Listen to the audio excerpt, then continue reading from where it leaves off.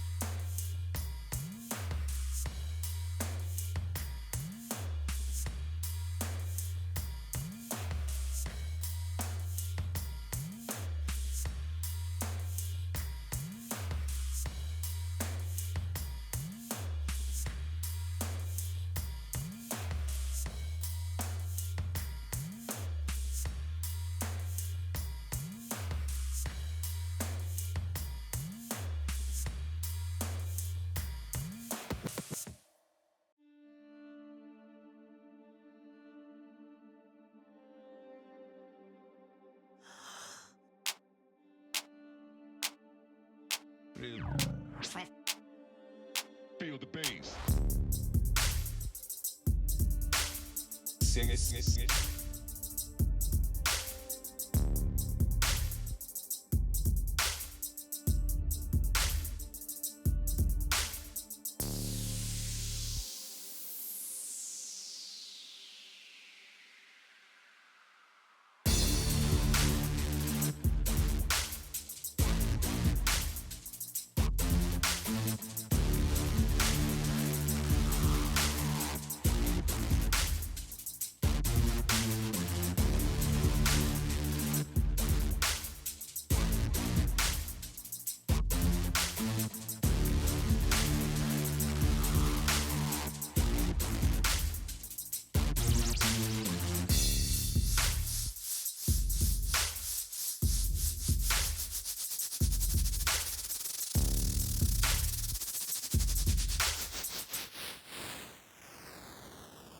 Feel the bass.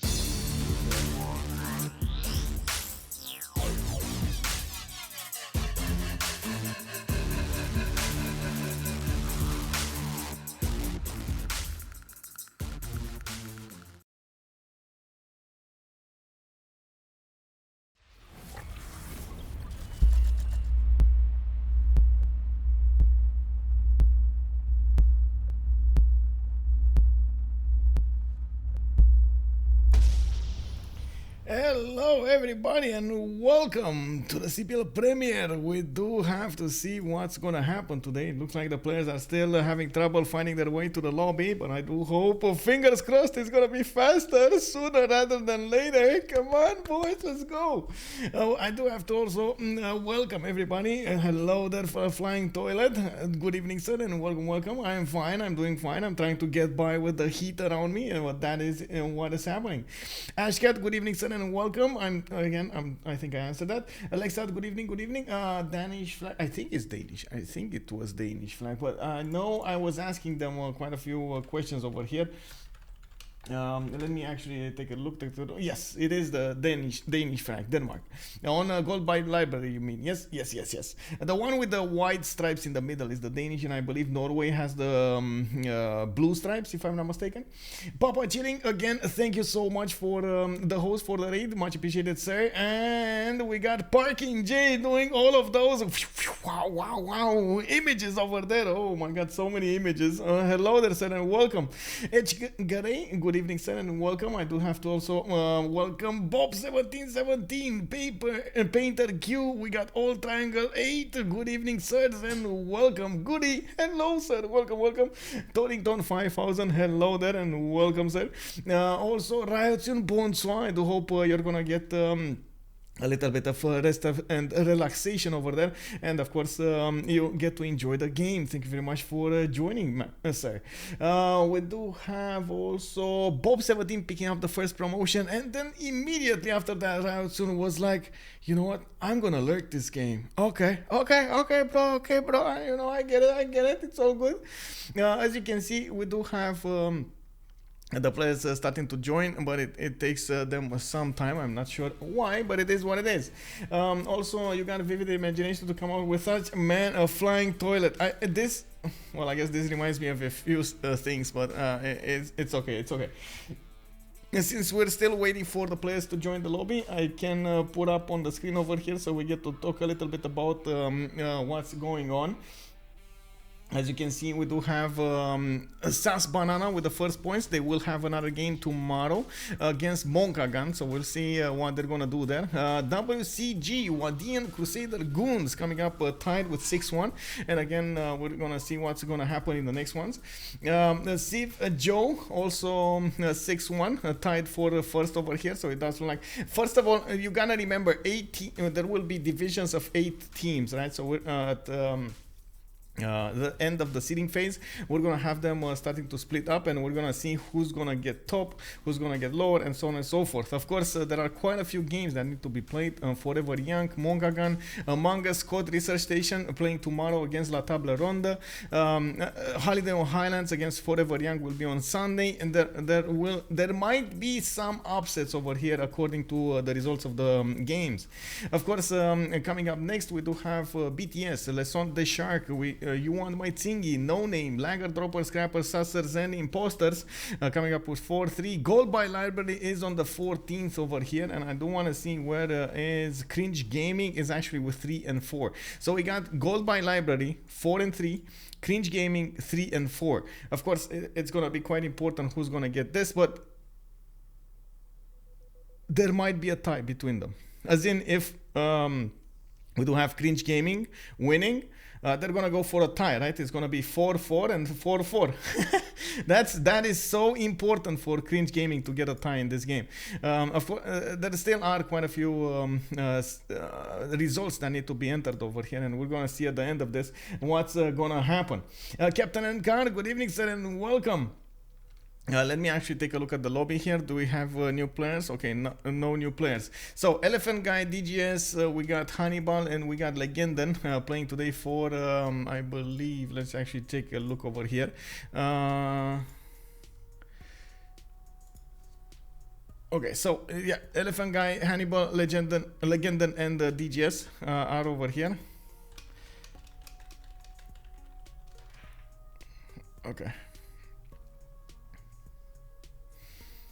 And then we do have 404 not found. We got eedeeni, qikaiyao, and Shuishuirex for Cringe Gaming. I believe this is a team coming up from the eastern side of the earth, of course, from China, if I'm not mistaken. I do see them with Mandarin tags, so I'm not sure if it's somewhere over there. I'm not sure, and I don't want to be, mistaken on this. But anyway, we're gonna need to see what they do, how they are, what they're gonna put up on the field, what kind of saves they do prefer, what kind of map, and so on and so forth. This is gonna be a learning session. Smooth Tilt, good evening, sir, and welcome. We got Seb in the house. Hello there, sir, and welcome. Again, we do definitely need to see what's going on in the lobby, because I did see 2 more players did join. Okay, so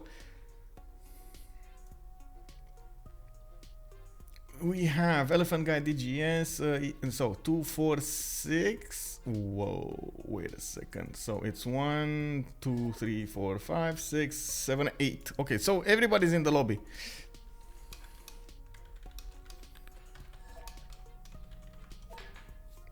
Yeah, okay, so he can close the slots anyway, it's fine.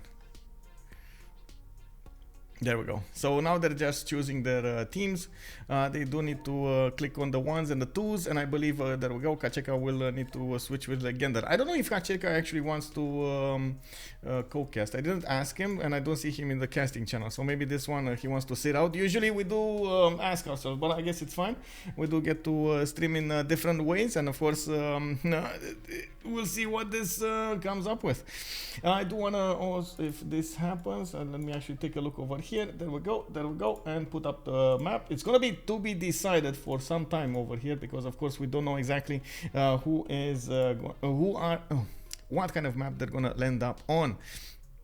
Okay, so one bit of information. It looks like they did put 2 extra mods in the game: extended policy cards and a better report screen. They kind of work hand in hand together, so they do get some extra information about the policy cards usefulness. Of course, with the policy cards mod, you do actually get how much gold you're gonna get from trade routes, for example, or how much gold, how much science you're gonna get from the doubling of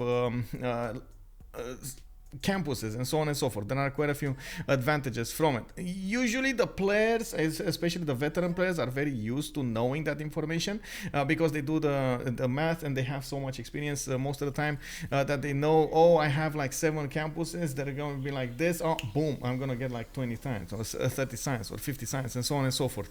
Those numbers are, well, not extremely well known, so they're not going to say, oh, it's going to be 51.3 science a turn 40 and I'm going to get like that and I'm going to put that. It's not that exact, but it's a very, very, how to say, oh man, how the word is escaping me. The word is escaping me. I don't know. There's a word for this. Estimated. It's very estimated. It's very well estimated. They usually do it. Okay, so Wise Traveler, thank you very much for the follow, sir, and welcome. Captain Enkar calling it such a good mod. You cannot go out without it. Ooh, this is like pants, you know, you gotta have the pants on when you go outside, right? Exactly. It makes things more efficient, yes. And it brought up how useless that Enlightenment card is. The one that, well, you get to double, how to say, anyway, I forgot how it was. It's been so long since I've used it and talked about it that I totally forgot what it was. The players just don't prefer it. We'll see right now with the team pluses coming up. Legenden and eedeeni, both of them did put the team plus. Bam! We got the game started. Map pool choices: continents and islands, inland sea, Pangea, primordial, 7 seas, tilted axis, and highlands are going to be the choices to choose from. It looks like the players will need to go 1-1-1-1-1-1, ban, take them down, and of course we'll see what they're gonna actually play on. I'm curious if they're gonna go land, if they're gonna go naval, maybe some culture shenanigans, maybe, I don't know. There are so many possibilities right now that I don't even want to state them out. So many. Akshat here does hope they're gonna go for 7 seas. That's a map I think we did see this week, if I'm not mistaken. It was quite a nice map, or was it Highlands? I think it was Highlands, if I'm not mistaken. Anyway, since I'm starting to get more and more games, and after that, period of pause, going to TwitchCon, going to, how to say, the German land, and so on and so forth, I did get a little bit off my track with all of the games. It was actually easier to track the lesser games that I actually got to cast, but now when I do get to cast quite a lot of them, it's, oh my god, this happened this week or last week or 2 weeks ago. My mind is like scrambled eggs, man. Anyway, we do have the 7 seas. They went for the 7 seas. Put it up for Akshat 971. He nailed this. We do have Legenden picking up the first bat, and as you can see, eedeeni is going to be the one picking up for Cringe Gaming. We do need to see what kind of civilizations they're going to prioritize. 7 Seas is a naval map, and of course we're going to see what they're going to end up on, if they're going to start banning those naval civs or not. I do have to say, on the 7 Seas there is enough land that you can get away with picking land civilizations. It's not like continents and islands, for example, when it's kind of hard to ignore the coast. But anyway, the reason most of the time you cannot ignore the coast is if the game will go long, mid to late game, and so on and so forth, there's going to be a massive difference in the gold generator, and especially between the ones that are trading on the seas and the ones that are not trading on the seas. So you do have to pick aside and take control of that. Not to mention carnival timings and so on and so forth are quite important.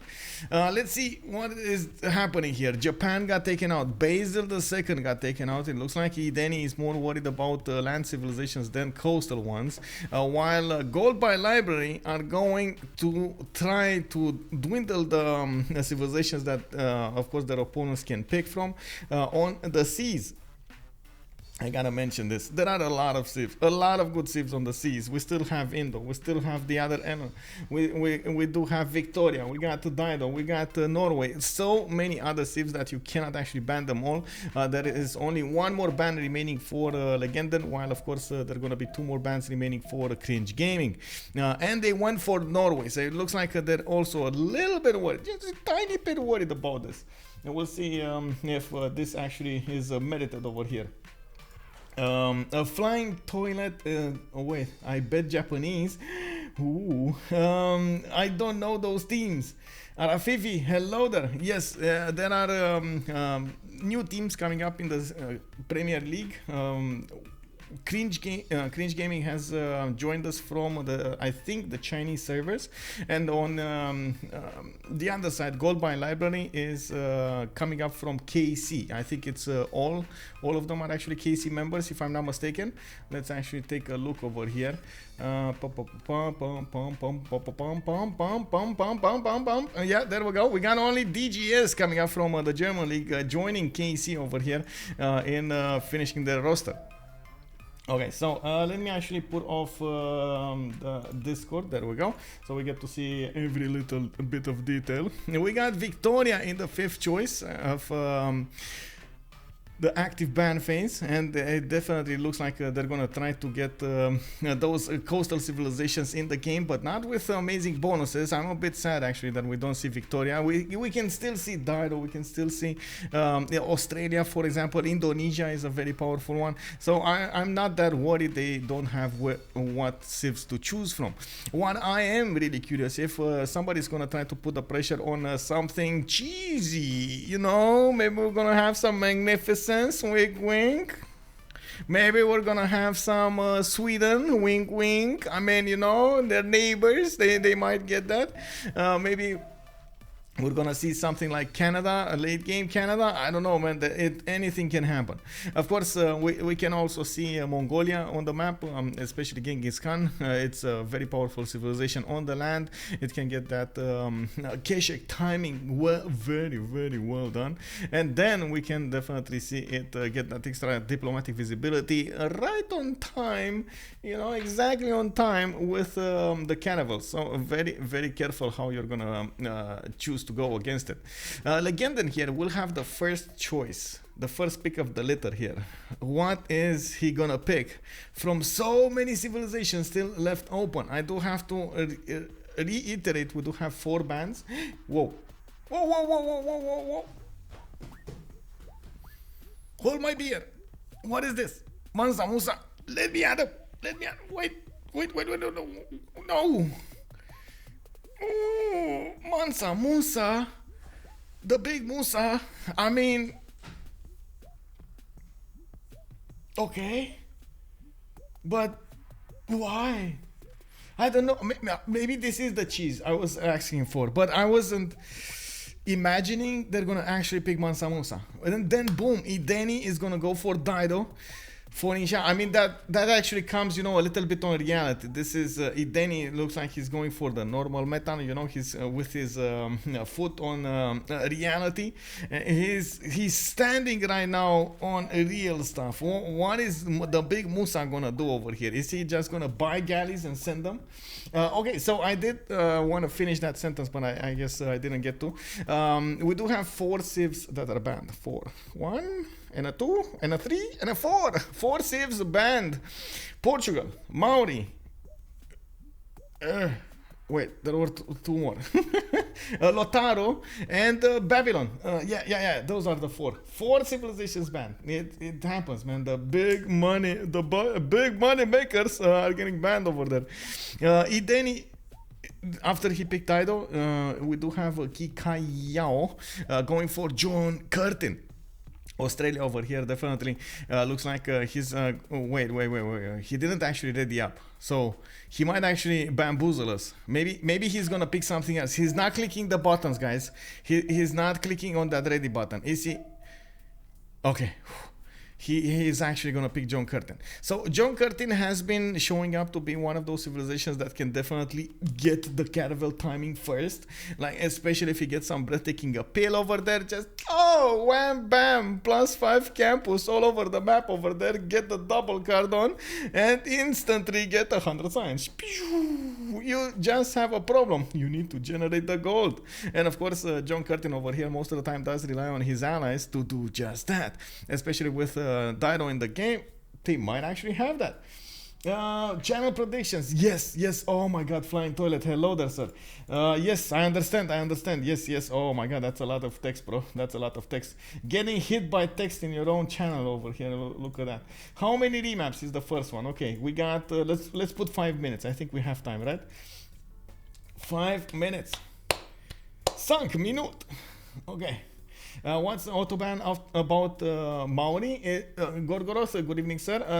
About Maori, it's not really its bonuses, more about the fact that it can actually settle next to you, so close to you. It will actually hug you from like turn 10, and it's like the weirdest sight we have ever seen. That's the problem. Most of the time, well, Noari did get nerfed quite a bit in the last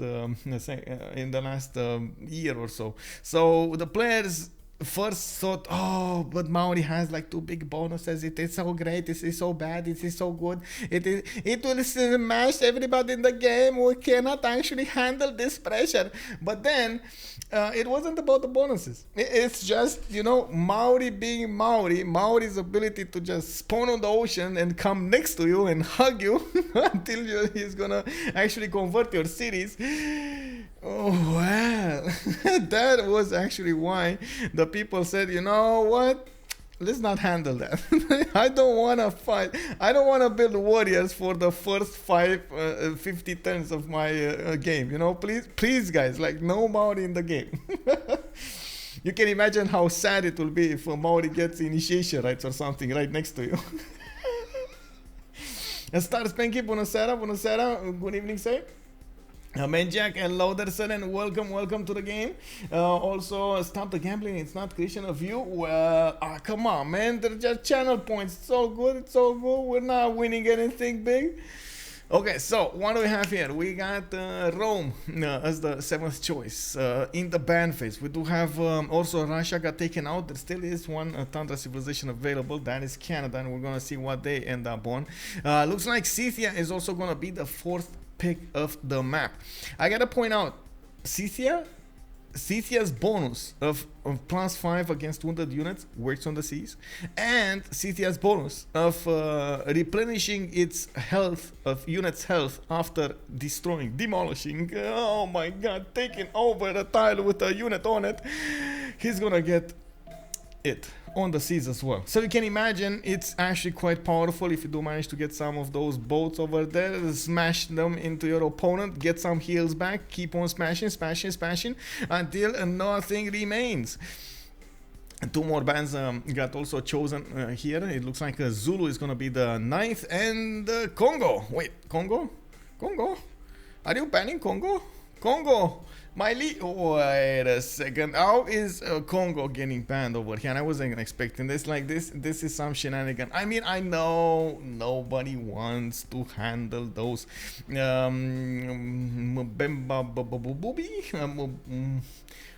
I forgot how they're called. They're a unique unit, right? The ones that are so powerful against ranged units. But come on, Banapa. I mean, I know I predicted it. Nagao Bemba. Yes. Thank you very much, Miss Vicerector. I know I predicted this, but come on, really? It's actually happening? Oh!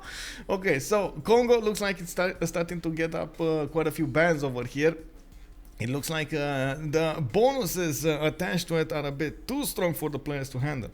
Shuishuirex is gonna go for Genghis Khan. He's gonna pick that Mongolian leader, and we're definitely gonna need to see what is he gonna do with it, especially with Tomidis in the game. I feel like Tomidis is gonna be on the receiving end of all of those Keshiks, and you know what? That's actually kind of bad for Tomidis.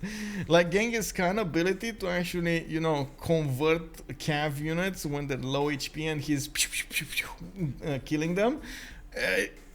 You can imagine Tomidis over here is gonna be left with without quite a few of those Saka horse archers, so that might end up quite bad for Mr. Tom. We do have Hannibal going for Jayavarman the 7th. It looks like we got a simmer. We got a simmer, boys. Jayavarman the 7th coming up with the Monasteries of the King. He's getting the extra faith, extra food on the rivers, and the +2 housing if on a river. That's very nice, actually, very powerful. Khmer with the aqueducts. He's gonna get some amenities. We do have him with the Domres and the Prasats. We've seen yesterday how important the Domres are when you're going on the offense. Never underestimate the Domre. Very powerful unit. Yesterday, wow, unbelievable. Especially against Aztec over there. Yes, I know Aztec would have actually gotten a +7. It was easy peasy, but he didn't. You know, he didn't. And we ended up having quite a few issues over there. DGS is gonna be the last one to pick, and it looks like he's definitely thinking, big braining this. You can even see the veins in the brain of DGS when he's gonna pick his civilization. What is he gonna do? Whoa! For a second there, we thought he's gonna choose the Chaos Maker, but no, it was actually Montezuma. We're gonna have the Eagle Warriors come onto the map, and like you've seen yesterday, it can have a lot of potential. The main problem for Montezuma is basically that ability of his to get double, triple, quadruple continents. A lot of amenities geared up on him. And of course, it is kind of map dependent to see if that's going to be happening or not, if that's going to happen or not. That's the biggest question. What's going to be the last choice for Cringe Gaming? They got Dido. They got John Curtin. We got Genghis Khan. And it looks like they're going for the cheese. We got Christina showing up as the last remaining choice. Oh my. Oh my. Some Diplo shenanigans. Oh my, oh my. Let's go Sweden. Let's go Sweden. Of course, Sweden over here does generate that diplomatic favor on a standard speed, by the way. That's 50 on standard speed, so it's 25 on normal speed.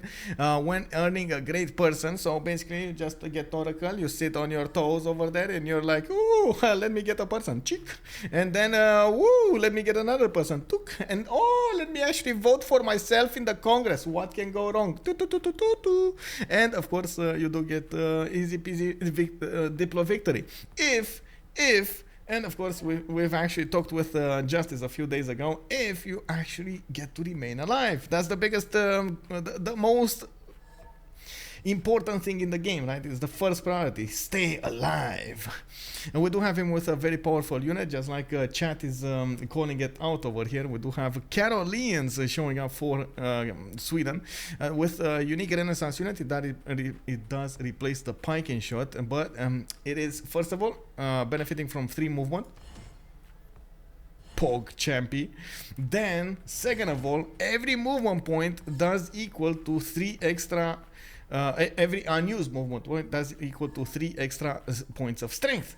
Woo! Can you imagine that? Getting I want to say, you do get a general for it. You get like 4 movement. Bam! You get like plus 12 on your unit with an extra plus 5 from a general.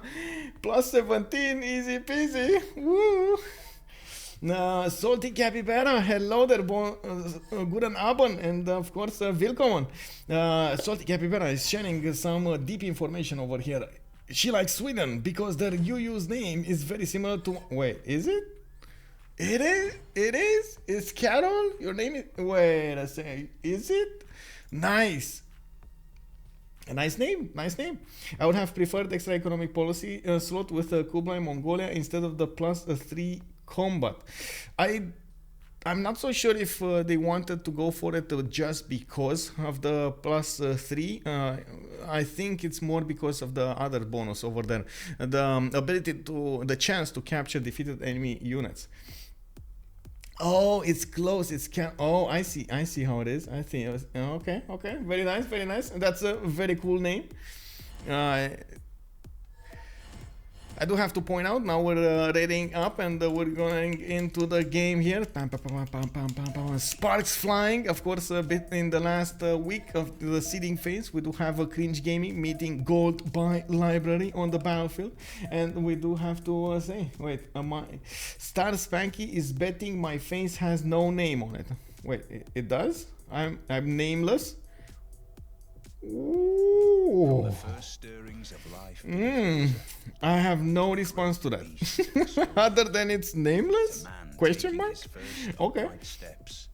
I mean, it might be. I don't know, bro. I don't know. You called it. You called it. Anyway, coming up over here with the first iteration of the 7 Seas. You guys do get to vote, or I think you already got to vote how many remaps. The submissions have been closed for some time now. And again, we do have an amazing amount of points put into one remap. There are some chances that somebody is actually gonna get no remaps and somebody else, actually I see two of them, three of them, right? It's three of them? Yeah, it's three of them actually want to see two remaps. Well, I hope not. I do have to point something out. There is a very important information here. They have one remap token each. We're gonna settle that at turn 8. We're gonna see what they choose, and second of all, very important, technical remaps do not count towards that counter over there. Do not count. So towards the prediction. So you have to be careful, you know. We can't really predict technical remaps. Can you imagine if I put like option 4 and 3 and 4 and 6 and 7 and 8? Oh my god, no. Can you imagine? 8 remaps we're gonna send. Oh, endless loop of remaps. Oh no. Extra wonders on Lake Victoria, I see it. Well, got distracted over here. It looks like we might see one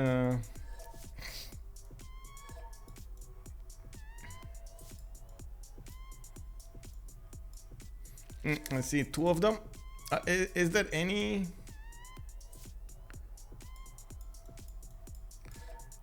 Maybe they just wanna.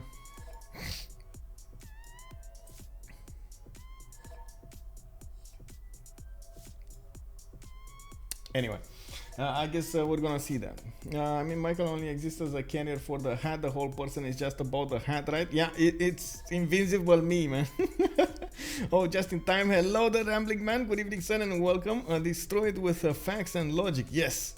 Yes, exactly. In this era, we need facts and more logic. Yes, exactly like that. Yes, but not impossible. Is it technical super rare on 7 Seas? I think we actually had quite a few technicals the last time we've seen this kind of map, but that's about it.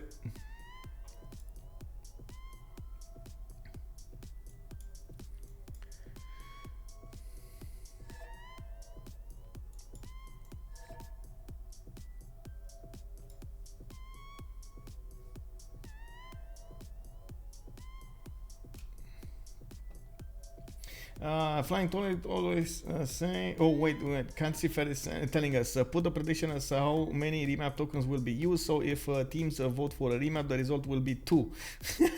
Yeah. Flying Toilet, I said 4 words and you berated me. Oh, I see how it is. This is the copy pasta from a few days ago. I see how it is. Okay. Yeah, okay, so looks like they're still deciding over here what to do. I guess I can put it up on the screen. In the meantime, we get to see a few details. We do have a continent split for Aztec. That's gonna be nice. He's actually quite close to, again, Khmer. Oh my god, again, but this time they're allies, so it's fine. We do have Australia continent split, but it's fine actually. It's not, oh my god, actually that's not that good. It still can be worked. It's fine. Oh my, look at this, by the way. Look at this. Oh, can you imagine how good this will be? Geothermal and reef, and then over here those campuses, amazing.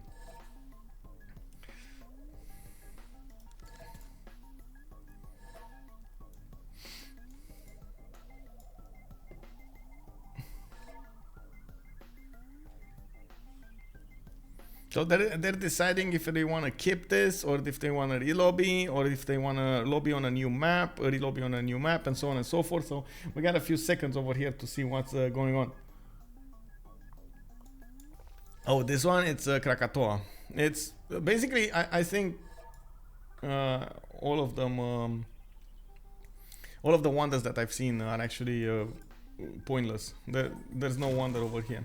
But anyway, it looks like we do go for a new lobby, so we get to fix everything. And of course, I do have to say I want to restart my game, so we get to actually see, delete the files, you know, see a new save. It's all good. It's gonna be fine. It's gonna be fine. It's fine.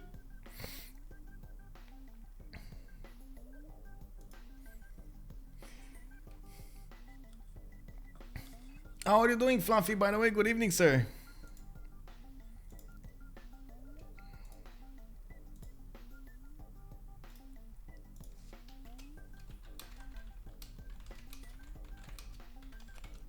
Oh, I just had somebody join my Discord. Hello. Big hugs.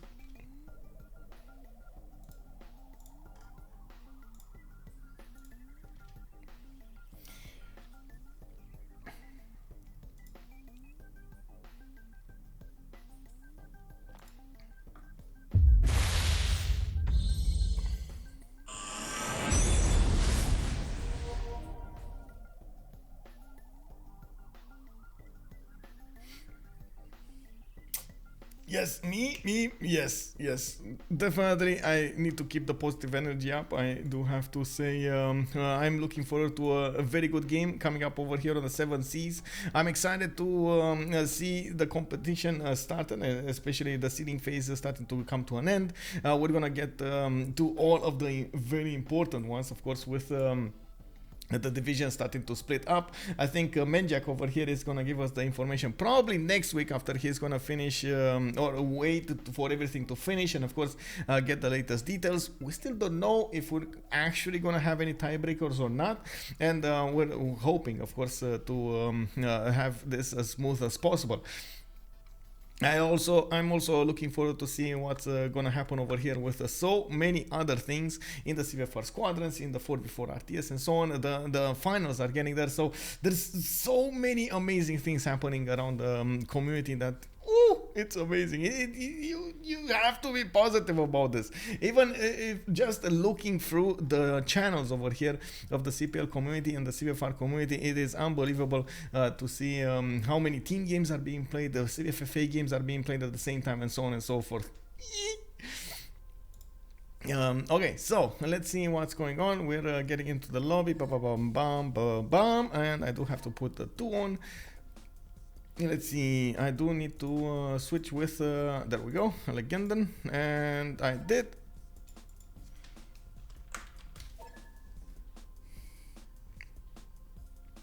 And now they're just gonna choose their correct spots. I'm gonna have to take a look at the 0MS again. I think the reason they weren't seeing each other because they didn't actually check the 0MS. I guess it is what it is because we needed to remap anyway. I also feel like, I gotta point this out. So as much as I love the extra mods and so on and the bonuses they actually give, they still put a little bit more pressure on the game, especially when you have differences of people not having them and people having them. Not having them means downloading them. Sometimes it's not the correct version because Steam is weird sometimes, and it does create quite a few problems. Now, I'm not saying this is the case right now, but I just hope, fingers crossed, this is not gonna happen more often than not. You know, we're gonna have a smooth sailing. Also, Sotik Yapibana is giving us some information over here about Krakatoa. In real life, actually, once had a huge eruption that it caused a global winter and famine for several years. Part of me wants to see volcanoes doing things like that in Civ. The larger part of me is that, okay, not that masochistic though. Yeah, well, I'm not so sure it's that good, that wise, not let's say like that wise to put global events like that into the game. But I do have to point out there is a correlation between exploding volcanoes in the real world and the how to say the temperature of the earth. Most of the time it does go down considerably when they do start exploding, for different reasons. Most of it is because they're blocking out the sun rays with of course everything else, but still they are spewing some extra chemicals into the air, and I think that's a bit too much for this subject. Okay, so now we're back into the lobby here. Okay, so Elaphantguy is gonna be with the Javarman the 7th. We got eedeeni on Christina. 404 is gonna be on Genghis. DGS Mansa Musa, Shuishuirex on John Curtin, and Hannibal on Montezuma. Legenden on Tomeris, and then qikaiyao on Dairo. Ashkan is also telling us you hope Civ 7 includes global emergencies like Stellaris.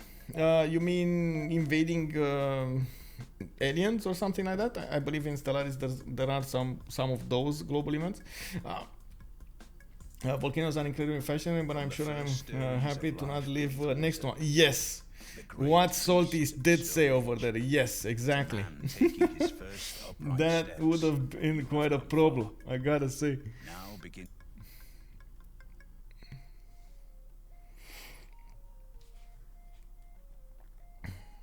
Oh, I see message. What is this?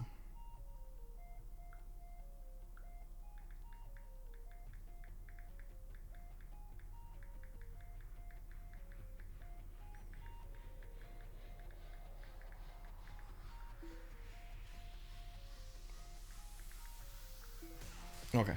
So the first map, this is, I hope is gonna be the first map, and we're not gonna have another one. Let's actually take a look at the players from the northwest to the southeast.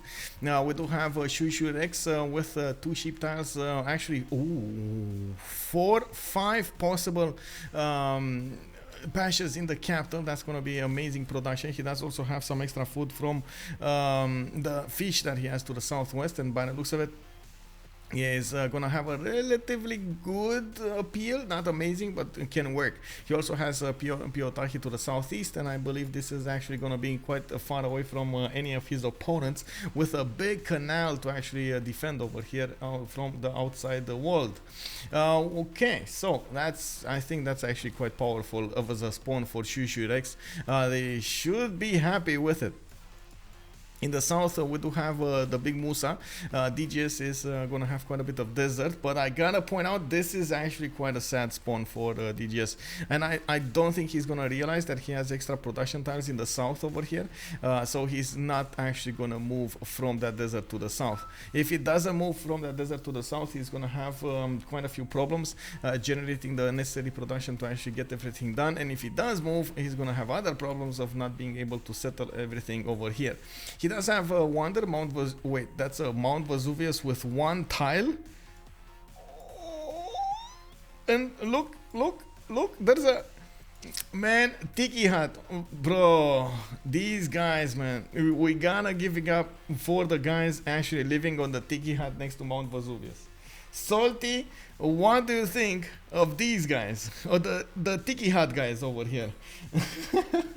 Good evening, Alex 2005. How are you doing, sir? And welcome.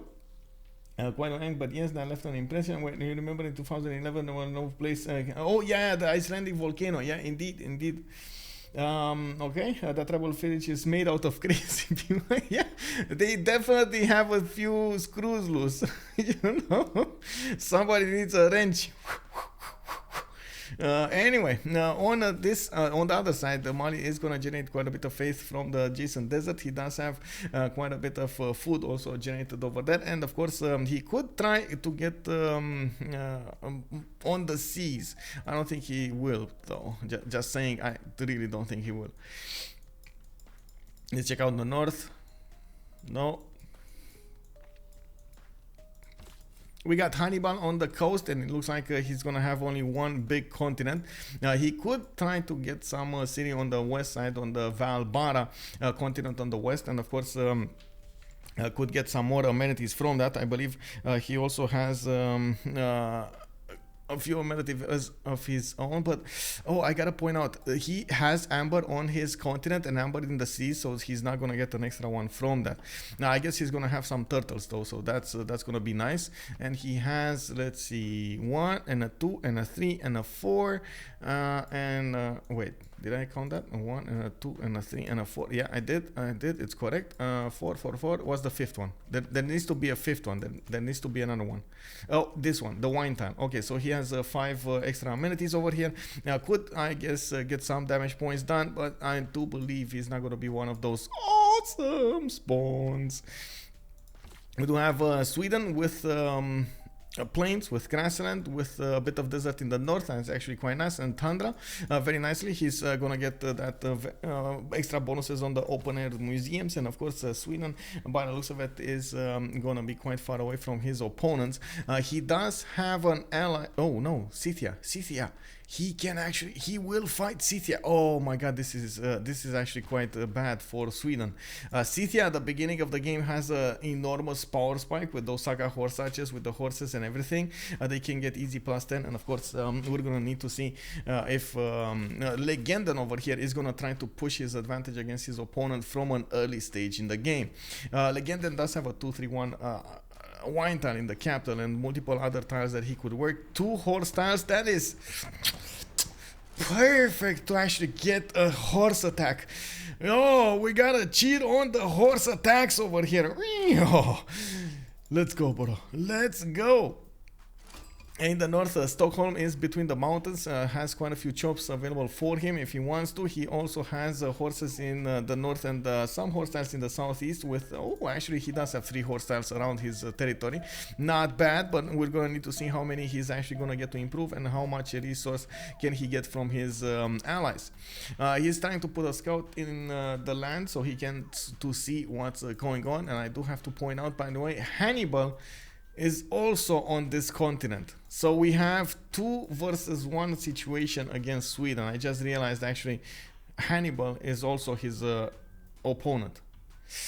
That's gonna be a tough one. Sweden is kind of in a pickle. The biggest question will be, will he actually find out he needs to fight 2 opponents on the continent, and if he does find out, does he actually want to remap this?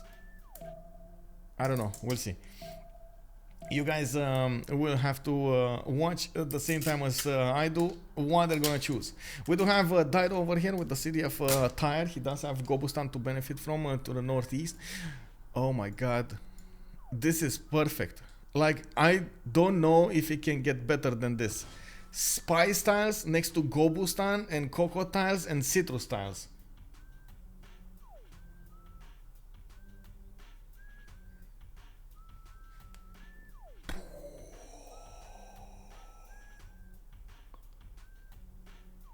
This is unbelievable. Oh my god, it happens, man. It happens. Well, we'll see. I mean, there's nothing amazingly better than what I just showed you on Gobustan on Tyre. Like, okay, he has coast. Nice. You know, it's good. Okay, he has a +4 campus. Yeah, that's nice, bro. But Gobustan City, you know, like what? Oh my god, really, bro? qikaiyao over here is gonna have an amazing time if he does get to settle that. And of course, they are 3 turns away from finding out if they want to keep this map or not. We do have also to talk about Khmer. Actually, he didn't want to join the tile on the tobacco. He wanted to go for the 2-2 base, and it looks like he's pumping out a scout next turn. He also has the Chocolate Hills to the northwest. Oh, he's gonna get his people very, very happy over there, getting some extra science. And by the looks of it, Elaphantguy is managing to scout that out from an early stage. He can definitely put a city there really quickly. He also has a very good city on the Cocoa tile if he wants to. He needs to be careful how he's gonna settle that, or if he wants to settle that, because of course, as you can see, he would block a city from the east. So he might actually go one city over here and another city maybe on that maze tile, and then do some other adjacencies shenanigans with the other city locations. One very important point to note, he does have mountains to the south that are kind of blocking his opponents from getting to him, and at the same time he has so much land to develop. West, east, south, it's all good. It's all good. We do have also Genghis Khan 404 not found behind these mountains, and of course his only way into his opponent will probably be through this choke that we were pointing at. We'll see if that's actually going to be Mongolia's choice, or if he's going to try to go for something like the water. Can you imagine going shipbuilding and then swimming a few, like 6-8 horses with a general over here to the east of Angkor Thom, and then smash into the city of Angkor Thom with some dominates? Oh, yeah. We want to see the cheese.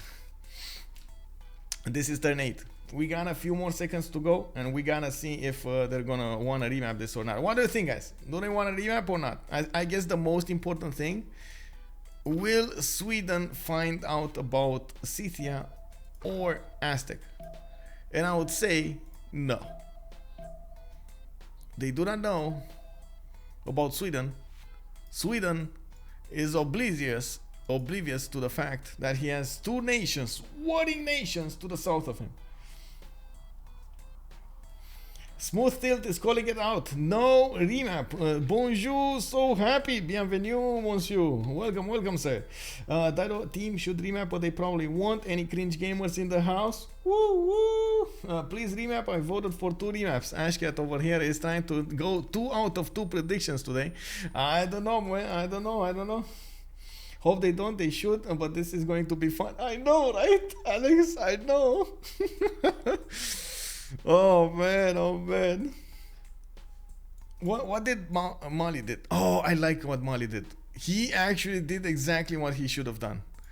Going to the south, getting all of those production points in, and there we have it, boys. I think it's China. So happy. I think it's China. Okay, so I do have to say, the last time I actually talked with Iran, he's also a Mandarin player, he was telling me that usually the Chinese players are a bit aggressive, a bit more aggressive than we usually see in CPL and so on in CFR. So we might see that kind of aggression being played out over here. I don't know. We're gonna definitely need to check the players out. I think this is the second time, if I'm not mistaken, I'm streaming them, so I still need quite a bit of time to learn the players, learn what they like, if they're more simmers, if they're more brawlers, if they like the culture, if they like the diplo, what kind of what kind of player are and what kind of players are they. And of course, we do definitely need to see how they're gonna adapt to the situation at hand. Okay, yes, Vesuvius is just bad. Like that Vesuvius is like the saddest. Wait, he actually got the hut? He saved the people! DGS is the savior of the Mount Vesuvius tribes. Those Tiki-Hatians will not get to die anymore. They're gonna survive in DGS cities. Woo, DGS! Okay, I do want to start again from the beginning, from the northwest side of the map, and we're gonna go really quickly through the civilizations to see their options. But first, I do also want to just keep the screen over here. Let's actually put it up, put up the team names so we get to know exactly who is who. On the left side, we do have Cringe Gaming. On the right side, we're gonna have the boys from Gold by Library, and I'm gonna call them GBL, the big L's. Okay, there we go. Cringe Gaming versus Gold by Library today, live on OnSpotTV. We do have the CPL Premier League games going. Wait, Mali plus Aztec never trade. Gold by Library should win this for sure. Yeah, that trade is gonna be amazing. I'm not so sure they're actually gonna. I don't know if they're gonna trade, honestly, because they just. We'll see. Let's hold on to that thought, man. Hold on to that thought. We need to take a little bit of a step back here. Let's check out their options. Let's check out what they're doing, how they're adapting. Definitely, there's nothing ideal happening over here in the games. As in, there's no ideal path. You just get to adapt to the game. You just get try to get as many bonuses as possible. Sometimes you don't get the vision, sometimes you don't get the resource, sometimes you don't get the tech, and so on and so forth. So let's actually see what the game will bring us. Will I invite my subscribers to my wedding? Wait, my wedding? I first need to actually have like to be in a couple to actually do that. I don't know, man. I cannot wed myself. But anyway, let's come back to the games. Okay? The map. Let me see. Choose outcome. It's none. Okay. Somebody won a lot of points. By the way, it's a lot of points.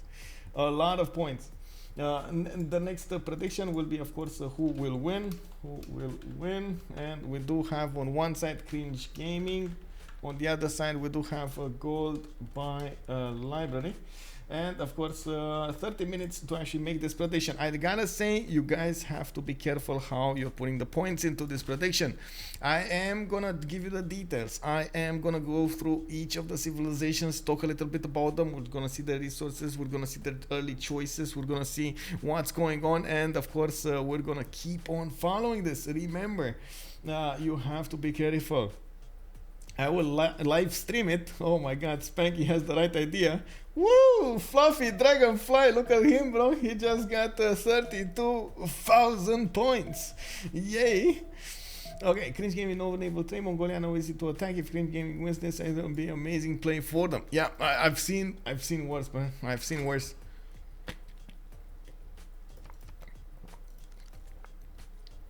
Okay, Australia with 2 cities. He's pumping out another settler in 1.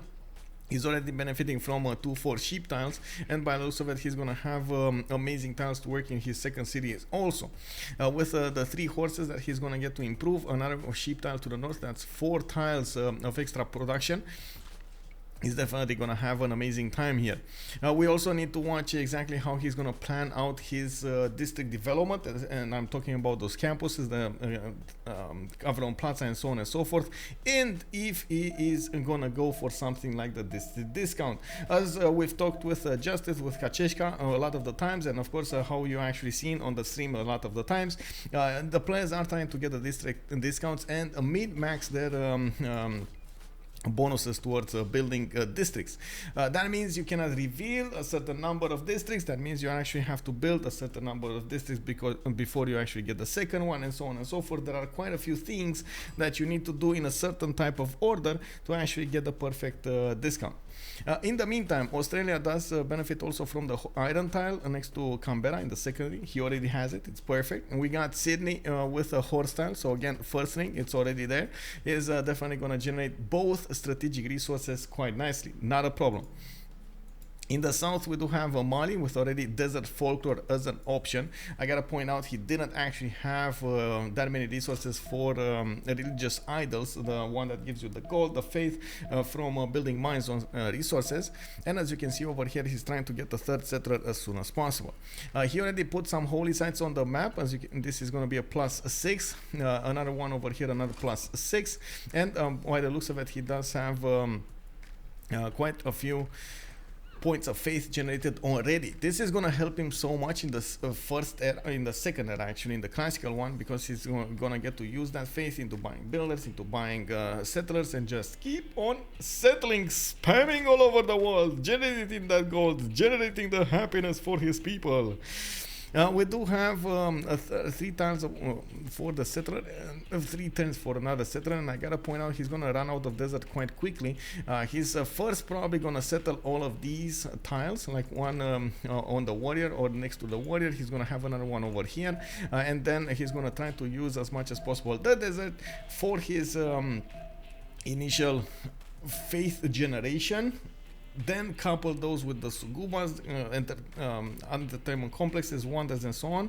And then in the other series, he's going to try to get some production just from the normal bonuses. Of course, he does have quite a few relatively good cities over here in the south. I do have to point this one out on the 1-1. He does have another one here on the west side.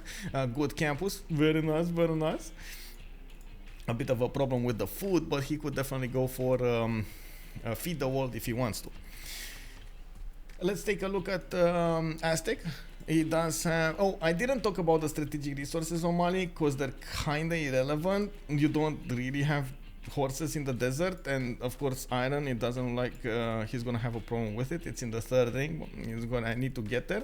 He's far away from an opponent, so I don't think actually anybody's gonna come against him unless you take into account Shuishuirex coming against him late, very late in the game, like they're 90, 100, with maybe some cuirassiers or tanks. I don't know, we'll see. We do have Aztec here with a third city going to the north from Tenochtitlan.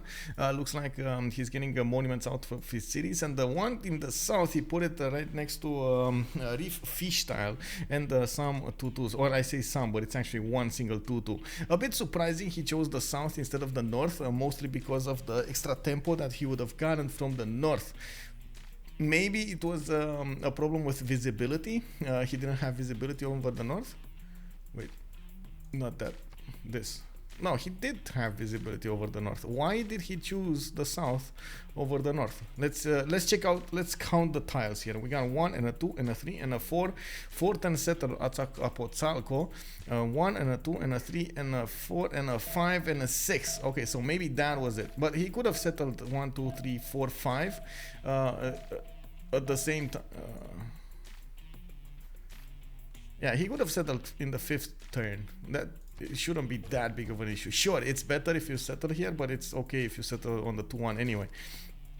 So I'm at the moment I'm a bit curious why Hannibal did choose to go for the south instead of the north. Maybe he was thinking this he's gonna be a bit more protected in the south, so he didn't want to, you know, he didn't want to expose his cities to some scouts or warriors from his opponents. I don't know. It is a possibility. We're gonna definitely need to check it out soon and see what his tempo is gonna be like in a few turns. We do have Tenochtitlan benefiting from an iron from the capital. He doesn't have horses in the first cities, but he does have a horse tile to the northeast, where again it's gonna be a good city if he actually uses it. Him being Aztec, of course, he's gonna need to generate he's gonna need to improve as many resources as possible, luxury resources especially, so he gets the extra bonuses. So I'm pretty sure he's gonna try to put as many cities as possible as he possibly can on the tiles that he needs to do. Okay, give me a second.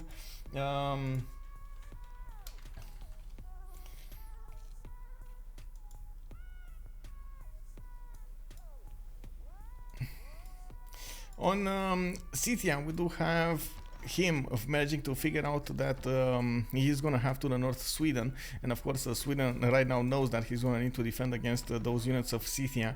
You can see Legenden is starting to improve his horse tiles, and he definitely has quite a few of them to work.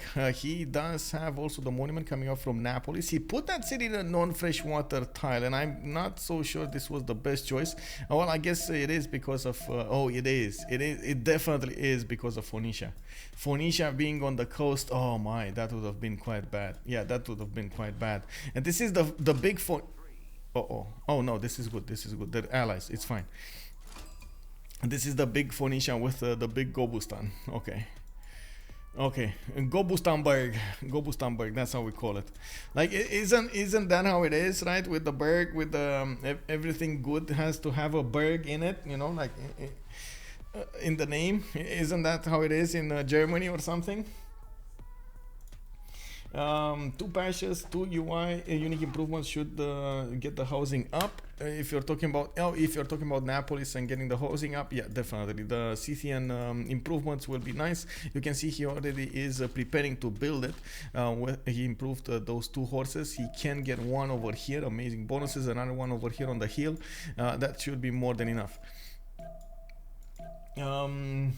Hello there, Psycho. Ubermeister. Okay, I see it. Well, I wasn't saying it's more like a name, or like if you have it in the name, it's actually, you know, you're powerful, you're big and powerful. Everything with Berg. I believe Berg should be like mountain or something if you translate it. I don't know. It was kind of a meme like 10 years ago. I don't know if the, how to say, the same meme is flowing around in these kinds of times. Yeah, we do have eedeeni with a city going to the west side. Interesting that he actually moved it from the east. I know he was going over here. Maybe he got a bit scared. And of course, you do see that Scythia is already trying to get a trader out of him. We do have eedeeni managing to get next to the horses with the city of Orebro and the one to the west. I kind of point out, definitely, if you want to defend against Scythia, you shouldn't go for horses.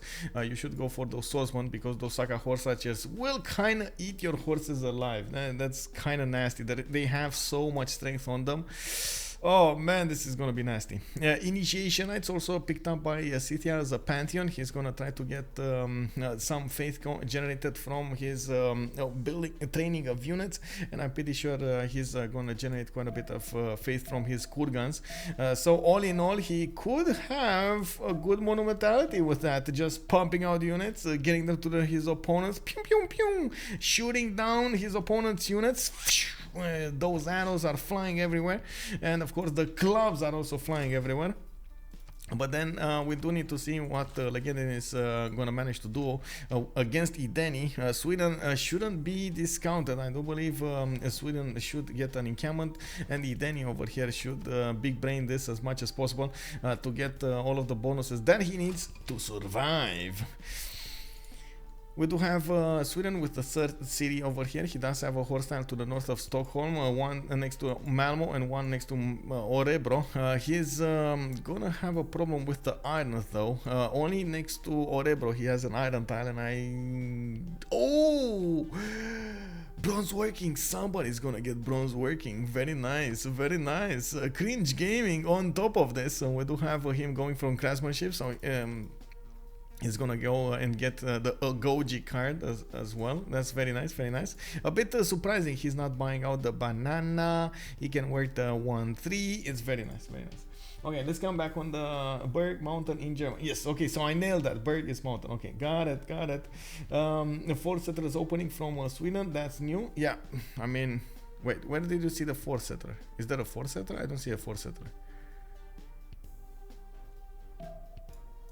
The odds are scary. Wait, you guys are overwhelmingly voting for gold by library. 91% on gold by library.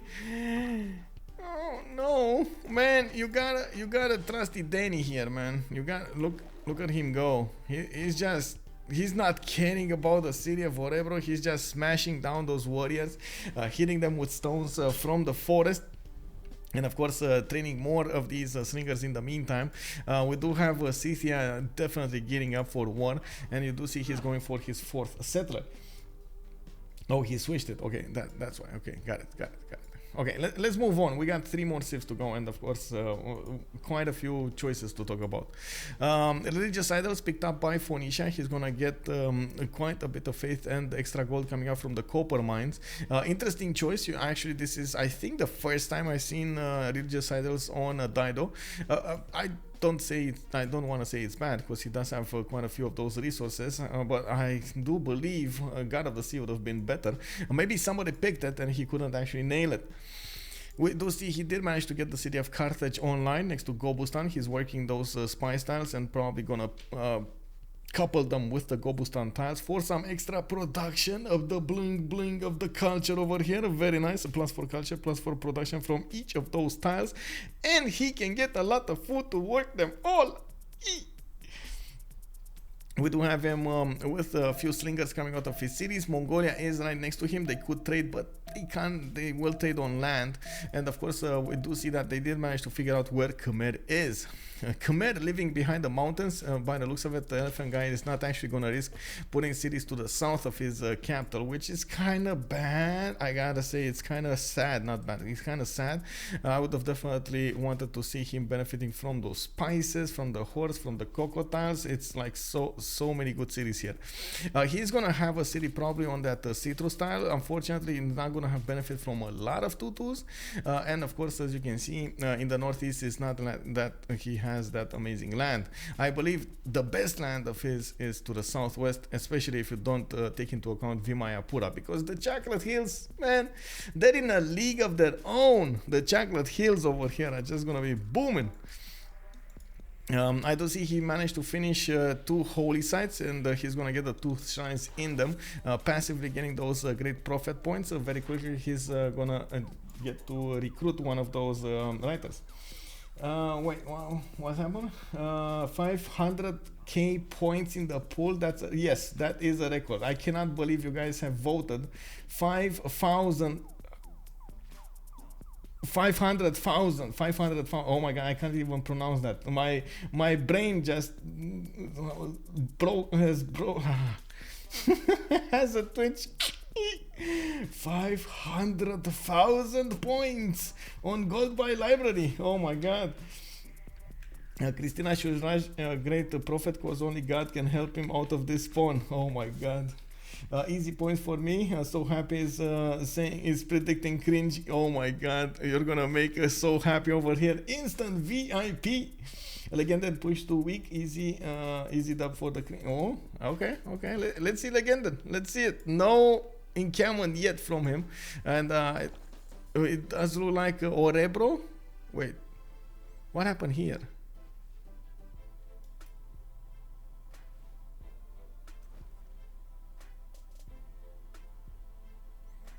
Was this because of a flood or something, or those units actually died? Because Okay, there we go. Incameron put down from Stockholm. He has this, man. He has this in the bag. I tell you, eedeeni is like those veins from the brain, bro. Those veins from the brain will be like so much information coming out from eedeeni. It's like in the Matrix. You can see everything pumping out with light over it. I need to do this, that. So much EPM, and then nothing moves, you know. A warrior, scout, and chariot. Oh wait, the chariot actually came. Oh, I see what happened over here. So they did try to take Orebro, and then eedeeni did big brain this and got enough slingers to take down all of the units coming against him. Nice. Okay, I see. Okay, so I think only Mongolia is the one that we haven't actually talked about. We do have 5 more turns until the next era, and you take a look at the God of War and Plunder of Karakorum's city. He did go for that Pantheon. He's gonna get a 4th settler out since he doesn't actually get to attack anybody anyway. Could definitely get it on the Cocotiles on north. Doesn't need to worry about the coast that much. Of course, he has Shuishuirex on the same coast, and he definitely can big brain this. A bit of a challenge for him to go for the late game. He needs to sim until he's actually going to smash down the cities of Elaphantguy, if he's ever going to get there. Of course, with the mountains in the south, this is going to be quite a challenge. Elaphantguy is also trying to figure out, or did he figure out? Let's see. Did he? Oh, he figured out this is closed. Okay, he figured out this is closed. And you can actually see this is closed by the little tiny forest over here, the trees. You can see the trees. This means it's a well, I guess he wanted to make sure. This means it's actually a mountain. That's what I wanted to finish my sentence with. Anyway, it's all good. Support lives matter. Hello there, sir, and good evening. All those great profit points help. Yeah, exactly. All of the great profit points helping. Elaphantguy with the dome race would make the world perfectly balanced. Yeah, we will need to see if big Elaphantguy will actually get to use the elephants to defend, to attack into Phoenicia and the Mongolia at the same time. It does seem like he's gonna have a hard time over here in this 2 versus 1 situation. Oh man, we got so many spearmen coming up. This is okay. So I believe at this point eedeeni is definitely preparing for any kind of aggression coming out from Scythia, and Scythia is just chilling over there, you know, having a butt, doesn't actually care about this. He's just trying to get some more archers trained, and they're like, yeah, you know what are we gonna do today, boys? Yeah, just shoot for target practice, man. Shoot for target practice. But sir, we gotta go against Sweden. They're getting bigger, they're getting stronger. It's fine. Don't worry about Sweden. It's fine. 10 turns later, Sweden has 7 cities, 1,000 army, and then knock knock. Who's there? Yay, Sweden. Let's take a look at the city-states, since we do have a few more turns over here to actually see what's going on. Rapa Nui, Aztec, and Vilnius will be the culture ones. We got Geneva with Mitla coming up for the science bonuses. Zanzibar and Cahokia will have the trade bonuses. And we got Buenos Aires coming up for industry. Akat, Preslav, Granada coming up for the military. And it looks like Armagh, the only city-state that will provide religious bonuses. Of course, that's going to be amazing if we're gonna have either Khmer or Mali get it. Khmer and Mali are actually on the same team, so they could actually, you know, just decide, you put some points, I put some points, we all get the bonuses. It's fine. It's not like anybody wants the Sus in there. Armagh, what does it have? Monastery or something? I believe it's a monastery. Yeah, monastery. So not really the best thing that you can do. We got a Zoroaster great prophet. We got the big one. Come on, you can do it.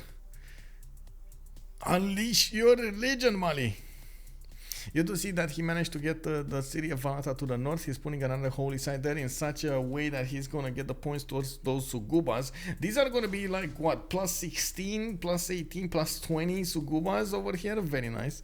He's getting the extra adjacency from the rivers, extra adjacency from the holy sites. Probably he's going to try to put the Gavron Plaza there. So many good things will happen next to those holy sites. The only problem is he's kind of starting to run out of desert. Anyway, religion, desert folklore, come on, religion, Hinduism. He's going for Hinduism, and he went for feed the world, there we have it, and pilgrimage.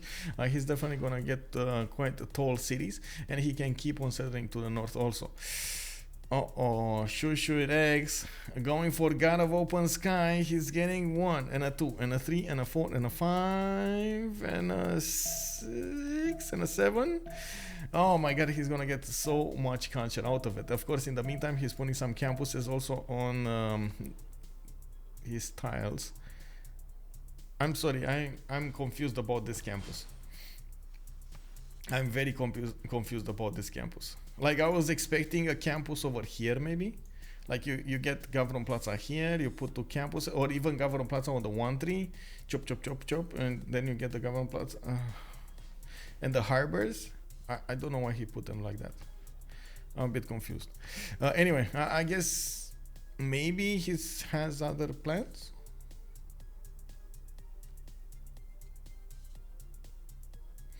I don't know.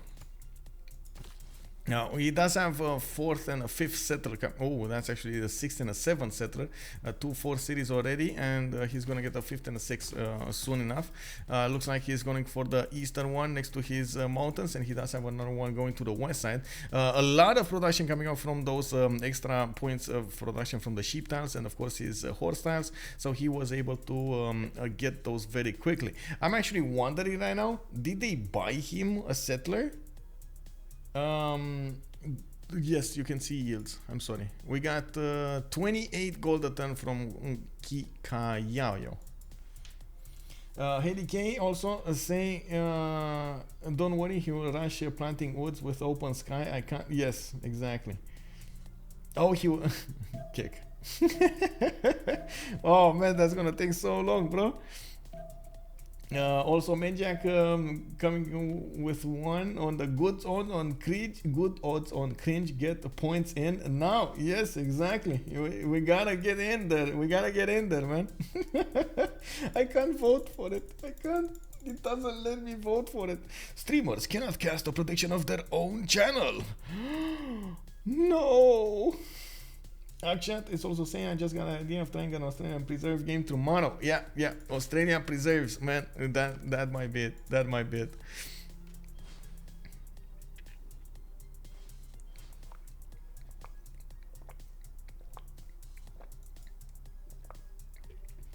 Okay, so let's take a look quickly on Aztec. He did go for a God of the Sea as a pantheon. Oh, so this is where God of the Sea went. I was wondering when it went. So it looks like Aztec did manage to get the faith at the beginning, and he's benefiting from that extra production from his coastal tiles, coastal resources. He has quite a few of them. And of course he needs to keep on settling to the south. Since now DJs did put a city on the coast, and he's getting some galleys out, they will discover the land between them, and they could trade with each other. It's going to be very important to actually get Reina in the city of Valata as well, and get all of those Sugubas and so on. We do have Hannibal going for his 4th and 5th settler, and of course he at the moment didn't actually improve any kind of strategic resource, which is kind of a bummer if one of his teammates wants to get a lot of units out, especially wink wink Legenden. Legenden is trying to put the pressure on eedeeni. eedeeni, as you can see, he's finishing up 2 encampments, and by the looks of it he is aware that he's probably gonna be irreling himself into this with as in how to say, he's gonna need to Irel war against Legenda. We do have quite a few quite a few archers available to shoot from Sweden's land. It looks like eedeeni is taking his time to actually take a look at what he can do over here, and by the looks of it, he's trying to put as much defense as possible against his opponent. 3 archers will get to shoot this turn, and I do believe he's getting pillaging his government plaza. No, and his trader over there does have an issue. I do believe he also needs to be careful with actually that is amazing from eedeeni, right on time, exactly when those opposing units were coming against him. He managed to get his swordsman out. Man, you cannot get better timing than this. 28 strength city right now. The horses do not have enough power to actually punch through it. The city will get a heal off, and of course Legenden will need a few more units to actually punch through the defenses. He cannot attack into the spearmen. Those are anti-cav units, and especially if they do stay behind the rivers, they're going to be very strong. We do have a weak spearman on the west side though, and it looks like Legenden did smack it down a little bit. Of course, the warrior is actually quite strong against the spearman because, first of all, warrior is melee, spearman is anti-cav. The melee units do get an extra bonus against them. Not to mention, you have Scythia over here getting an extra bonus of +5 against his opponent's weak units, or wounded units, I should say. We do have a bit of a lack for resources. eedeeni does need a bit more iron, and we can definitely check it out. eedeeni making iron. It's Mongolia who's helping him out. You see, he did improve his iron tile, while Shuishuirex and qikaiyao did not improve their iron tiles. I also want to point out Mongolia has 5 cities already, getting his commercials going, and he's putting down his government plaza. He's gonna get the extra era score points from splendid ones, and of course we do need to see if he's gonna manage to outperform Khmer here to the north. Very unlikely, but you never know. Also, that's a lot of text over here. Let me see. I didn't know, man. They will definitely come at some point. I don't think waiting on a hill is a solution. Oh, I see. Yeah. I did a Vietnam Preserve game once. Well, turns out it has its downsides when you place a district on woods. Those woods can absolutely still catch fire, and it will pillage your entire district. That is, well, I mean, yeah, fire. You shouldn't be playing with fire, man. I have only tried the American Maori and the Brazil Preserve games yet. You should try American, Maori, and Brazil. Okay, I see it. Yeah, definitely. Vietnam has an insane Asia TSL strike that it preserves on that one fire, and my entire empire was burnt to a crisp. But you did get a lot of good yields afterwards, didn't you? You had like amazing tiles after you actually did it. Actually, also, why didn't you join us for a community? There's a channel for it. Okay. Scythia attacking with a settler. Isn't an office that Cringe will win. Parking J putting some, yeah, exactly. Putting some wood on the fire here. That's the problem with these maps. The maps are critical for winning. And definitely we need to check out the moves over here. First of all from eedeeni, second of all from Scythia. Looks like at the moment Scythia is preparing maybe to upgrade a few swordsman. He does have 2 warriors to the southwest of Orebro, where he does have a settler. It's kind of close to his opponent though. Now with the Saka horse archers coming online, of course he is gonna deal a bit more damage against Sweden's units, and we do need to see if Sweden will get that general faster. He's only on 2 great general points a turn, and of course you do see that he is struggling to get those encampment training projects production points in. We just went into the classical era. We do need to see who did manage to get what. We got Pen, Brush, and Voice Golden Age coming up for Phoenicia. It's very surprising that he's only on 3 cities right now, with 2 other settlers coming up. But he did rush as fast as possible his gold generation. He's on 38 gold a turn. Has quite a few of these coastlands already online, and of course he did go for that religious idols in the capital. His copper tiles are amazing. We got Shuishuirex, pen brush and voice as well. He's getting his campuses going, and by the looks of it, he's totally ignoring the fact that he could actually get them connected and create more adjacency for them. Anyway, we're gonna need to see what's that gonna be like. We do have a +3 campus over here, another +3 over here, and you can see he's putting his government plots. I would have been so good to put it here, but I guess he's planning on something else. I don't know. What could he be planning on? No, he can't really plan. I guess he found out too late that he could have done that. Anyway, we now have some horses coming out. Maybe he wants to go against Cahokia, or he just wants the extra strength. I still think Cahokia might be the target. It could be an easy city for him to take out. And of course, no, I don't think he's actually going to want to keep it. It's Tundra-like. Okay, let's see what's happening here. Maybe we will see a total repositioning of the Scythian units to go against the city of Malmo instead of going against Orebro. Well, already we have quite a few units defending it. Maybe he doesn't want to actually antagonize all of the units of Sweden, wants to spread out the hate a little bit. We do need to see Mongolia with a pen brush and voice still on 5 cities. Looks like he's going for commercial hub investments. Zhangyan being the first merchant, he's gonna try to snatch it away from Mali. Not bad though, not bad, taking away those extra merchants. Those extra trade routes is gonna be a good tactic to go for. We got eedeeni with a Golden Age, pen brush and voice Golden Age, of course still on 3 cities, having a hard time putting up the defense against Scythia, but I guess he is succeeding in that fact. Taking a look at Scythia over here, we do have him starting up his Saka horse archer production, and this might be a bit too much for Sweden to handle. We got also, let's see, Tomris, Monumentality Golden Age, 8 Science and 16 Culture. He is on 9 Faith a turn, coming up from these Kurgans, and he's going to get quite a few more. I have to point out he's getting quite a bit of gold from them as well, as he is going to get the Faith coming out from training his units. And you can immediately see that we got him with the Warlord's Throne. He's going to get lower maintenance for each of his units, and at the same time he's gonna get more production towards building units, training units. Hello there, Mitashki. Good evening, sir, and welcome. Maybe it's for the island without killing a pill for the campus next to it. Yeah, maybe it is. I'm quite worried about this, by the way. Looks like Malmo is gonna need a little bit of love. He does have, oh my god, okay, he does have a builder over there that could ideally chop a spearman out. He definitely needs to get a spearman over here on the grassland, so he doesn't allow the horse to get in. TGE Andro, good evening, sir, and welcome. Thank you very much for the follow. Salty is also telling us some details over here. She's moving this weekend. Unfortunately, won't have any time. I will say that I'm terrible at any kind of PvP games either way.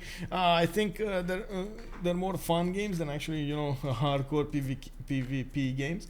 I doubt that any of you is come on, don't underestimate yourself, man. Ma'am, I mean, turn 45 Sweden, turn 1 Plaza building. Yeah, I mean, it got pillaged, doesn't have the time to do it. He needs all the resources that he can get from his allies. I don't know. I don't know if he can actually spend the extra effort on that. Of course, we're gonna need to see how this will evolve here, but it definitely looks like eedeeni did at least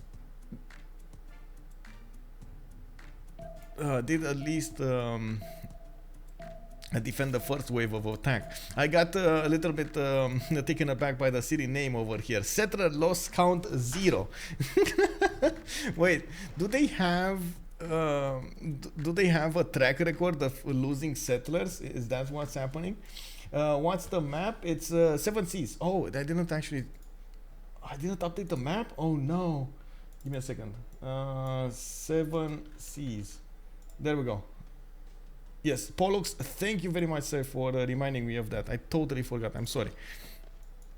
I'm gonna do better next time. Okay, so what do we have here? 2, 4, 6 cities coming up from Khmer. Khmer did go for Eastern Orthodoxy, work ethic with a lay ministry. He's getting his faith, he's getting his culture respectively.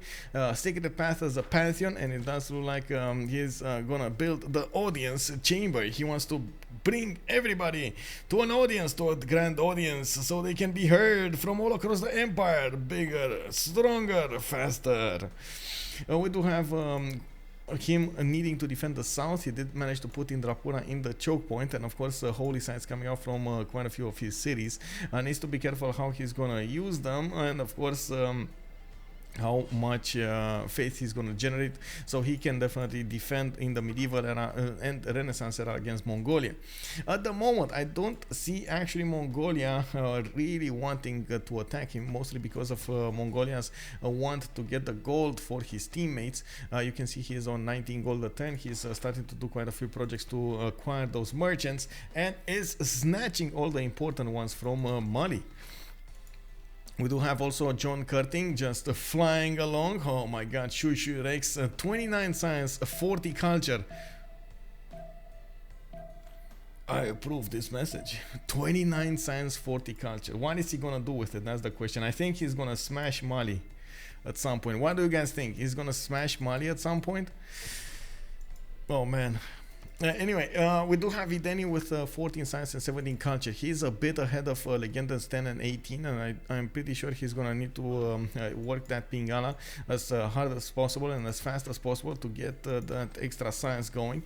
Of course, plugging the chokes is gonna be his wish, and by the looks of it, he did manage to stabilize the defense. The second is Asaka horse archers will smell blood in the water. They will jump on the weakest unit, and he needs to be careful to keep all of his units very high in HP, and not to mention upgraded. I do have to also point out something. I don't think I went from all of the bonuses. We do have Hannibal on gold, Pen Brush and Boys Golden Age. On Aztec, he's on 245 cities, and he also did ignore any kind of military. He didn't actually go against Sweden at all, which I gotta say, he could have actually taken Malmo. Like if he made three horses, that would have been perfect. We play friendly community games, connecting through. Yeah, friendly community games. Woo! Tango Rango 2691. Good evening, sir, and welcome. Which channel do I have to go? Oh, it's community games. It's called community games, and you can open it up with a tag over there. You get it from a role, I guess. Okay, so also Mali did go for Mentality Golden Age. We got him still on 4 cities, 55 faith a turn, and by the looks of it, he's starting to build up his granary count, so he can get some housing, man. He needs some housing. A bit surprising he didn't actually get the city over here. I was definitely expecting him to go for the deer tile, get a campus, get Suguba going, some more of those holy sites, but you know, it is what it is. We do have Valata also trading with Aztec. You can see in the gold generation, DJS is already 124 gold a turn. Hannibal is 46. They are definitely doing a lot more gold than Cringe Gaming. But is gold gonna be enough to win them the game, or is the big brain moves gonna be needed? What are they gonna be needed over here? We do have to say, we do have to see. I was actually, wait a second, do I have this? Yeah, I do have this.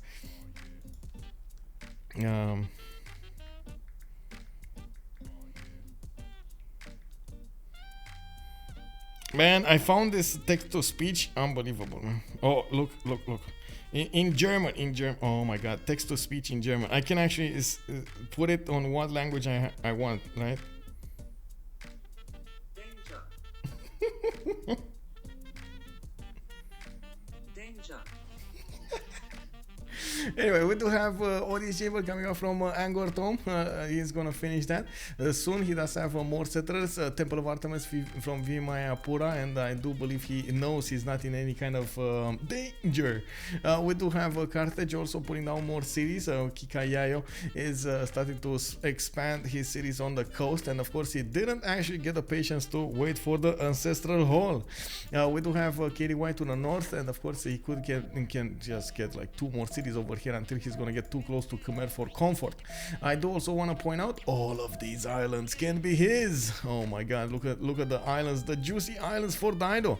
He definitely needs to get some settlers over there, and of course expand his empire.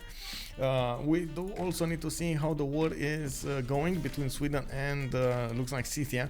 At the moment it kind of looks like Sweden definitely has this defense, but honestly looking at Scythia's Saka horse arch count, it feels like he's slowly breaking down the defenses of Sweden. Of course, I do have to also point out the spearmen don't actually get the defense from the swordsman, and Sweden will have to make a decision between going pikemen, which probably is the correct one to do,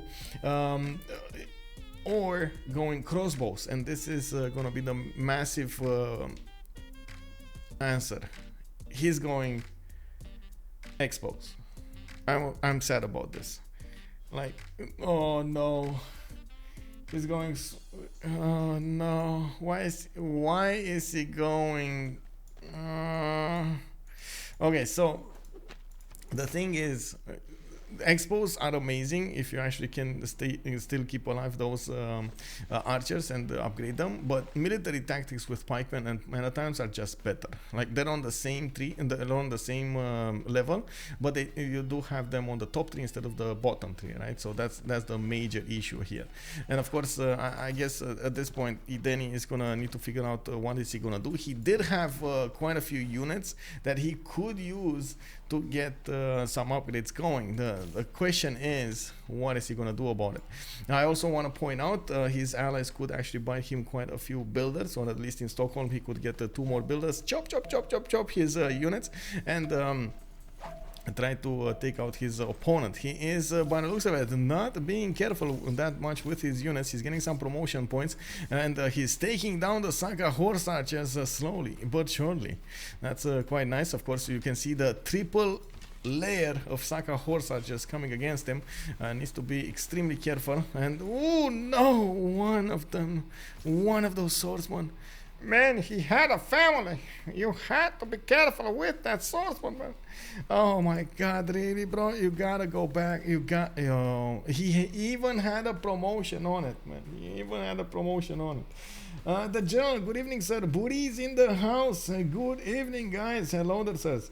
You cannot contest the land. Have vision on there. Have a sword standing on the hill. Or if anything, Sweden shouldn't have settled or Ebro. Yeah. I gotta say yes to that. Like, if he wanted to be a bit more defensive, he knew he was in a 2 versus 1 situation, I believe he should have gone for maybe the coast over here for the instant style, maybe a city over here, and he would have been fine. Even could have traded with Phoenicia on the coast.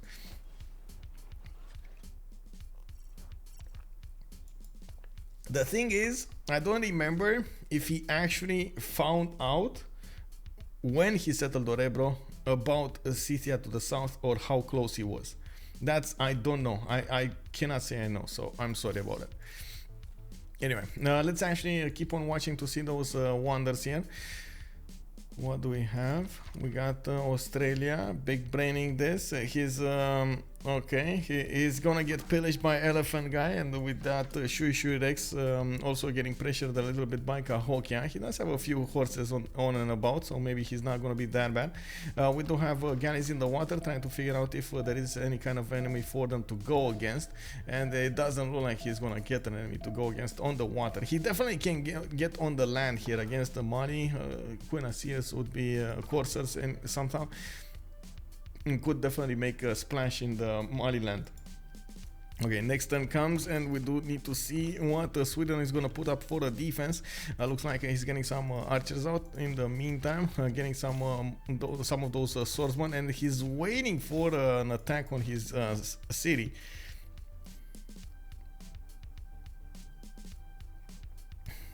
Okay, nothing's happening, so we can move forward. We do have Phoenicia with Cothons coming out of his cities. Definitely that extra gold per turn is going to help them out quite nicely. We still have Australia actually being the biggest brain of them all with 38 science and 44 culture. Alongside 74 production, he's actually at the same pace as Elaphantguy's production, 74. But we do have Khmer over here with work ethic. It definitely also looks like we will see Temple of Artemis finished in Vimayapura. He's gonna get his holy sites in Chaturmukha, and I do see him starting up his prasats, getting that culture, getting that faith, getting those production points is gonna be amazing. And by the looks of it, he's going to get quite a few resources improved. We do need to see what kind of defense he's going to put up against Mongolia, or maybe an offense. You never know. You've seen yesterday, Khmer was very aggressive. Man, very aggressive against his opponent. He just smacked down his opponent's cities. A bit sus is his encampment placement. I don't know why he actually put it next to the mountains like that. Maybe he didn't want to take down one of the tiles that, you know, are over here, but it kind of feels like he definitely could have used a different tile there. I think he is aware that he's going to need to get the generals, and we're going to need to see when that will happen. We do have horses, more horses coming up from Scythia. He's using his ability to buy the units with faith to actually use the how to say buy builders, and then chop the horses out. You can see he's gonna try to do a smacking attack on Orebro soon enough. One sneak attack and Orebro might fall.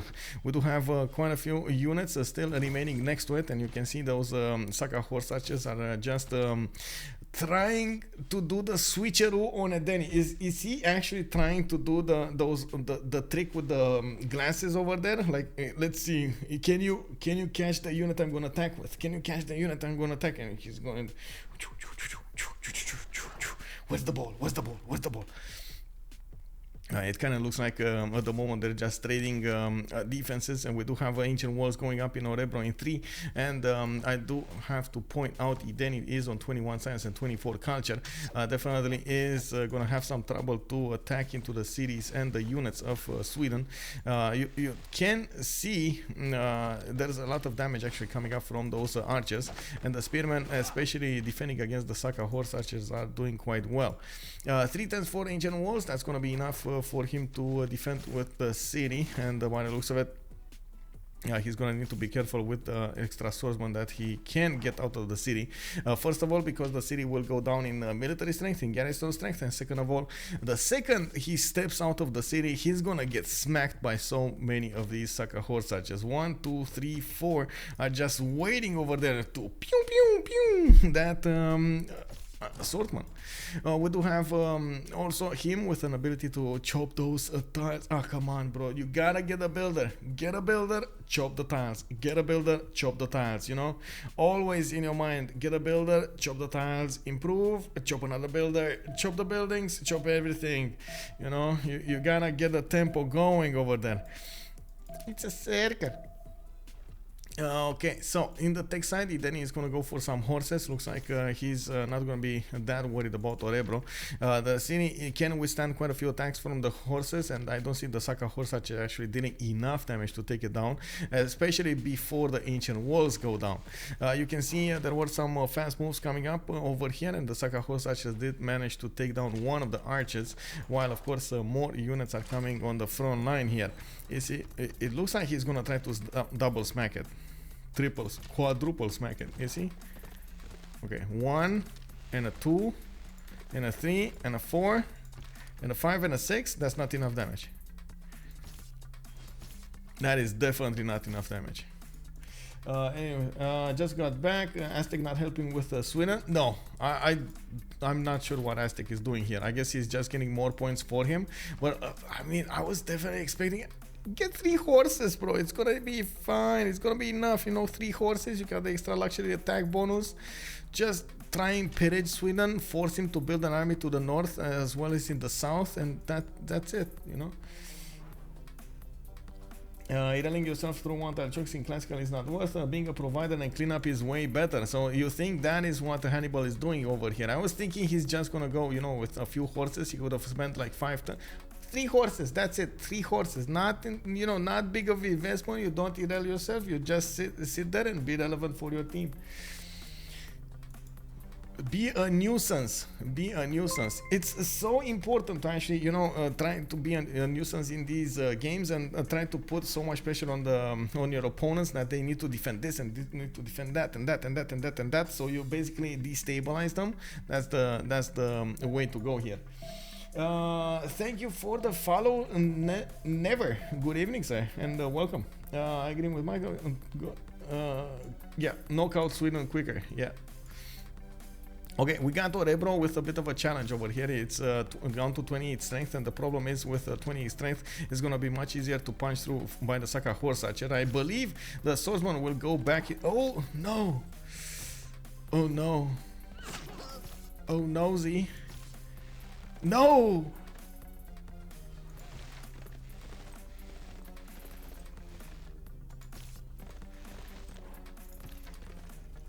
Oh, that's it. Is dead. Mm. Mm.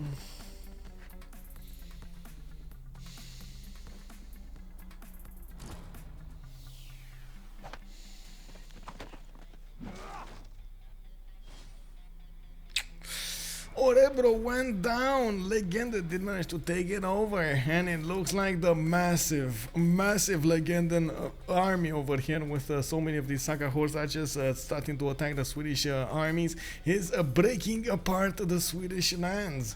Now we do have one tile chokes to go through next, and there is Governor Victor defending the city of Malmo, and Stockholm is gonna get the ancient walls in 3 turns. We probably won't see these units correctly and get back into their cities here, and of course the second general for Sweden is not gonna help that much. And I gotta say 3 things. First, don't settle Orebro. Second, if you settle Orebro, make sure all your moves are on point. And third, chop your forest. Like, he has 1 2 3 4 5 6 7 8 possible chops in the capital that he could definitely just get there, get more units, and upgrade them. Of course, you do see that eedeeni is also trying to get to machinery. I don't think that will actually help him. First of all, he doesn't have that many archers or upgraded archers to actually get into expos, nor will he have enough strength to defend with them. The idea with the archers, with the archers upgrading into crossbows, if you're confident enough that you have strong enough units on the front line that you're gonna defend with the archers behind them. If you cannot defend your own archers, they're just gonna die. They're gonna be poof poof poof poof poof, and then bam, like that. It's, oh man, it's gonna, yeah, it's a Legenden big braining. And I gotta say, this is a massive difference since we've seen it last time. Legenden last time lost a settler, lost his second settler. It was catastrophic, or like of course like the French like to say it, c'est catastrophe. Oh my god, yes. Unfortunately, last time he couldn't actually get back into the game. They were forced to CC, and that was quite a problem for them. In this game though, they're on point. All of the bonuses are there. Legenden is putting the pressure. He's not caring about what Sweden is doing. He's like big muscling in front of him, getting all of those waves and waves. Man, this is like in the 300. You see, like all the way in the horizon, you get massive units. All that Sweden can see near his borders are units of Scythia. You can see Legenden did wanna get back for what happened last week's. In the last games. Kelhus is also saying, get the pork chop, beef chop, the wood chop, yeah, on the chop, you gotta chop, you gotta chop. Send me luxury. Ooh, yeah, Flying Toilet is asking for luxuries over here, man. You gotta send him the luxury, yeah. We got eedeeni coming up from a choir. Looks like a 404 not found is still trying to sim this.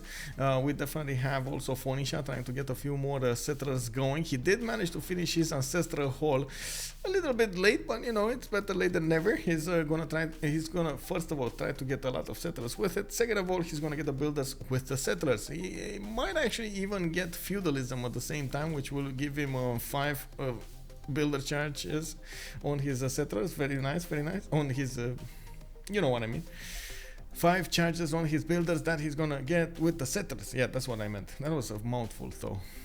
We do have Shuishuirex with Adelaide coming up with a campus in 3. Looks like Hobart did finish that one. He's getting quite a few libraries in them, and I do want to check if he went Hypatia. Yes, he did. He is benefiting from a free library and one of those points of science extra on each of his libraries. He does have 3 of them, so 3 extra points. He's on 69 science, 54 culture. The big question is, what is he gonna do with it? right? Can they keep going? Like, he can definitely take on Mali. DGSCN is trying to expand, but his empire takeover waiting room here, I guess if Australia ever wants to flex against him, and yes, I know there's a lot of land, but there is such a thing as a military engineer, and you build the road, you get the tracks, and you start to get all of those cuirassiers on the front line over there. Woo! Let's see what's happening here. Oh my god. Okay, so that encampment is down. Walls going up in Stockholm. There is a general in the city, but there's no unit that can actually benefit from the general.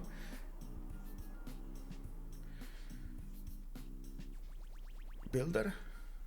Buy builder? Chop forest? They have the gold. 74, 64, 53, 50.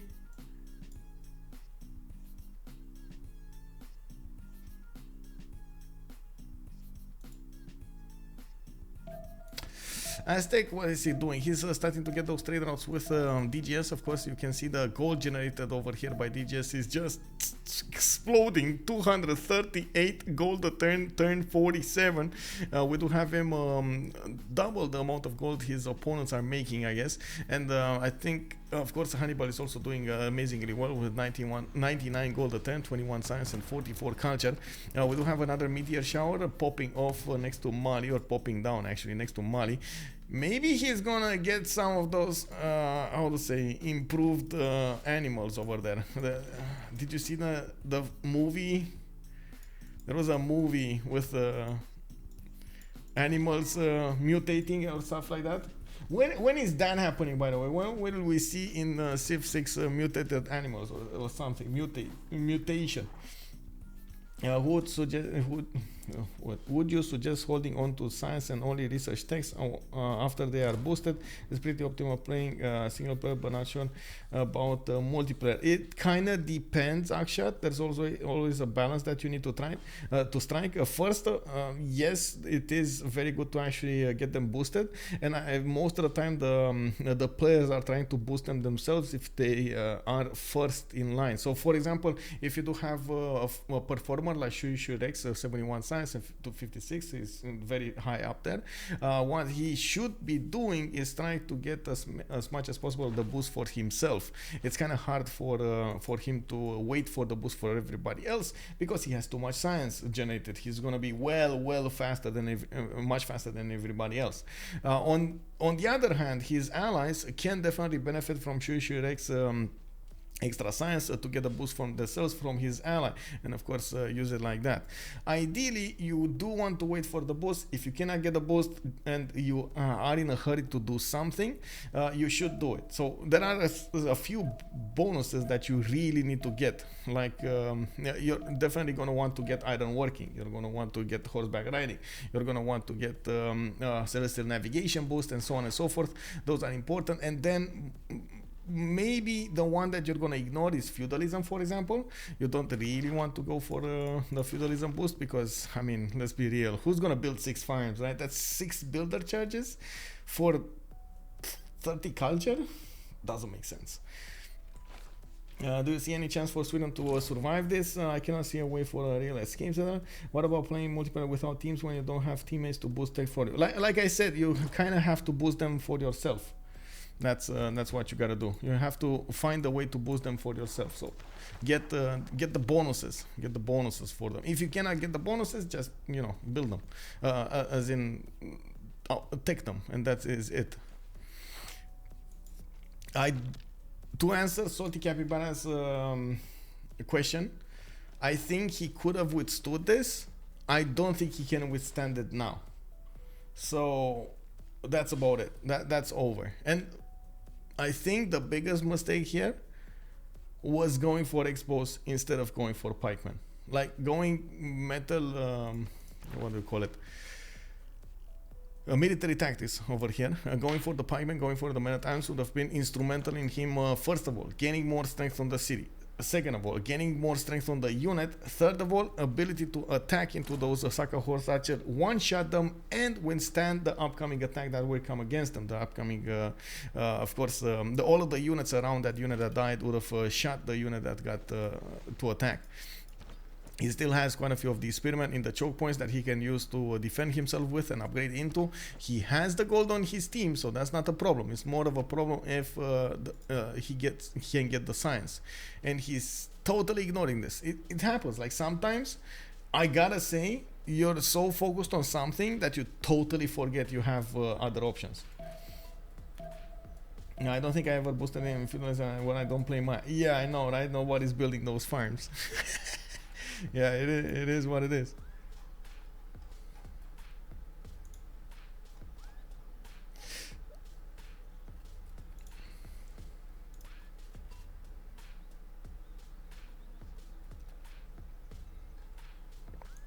Okay, so let's check out the city states, and of course I do wanna, well, first let's see the damage. You see the crossbow doesn't one-shot the Saka horse archer, but it can definitely withstand a few attacks from the Saka horse archer. But then you have to remember, Saka horse archers will start to get the extra +5 against the crossbow the second the first one takes a shot on it, and of course that's going to be more and more damage attacking into it. We do need to also check out the city states here. We got Geneva, nobody actually taking a Mitra. Shuishuirex is managing to benefit from it, that's nice.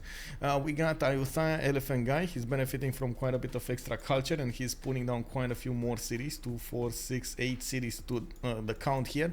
He's getting his Mahabodhi temple, and of course I do believe he has a lot of faith to benefit from. Yeah, there we go, 155. His stats though are not that high, 37 science and 44. He did go wide, now he's gonna need to go a bit tall so he can balance out his need for stats, and of course then maybe withstand a few attacks coming up from Mongolia. I think at the moment all of the resources of Cringe Gaming are actually going into saving Sweden, or they should be going to saving Sweden, and if they don't manage to save Sweden, well, that's just Diplo victory waiting room. We do have DGS keeping a hold on Zanzibar. That's going to be very important for him. His Sugubas will be stronger. His Margets will grow taller. He does have quite a few more settlers to go for. And of course, we do need to see what's going to happen over here with his gold generation. 286 gold a turn. Man, DGS is booming. Booming. The only problem I see here, he's getting closer to Australia, and that's like poking the bear in real time, you know, like this is not good, bro. Like at some point in the game that door will open and Australia will roar from all of his might, and that's, you know, the moment you have to prepare for. We do have Buenos Aires also being held by Hannibal. Looks like qikaiyao is holding Cahokia, which is one of the city-states that, of course, Australia wanted to take at the beginning. Looks like Cahokia is going to be safe and sound. Armagh is also being held by DGS. That's Mali, so he's trying to get a few more faith points. Not bad. More. eedeeni, Granada, looks like that's about it. I think that's about it. A CAD on 404 not found. 404 not found, that's Mongolia. So, yeah, nothing's gonna happen here. He is getting the Ordus though. Okay, so Mongolia is starting to get, first of all, Stonehenge. He's getting Ordus. He's getting campuses, 2 turning, 3 turning campuses from Choir. He did manage to get that eedeeni. He's getting quite a bit of science from it. Still doesn't look like he's going to be that competitive against the Elaphantguy, but again, those coursers slash knights that Mongolia can output with the support of the Kesheks should be able to attack through any kind of defense that Khmer will put up. I say should be able, but the biggest question is, will they? Because there aren't that many units being built here, and it doesn't look like at the moment 404 not found is interested in pushing these choke points, even if the pressure is ongoing for him to actually do so because of what's happening to Sweden. Like, they need to do something over here to get back into the game. If they're just not gonna do anything, Diplo is just around the corner. It's gonna be there. We do have two. The CPL is terrible and terribly boring. I don't enjoy competitive games though. I play EU4. Wait, really? You play EU4? You have the patience for it? Wow. Wow. Sword is saying, careful, you're falling into a dark. Wait, me? No. No, the points are going down here. Yeah, we got 6 more turns until the next era, and I gotta say, we do need to check out if they are gonna be able to get those era score points going. And slowly but surely, looks like Legenden is actually ignoring those crossbows behind the city of Stockholm, and he is shooting against the city center. You can see he's taking down those city defenses with each attack, slowly dwindling. Oh, he's also trying to put some horses in the north, trying to get behind the defenses, and of course take down those crossbows that are so nasty attacking into him. If he does manage to actually put the city of Stockholm under siege, this is going to be quite victory for him. I do have to point out, Catapult I think will have a few problems attacking into the city center. He shouldn't be able to attack him. Can he? Wait, guys, can he attack into the city center? The computer is telling me yes, but he shouldn't be able to, right? There's a hill forest over here. Yes, he has a catapult, but I think he's gonna get the catapults over here, and then he will be able to shoot. I don't think he can shoot from here. That's just my take on it. Anyway, in the era score screen, we do have qikaiyao 6 points out. Shuishuirex is also 5 points out. 4 is 1 point away. Eedeeni is 9 points out. Legenden is gonna be on 9 points out. Looks like Hannibal is again 9 points out. Looks DGS is 3 points away, and Elaphantguy is well over. Elaphantguy, man, he did his homework. I gotta say, Elaphantguy did his homework. He's well ahead of everybody else when it comes to the era score. I also want to point out there are double generals coming up on Sweden. The biggest problem is there aren't that many units in the east side benefiting from that general point. The crossbows now do benefit from the +5, and you can see they can take down the horses quite easily. Maybe this is a sacrificial horse. What do you think, guys? Is this a sacrificial horse? Oh. Quick moves coming out from Legenden, taking out the defenses of the city of Stockholm. He's also moving ahead his Saka horse archers. You can see the damage counters have started to switch, of course, with the Saka horse archer benefiting right now from an extra +5 against bonus wounded units. We do have another catapult moving forward, and of course more horses are going to be there. He needs to be careful with the generals also to give as many points as possible of strength to these catapults and the movement, so they can move and shoot and move and shoot and throw those rocks at the walls. Now we do have a settler. Where is he going with the settler? Oh man, really? Settler? Oh, escape settler? Where is he gonna escape? He's surrounded.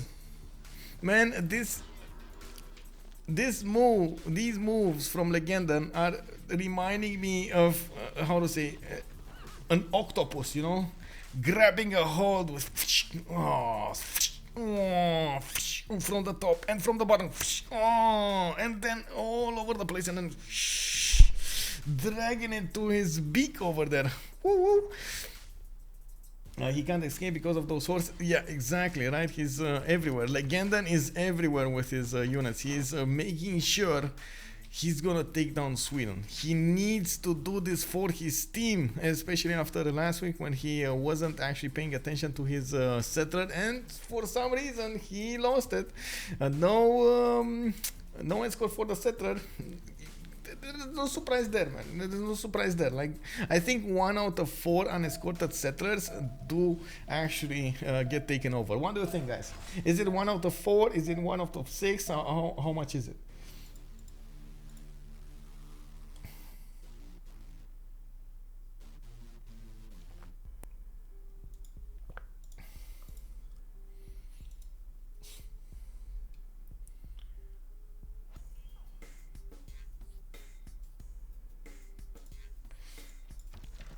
Teams have won 3 versus 4 before, but it is hard. Yeah. It is going to be a challenge. So the biggest challenge that they need to overcome is, of course, the Diplo victory. If they do manage to, can they manage to win before the Diplo victory takes place? And of course, if you can imagine, that's going to be relatively close. If you do manage to win Congress after Congress after Congress, if they have Khmer on their team, they can actually get Mahabodhi Temple and a lot of culture for the Statue of Liberty. He can do so much. The thing is, I guess the seas are going to be a problem for him. I don't think he can get a city to build Statue of Liberty. Like he's scouted by Shuishuirex on the east side, and on the west side he has Phoenicia on the coast. So this is going to be massively problematic for him. We do have also DGS getting bigger over here on the west side, putting some horses in the north. It does look like Shuishuirex is totally ignoring what's happening in the south of his empire, while of course Mali is just getting bigger and stronger and better. We do have him coupling his economy with Aztec on the seas, and he's definitely generating way too much gold. Oh my god, that's so much gold. That's 120 and 200 about. Okay, so he's not actually, he's around 150%. Okay, it's fine. We do have Scythia also managing to do the necessary damage against the city of Stockholm. You can see that there is a new catapult able to take the spot of the weaker one, and he can definitely get it back and promote it. There is a promotion there on it. We do see Saka horse archers are getting next to those crossbows and starting to take them down one by one.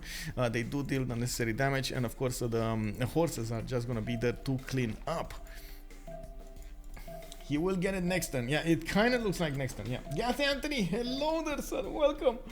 I can only see for maybe another hour or two, so a quick game is well timed, but normally you don't want to see one-sided games, and they are too predictable. Yeah, indeed. The settler is running. Wait, is it? Is running in... No, he's not. He just died. Like... Oh, man. Uh-oh. Yeah, I did kill Hus, he died. That was a fast takeover, what can I say? City of Stockholm under siege. I think it actually can be taken out from siege. Oh, not enough damage. Whoa! Pollux, thank you very much, sir, for the prime. Much appreciated. Putting me one step closer. Okay, there we go, sir. Thank you, sir. Thank you.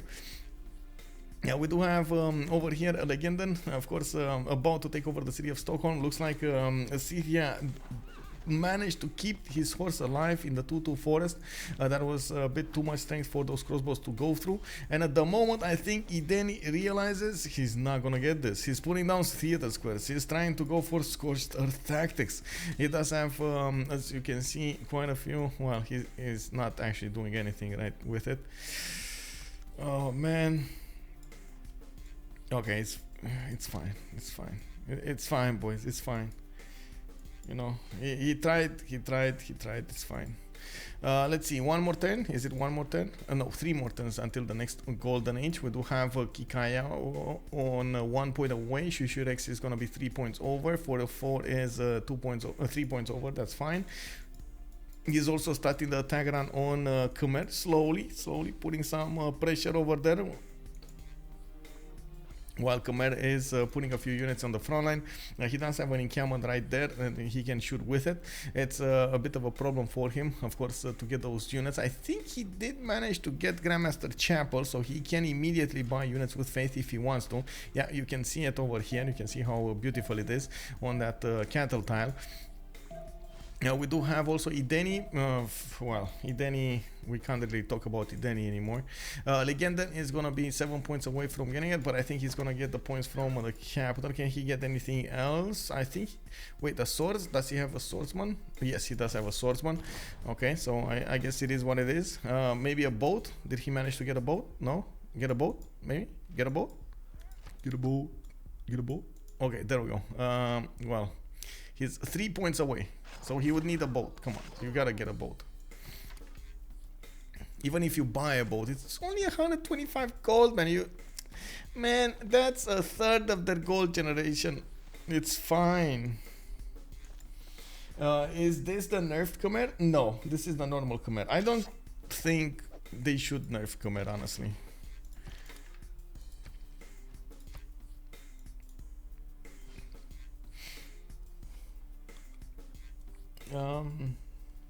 where will he send the army after this? Australia? That's a good point. I don't know where he's gonna send his army. Who is okay, Elaphantguy. That's his ally. Cad is Mongolians, I believe.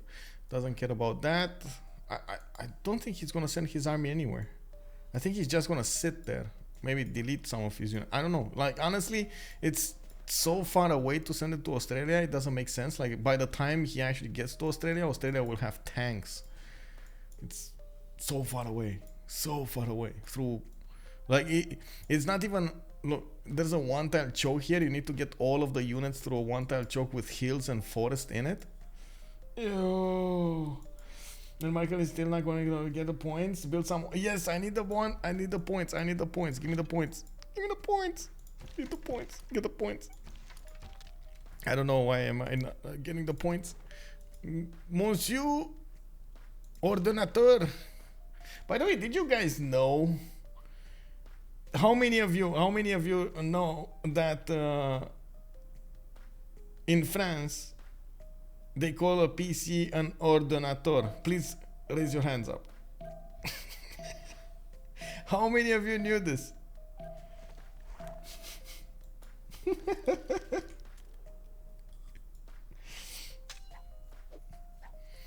Wait, in Spain is the same? Wait, what?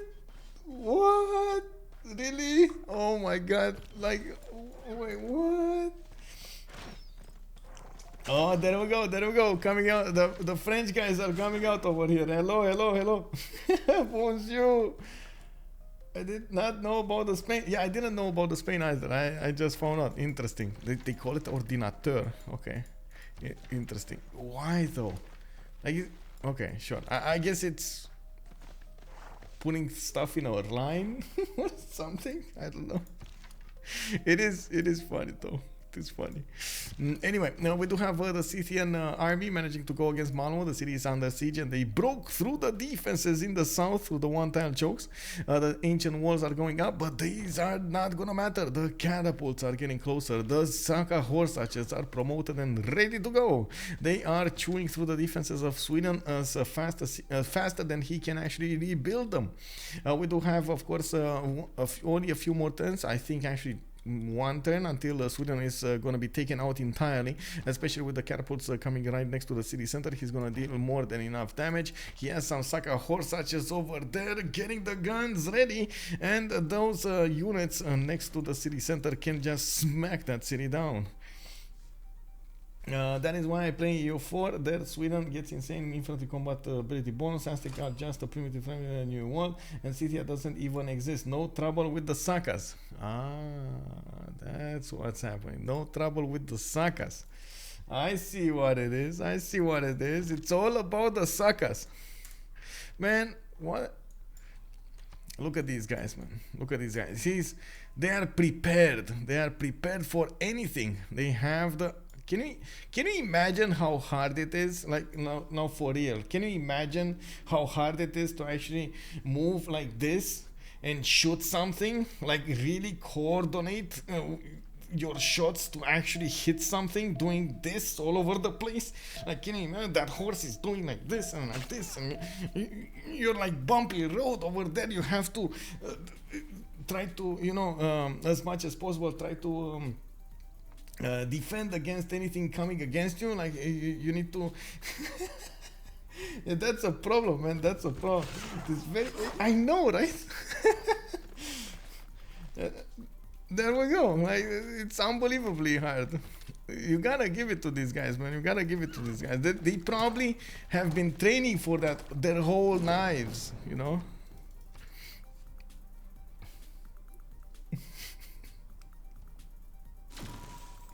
And bam and a boom, we do have the first player taking down. Looks like eedeeni is gonna buy the Dacian. 4 versus 3 situation with 3 players remaining on the Cringe Gaming team. We do have gold by library, definitely with advantage at the moment. Khmer is starting to rush ahead, getting Oracle. I do see pyramids over here. He's getting more aqueducts. He's starting to prepare to get his land with industrial zones. I believe he should actually be building a few of these encampments as well, because he is probably going to need to defend against Mongolia at some point. I see also Mongolia is a bit aware of what's going on to his north. He's not really that worried, but he wants to be careful of not actually giving a free win to Khmer. I also believe at this point the Khmer is more interested in just spamming out cities and trying to get that Statue of Liberty rather than anything else. Ideally, you could get Statue of Liberty in one of the northern cities. So, for example, he could go over. Oh no, he doesn't have the chops. If he does manage to get the industrials, I guess the engineers, he could put a city there. Pop, get it with Isodor, get it with Imhotep, or what's the other one? There's another one. Filippo Brunelleschi, right? Filippo Brunelleschi, and he could get that built. I do see also Elaphantguy does have 75 science, 69 culture. He's about the same as Genghis Khan, 76 and 62. And of course, there is a massive gold difference between them, gold generating difference between them, but also a massive production difference. We do have Elaphantguy with 232 production, and then Mongolia is only on 107. It definitely looks like a Khmer over here will come out on top the longer the game goes on. Of course, Elaphantguy did manage to get the Mahabodhi temple in the meantime. I do have to say, even without Statue of Liberty, he can still put quite a bit of pressure on this Congress. Let's go. Recon. Oh, now comes the +5 Congress. Really?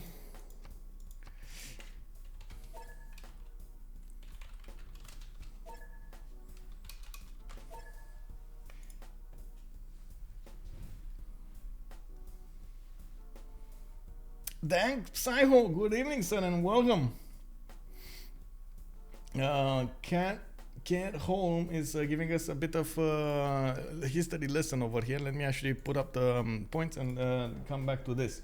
Ordinator in Latin, one who orders or establishes a director in its application to computing. It was coined by the professor of psychology, Jacques Perret, in a letter dated 16th of April 1955 in response to a request from IBM France, who believed the word calculator was too restrictive in light of the possibilities of these machines. This is a very rare example of the creation of a neologism authenticated by a dated letter.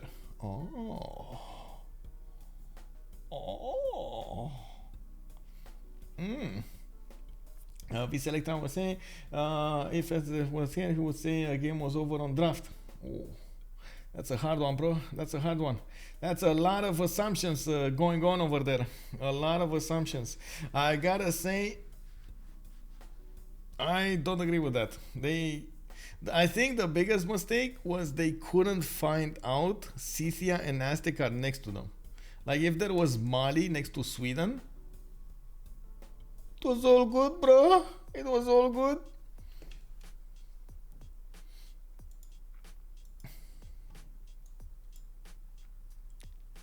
I don't think they can actually do anything at the moment with what they have as a +5. I don't think anybody's actually gonna fight with a unit anymore. By the looks of it, we do have Australia just carefully getting a lot more science. We do have also Mansa Musa switching to his free inquiry, so now he's gonna get quite big. He's also not caring at all about Shuishuirex, and this is a bit troubling. Shuishuirex didn't actually get to benefit from his bonuses from the beginning, and now it looks like he's gonna have a hard time keeping up with all of his necessary production. Of course, the DGS does benefit from 400 gold and 161 faith a turn. He can definitely buy quite a few units from it, and he does have 97 production. That's his good production for Mansa Musa. And I do have to point out, John Curtin here only has 120 production, which is not that big than not that bigger than DGS. Of course, the extra cities coming out from Mali are gonna help him quite a bit. He's on 2, 4, 6, 8, 9 cities, so to be 10, 11 cities, 12 cities on DGS. Oh my God, I'm so proud. They kept on settling. Where are the cats? I closed the door to the cats, but I guess I can definitely get one if you really want to. There, one of them, the big one, actually likes to stay with my grandma, and the other one that how to say. You've seen more than often on my stream. He really wants to stay in my room. It's quite hot, and in my room it's a bit chillier. So he wants to stay there because I leave the window open and it's like a draft over here, over there. And also I don't keep the air conditioning there. I think they're a bit. How to say sensitive on the nose, and they don't like air conditioning, even though I do clean as much as I can the filters, so I don't end up having that many bacteria and stuff like that on the filters. Oh. Okay, so let's see what's going on over here. We got Cringe Gaming with qikaiyao, pen brush and voice golden age on Dido. He's only on 48 science and 74 culture. That's actually not that big, but he does have 110 gold per turn. You can see he's trying to get more settlers out, and unfortunately he couldn't get as many cities as he wanted to be extremely relevant in the game. We do have Shuishuirex, 132 science, 77 culture, pen brush and voice golden age monarchy, and by the looks of it, he's gonna grow quite big with his universities here. He's also fighting off Scythia that did manage to recruit the units in Cahokia. You can see Legenden here is not actually putting a lot of points into those points of gold into those Scythian warriors to upgrade them. Now we do have anti-calves getting an extra +5 combat strength, and I guess, well, it is what it is. They don't really care about anything like this anyway. We do have to see also Mongolia. Mongolia is a pen brush and voice golden age, and I do see Keshex coming out of his series. And well, I say Keshex, but I guess there are only two. They're gonna get over here next to the cities of Khmer and start to pew pew a little bit. I'm a bit worried about his chances of success though.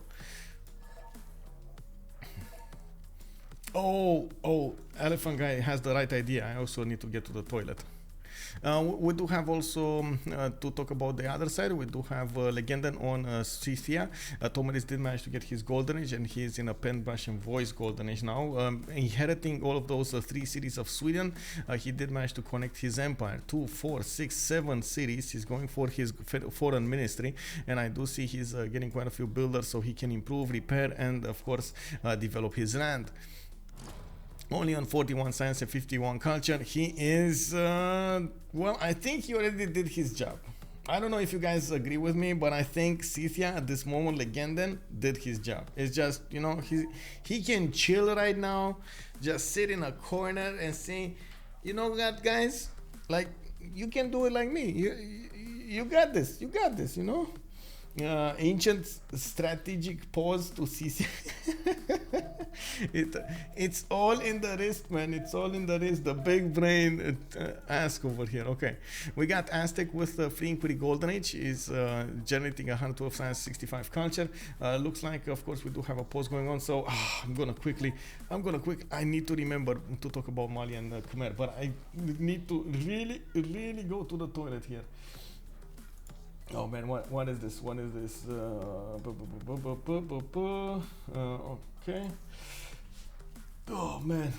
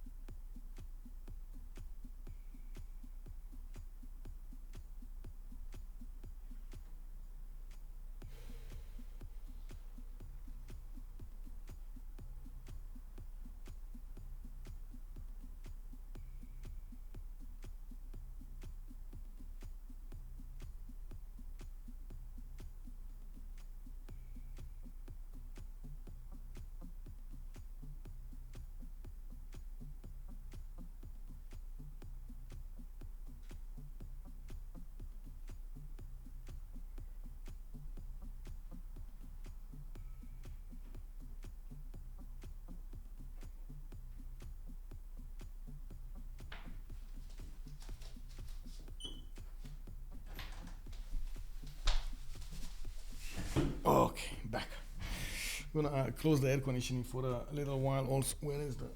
Wait a second. Well, maybe they watch too many games of that one team in CPL that never CCs. They will not CC even if they lose 3 players entirely. Ooh, I remember stories of the Japanese World War, even after the war ended, not sure the Chinese team. Flyers W, good evening, sir, and welcome. Scythia took out Sweden from what I... Yes, Scythia did manage to take out Sweden, and we're waiting for a quick break over here. They did ask for 5 minutes, so they got 5 minutes. Okay, I really need to find my remote because I'm getting chilly here. Give me a second.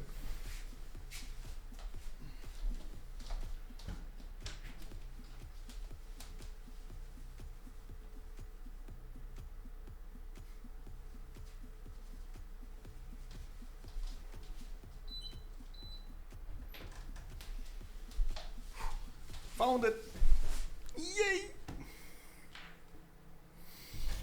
Swedish, no Swedish diplomacy today. Yeah, no. Christina taking skills, talking skills did not help her.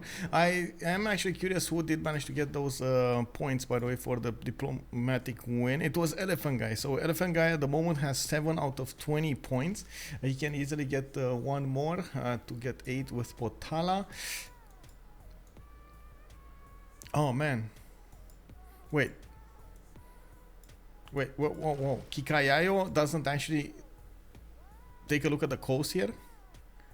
Oh man, this is gonna go crazy. Like if he doesn't actually keep units over here to keep out Khmer from getting it. Khmer, for example, can easily go get a harbor here, put Statue of Liberty next to it, and just chop out all of these forests really quickly, and bam, he has Statue of Liberty. 4 points. Da-da-da-dam. He's also getting his industrial zones finished. Of course, he's going to start generating those engineer points. Very important to actually get, again, Statue of Liberty much faster. One of the things that is not really happening, Elaphantguy is not that close to civil engineering. He would need civil engineering so he can start building the Statue of Liberty, and he is on diplomatic service, so he does need 2 more of these rows to get 2 more of the columns to go there.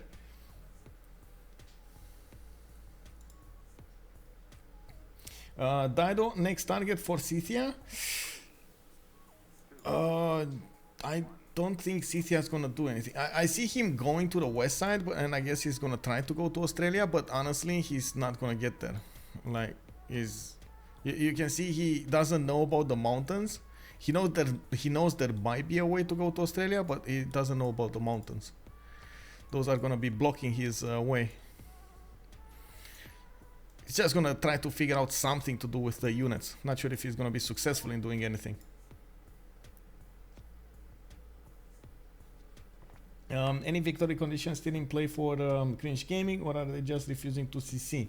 Also, GoFu, does the Congress still get Sweden extras? No, he doesn't get the... I mean, the extra Diplo favor that he got, I think he only got like 50 Diplo favor extra. I didn't pay attention if he gave away that Diplo favor to his team. Also good evening, sir, and good evening, Gofu, and welcome. Flajos W, asking about the victory condition in play. I was thinking exactly the same thing when I was coming back from the toilet, and honestly, I cannot see it. Like there could be some value in, for example, attacking with Mongolia against Khmer, and then using, for example, Phoenicia to attack from, or keep an eye on the coast over here, with Australia also on the other coast. I was thinking maybe at the beginning of the game, Australia would try to bully Mali, but Australia never actually developed his empire wide and tall enough to do anything in the long term.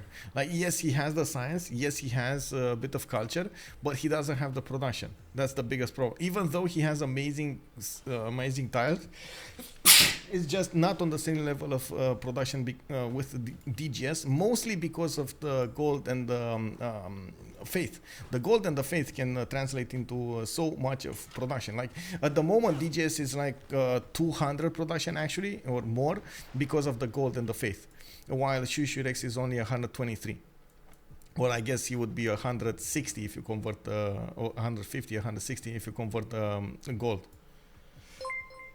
Hey, Snakes 341, thank you very much for the follow. Oh my god, I gotta say, we got 2 more followers to go and we're gonna hit 4,800. Whoa, getting closer and closer to that 5,000. What do you think, guys? We're gonna get it in August. Can we get to 5,000 in August? Thank you very much, Flagios W. Thank you, sir, for the follow and welcome. The game is pretty much won, and it was won on. I do not agree with that.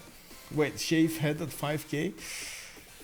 Oh man, I don't know if I want to shave my head, bro.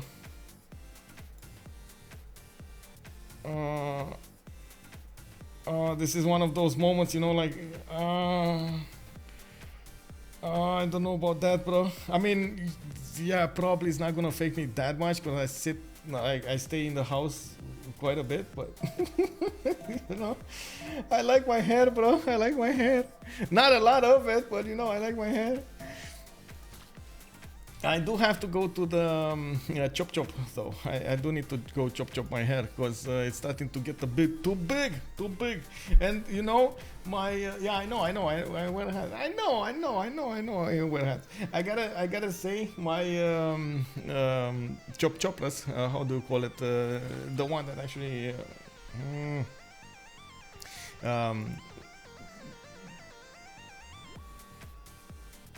chops your hair. Hairdresser, yeah. My hairdresser told me that I have a problem because I keep headphones on all of the time. I have like a little line over here, you know, like over here. That is a little bit, not a lot, but a little bit different than the others because of the hair not properly growing. They don't get enough air and so on and so forth. So what I did is try to switch that, but try to like move the headphones to first of all get in-ear headphones, and second of all try to put the headphones in the front. So yeah, exactly. So what, you know what I did, and that's how the picture with the shock actually came out. I'm right now, if I'm playing, I'm not actually, of course I cannot wear a hat with the big headphones. I have these. So what I'm doing, and check this out. What I'm doing is having some fun and putting them like this. So I hit 3 things at once. First of all, I get enough on my hair. Second of all, I get the hair to stand up, so I don't need to actually get the other things going. And third of all, I get to wear headphones properly. So amazing, right? Anyway, coming back on this, I don't need to put back my hat over here. Chop's hair for increasing streaming production. Yes, chop the hair. Yes. I have that same. Yeah, you gotta be careful with that, I guess. You really gotta be careful with that. Unfortunately, food that gets stuck yield food. Oh, yeah. Wait, Flagios was saying something a bit higher. So deep in Civ 6, he even chops his hair. Yes, exactly. Can you imagine how Civ 6 has affected me? I'm chopping my hair. Anyway, coming back on this, we do have DGS managing to get more science than Shuishuirex. Of course, the difference between them is the fact that Shuishuirex did get the science much earlier, and now DGS is going to need to catch up. We do have 2200 science on Shuishuirex, while DGS is only on 1500. I'm pretty sure he's going to get there. It's fine. Shuishuirex also benefits from double the amount of culture that DGS does benefit from, and we do have intelligence agency coming up from Canberra from Shuishuirex. Rahendra Kola got picked up. More settlers coming out of his cities, and he's starting to put them in the face of Elaphantguy. Of course, I do see Elaphantguy did manage to get. Oh my God, he has a statue of Zeus. That is amazing. That is exactly what he needs to defend against Mongolia. You can see the pikeman is 74 strength, defending against a Keshek that is only 43. Of course, that's a Keshek without double visibility, without the +3, without the general. There are so many bonuses remaining there. No, bro. No. Leave the cats alone, bro. I gotta say, oh man, okay, so I guess we do have a bit of time off over here, so this is story time. I have a cat that is, how to say, Birmani's, it's white. It's the mother of the other two cats that you saw, and she actually likes to get out of the house quite a bit. And there was a morning in which I was sleeping. I didn't understand what's happening, and I didn't understand why she's meowing so hard. The fact is, what happened was she explored so much, and I guess got herself into a bit of a pickle. She dropped into one of those buckets of not paint. It's the thing that you put on the wall. I don't know how to call it in how to say in English. I know how to call it in Romanian, but in English it escapes me. It's the white paint that you put on the wall. So it's basically like a big bucket. And anyway, the thing is that all of her hair got stuck into little clumps, and she was like white all over the place, but with very hard, like everything was getting harder and harder. And we had to immediately take her to a doctor. Of course, you can imagine. I got her as fast as possible to a veterinarian. So we got to sedate her and then take out all of that pain from her, because it was hurting her so much. And afterwards, she actually became like a Siamese, like not a Siamese. How do you call those ones that actually don't have any? How to say? Don't have any hair. There is a Egyptian cat. Yeah, exactly. She became an Egyptian cat after that. That was, wow, quite a shock. I don't. So I think the only picture of her I have on my phone is when she was like on my toilet or something. Let me take a look at the gallery and see if I can get a picture from it. In the meantime, you do see the armies of Scythia moving towards the west, towards Australia over here. And it looks like he's gonna try to get there as soon as possible. We're gonna see if he's gonna be successful in doing so. Let me see. No, not here. I did change my phone recently, so I'm not so sure I know about all of exactly where all of my pictures are. I totally don't remember exactly in what year this happened. Quite a few things happened during the years and so on. It's so good that actually the phones help you out in this, right? In this aspect.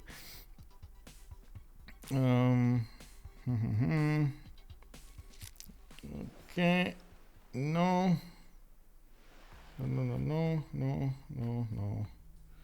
Oh my God. Okay. Let me take a look over here, because I did notice Mongolia was getting closer to his opponent. He was trying to poke a little bit Indrapura. I don't think he's actually going to be successful, but might as well watch the war. He definitely is going to need to try something, so that's exactly what he's doing. He can't really sit back and see this, see the fallout.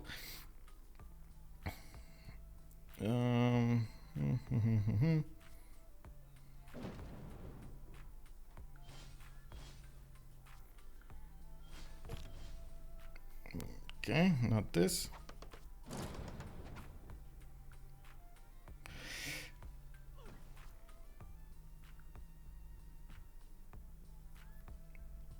Oh, I gotta share this. I got them in a line to eat at the same time. This was a victory, by the way.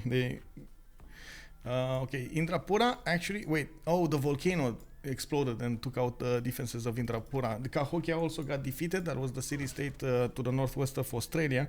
And of course, you do see over here that those knights will need to find something else to do. They are on the west side, so they can still defend against any kind of army that's coming from Khmer. We do have actually Elaphantguy with not that much interest to do this. And oh, I do see another picture. Bob 17 just shared us a picture of his cat. Oh my god, that is so cute, bro. That is amazing. Oh my god. How did you get one of those? Where did you get one of those? Unbelievable. I gotta share this. Bob 17 coming up with an awesome picture in my Discord. You gotta see this. This is the classiest cat. Look at this. Look at this, man. Classy. Oh my god, amazing. Look at that. Fancy. At least give her a hat too. Yeah. And this is the picture I was talking about. These are the two boys you saw, and this is their mother, and they were actually eating at the same time, which was such a hard development there. I don't know why they like the bigger the guys get, the harder it was for them to well, there was a period, you know, they were like in their teens, and they just didn't want to listen to their mother anymore. Okay, so let me see if I can find the other picture here. There's a lot of pictures.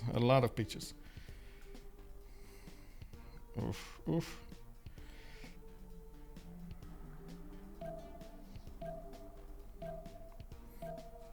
Oh, you want to see a troublemaker? I can show you a troublemaker here. This guy, man, one of my in one of the toilets.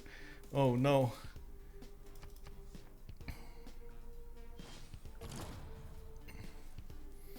Okay, on Mongolia, I do see he managed to settle quite a few more cities. He did have a lot of settlers on the way. I'm actually surprised of how many cities he has right now. 2, 4, 6, 8, 9 cities, and by the looks of it, he's getting one on the coast, on the water over there.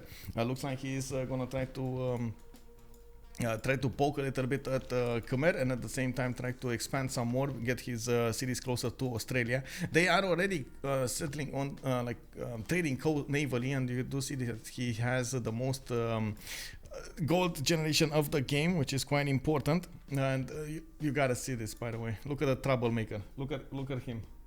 Look at this troublemaker, man. Look what he did, and look where is he sitting. Like, no.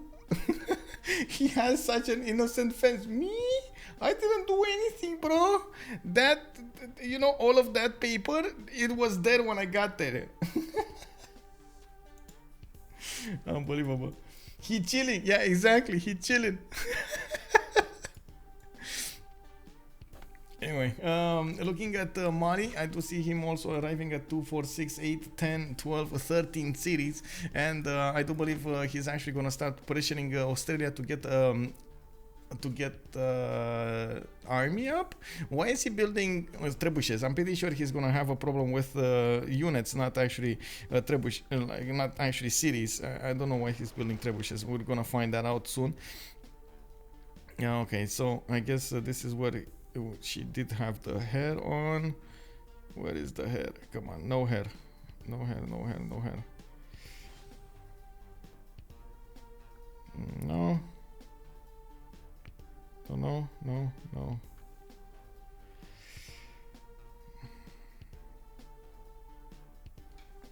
No. I guess it was closer.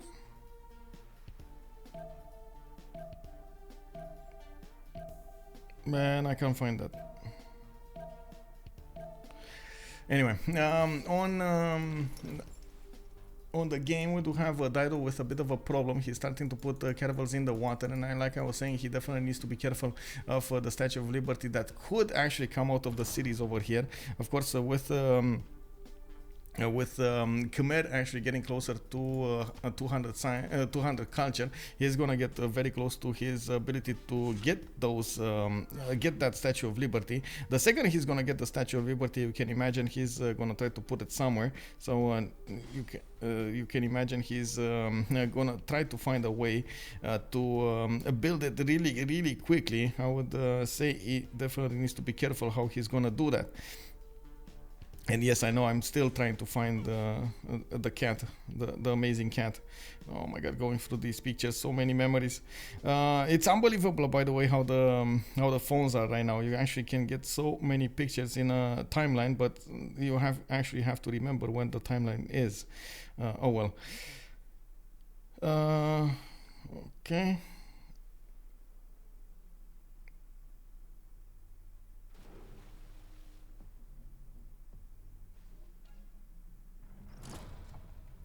We do have also Khmer putting quite a few defenses in the south, especially after he did manage to get, first of all, the ability to buy units with faith, and second of all, that ability to have faster build, or I should say, use less production to build anti-cav units.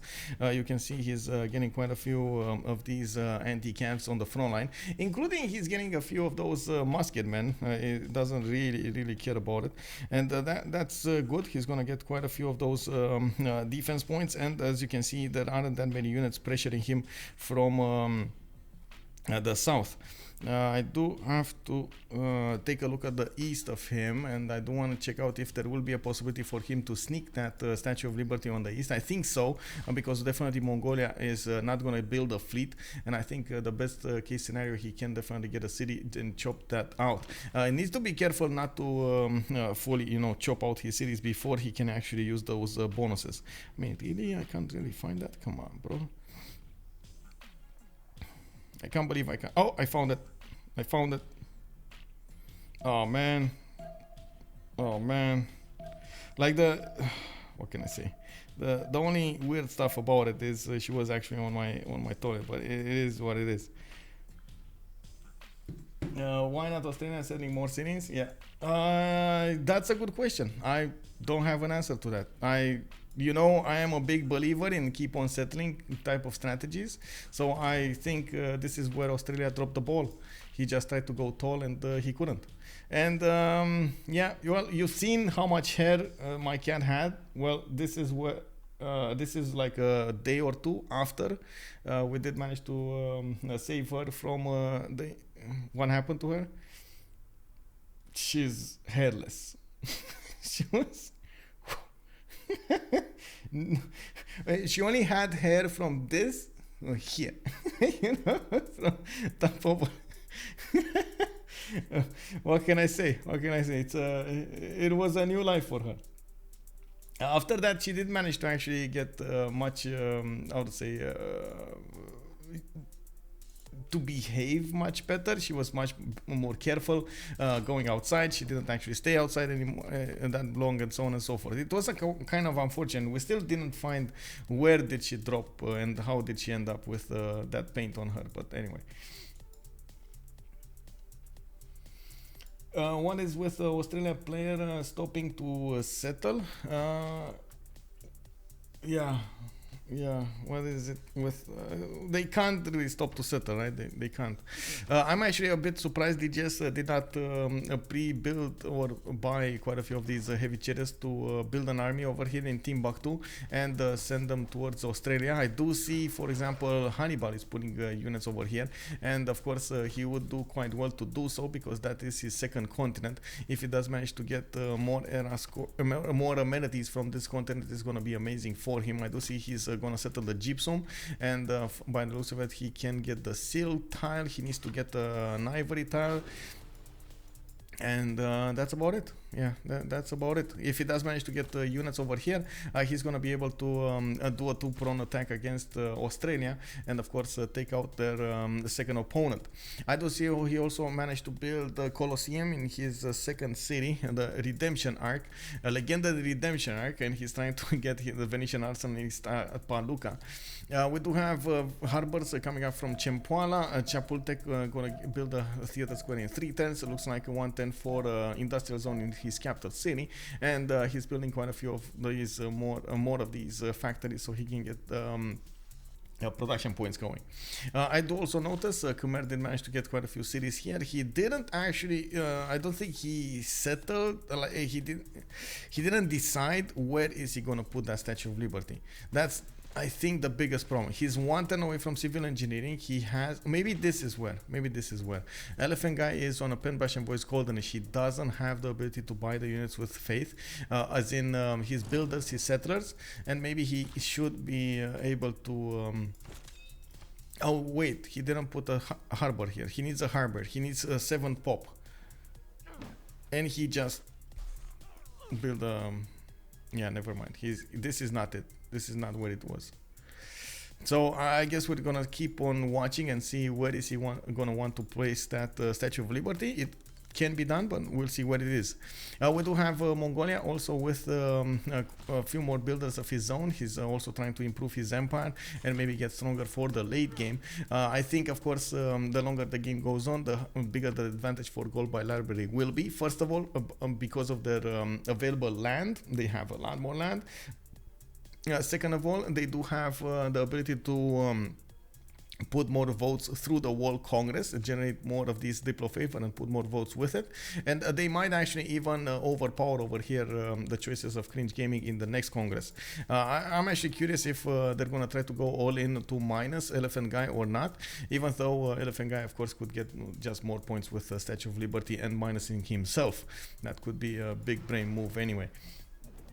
You have to do something to set a trap for your opponent to sink those Diplo favor points in, so you get the next congresses and you minimize your losses. I don't think that they are in a rush to win this congress. It's at least 2 congresses away to get a win, right? CAD is going down. Looks like Scythia is going to take out that city state as well. We do have Elaphantguy also putting down a forbidden city, and I do want to see where that forbidden city is being placed from. I don't actually see it. Is it here? No. Is it here? No. Lingapura, Vimayapura. Did he finish it, or did he start building? Is this it? No, this is a theater square. It needs to be next to the city center, so honestly I don't see it. No. Oh, this is it. This is Forbidden City.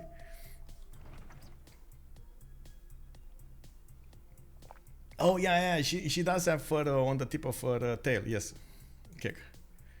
Yes, that was left out. Yeah.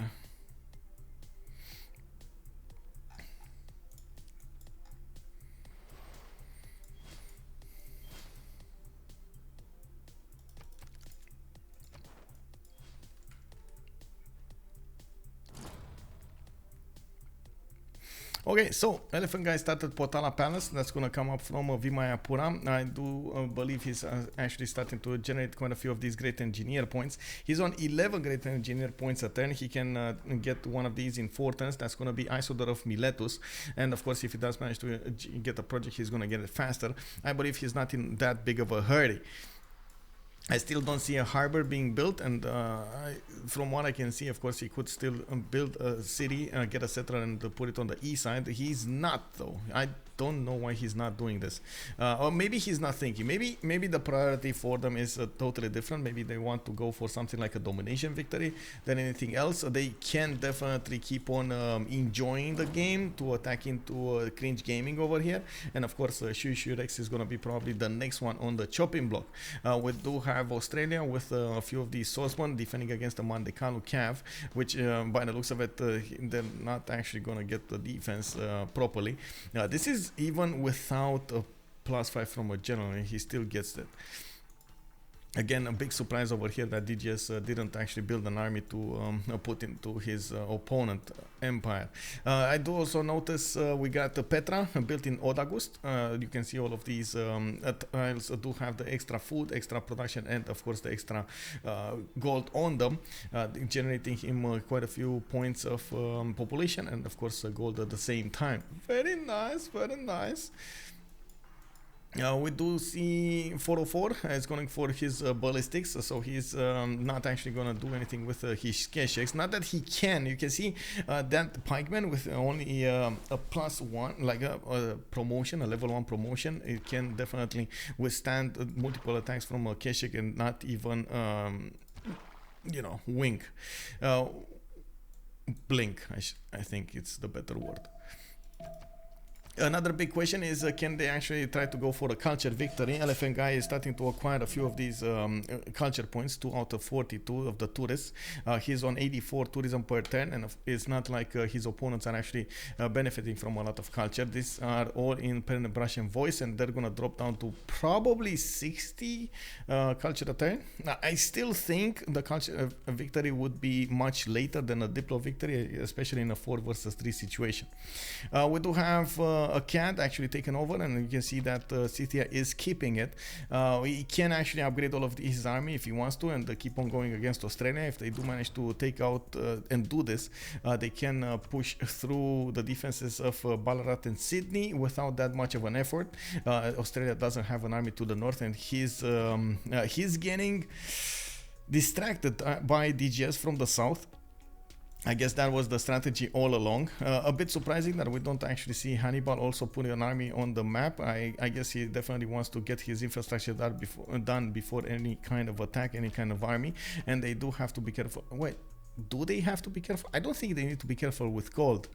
Like, for a second there, you know, I totally forgot that Mali's in the game. But then I switch on to the yields tab and I see DGS 700 gold a turn.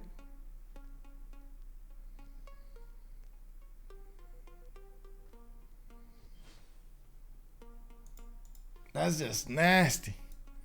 Cat Scout, best scout. Yeah, prove me wrong. Prove me wrong. Yeah, exactly. Cat Scout, best scout. I agree. I agree with that statement.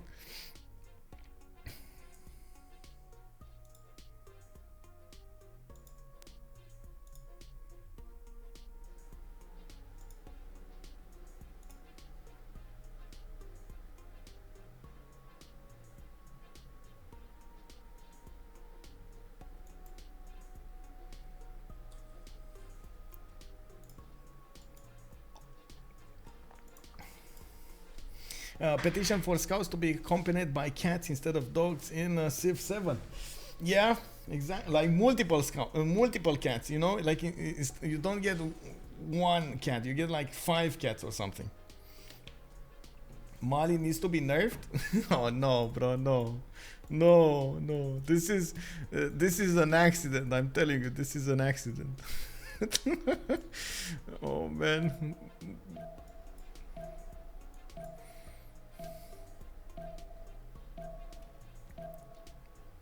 Oh, the city of Granada also got taken out. They just did manage to pump it with, take it down with a few Mandecalos. Looks like he's getting closer to Mongolia. Not that he actually cares to have a standing navy, but it is what it is. All of these, oh my god, if only he gets like 1 or 2 galleys in the water and poof, poof, poof, poof, poof, poof, poof, and gets all of these traders. Oh my god, that's all the gold on his opponent's team.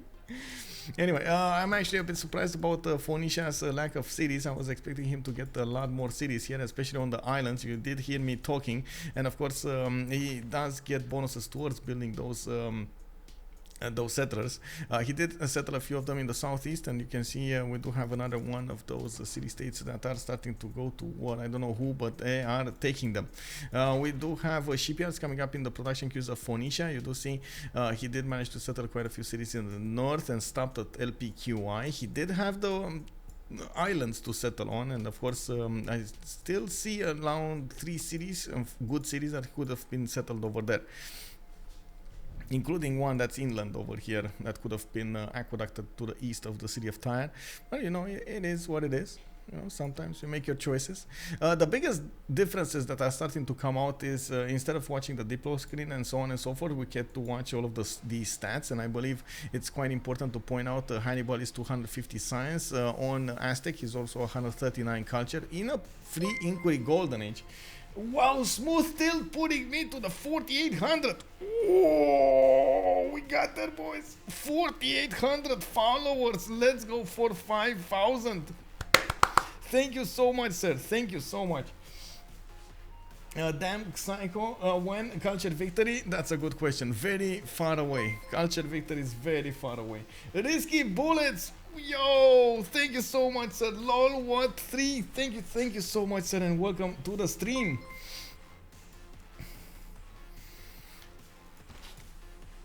Wait, what? What's that?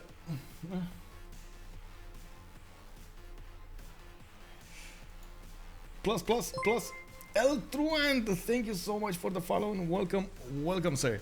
We do have, of course, to see over here what's gonna happen in the next few turns. I'm still waiting to see decision first of all by Khmer.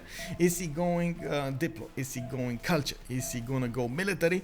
Because I see them a bit how to say defocused, defocused at the moment. Casey Sims for Michael. It's in our. Oh, thank you so much, Psycho. Much appreciated, sir. Wow, big hugs. We do see Potala Palace coming up over here. Looks like Elaphantguy is gonna try to snipe that away with the Isodor. I believe this will be a mistake. He definitely needs to keep all of the all of the actions for Statue of Liberty, especially if he wants to snipe it out. And since he doesn't actually have a lot of cities with good chops, I'm pretty sure he is gonna need all of the help he can get from the engineers. Of course, Phoenicia does have a caravel over here, and probably he's aware that might happen. That's why I'm saying he needs to be really fast on it. Like, get the harbor, chop the harbor. Get the Statue of Liberty, bam, bam, bam, bam. 3-4 turns, that's it. You gotta be on point with your build queues. There could be a possibility for him to get it in the Northern Sea as well.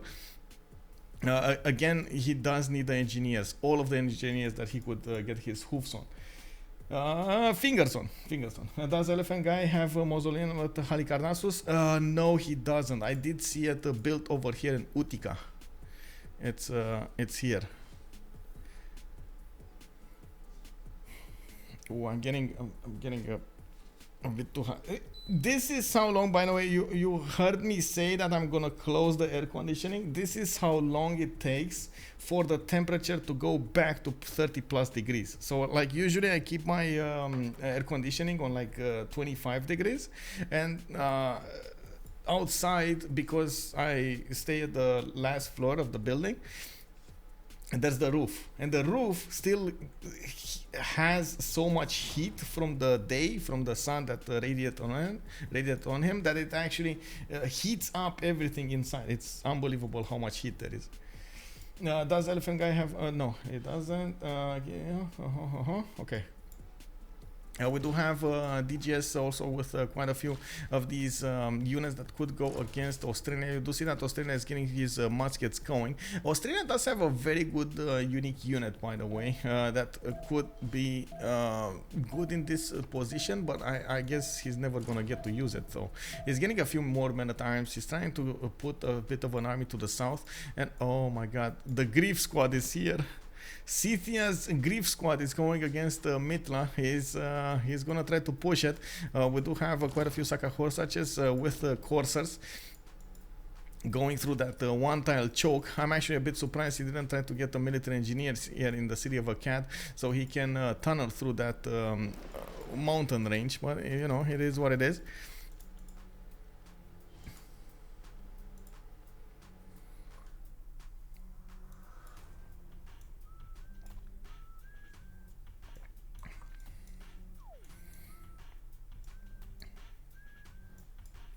Venetian Arsenal finished in 3 turns from Istapaluca.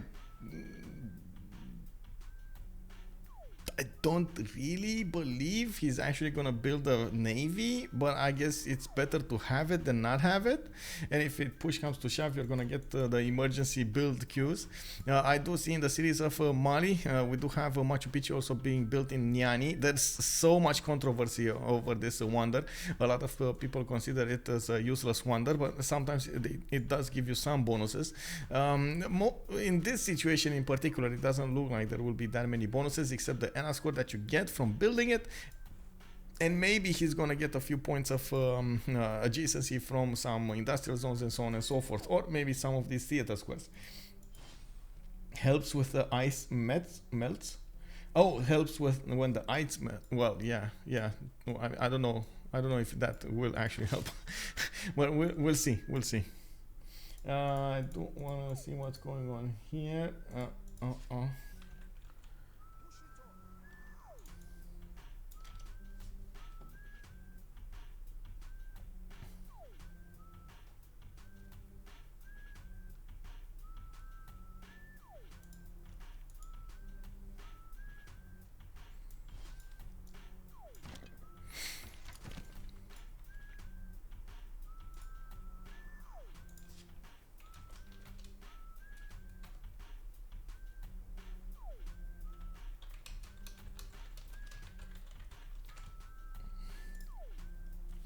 Much best wonder to get terrain score and no tile destroy.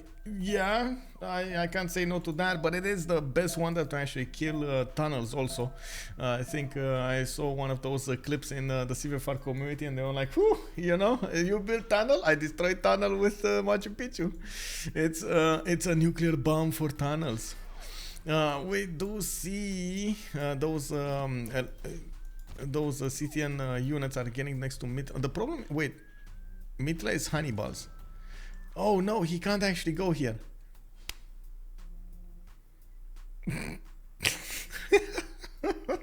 He can't get into the borders unless he attacks Mitla. Like, unless he actually declares war on Mitla. Mitla is stopping all of this Scythian army from doing anything here. I was wondering, why is he sitting over here? Isn't Mitla his opponent or something? And then I see Hannibal. Oh no. Talk about city states. He could get them in the water. I don't know why he's not getting them in the water. He definitely should get them in the water. It's not optimal, but you might as well do something, you know? Like, but by the time those get there, they're gonna need to be calves anyway. So I guess that's why he's getting them back. Let's actually see in the tech side. We do have scientific theory, mercantilism in 2. Does he actually have the upgrade button? No, he doesn't. Okay. Okay. Let's see. Khmer. Oh. Campus.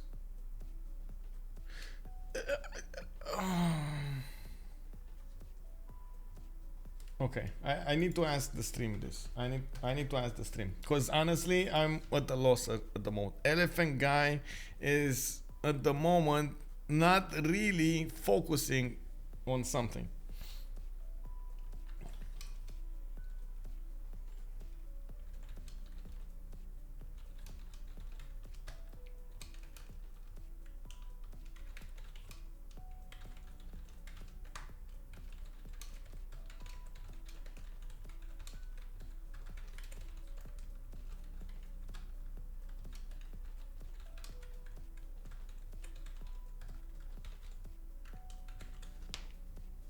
Okay, there we go. I need to ask a big question. I am at the moment begging for your amazing wisdom to tell me, what do they want to get as a victory condition? Do they want domination? Do they want culture victory? Do they want the Diplo? What are they doing? Of course, Qikaiyao is in there because otherwise I get punished. You know? It needs to be Qikaiyao. Qikaiyao needs to be there. Oh, I see. You're putting it on the domination victory. I see how it is. Okay.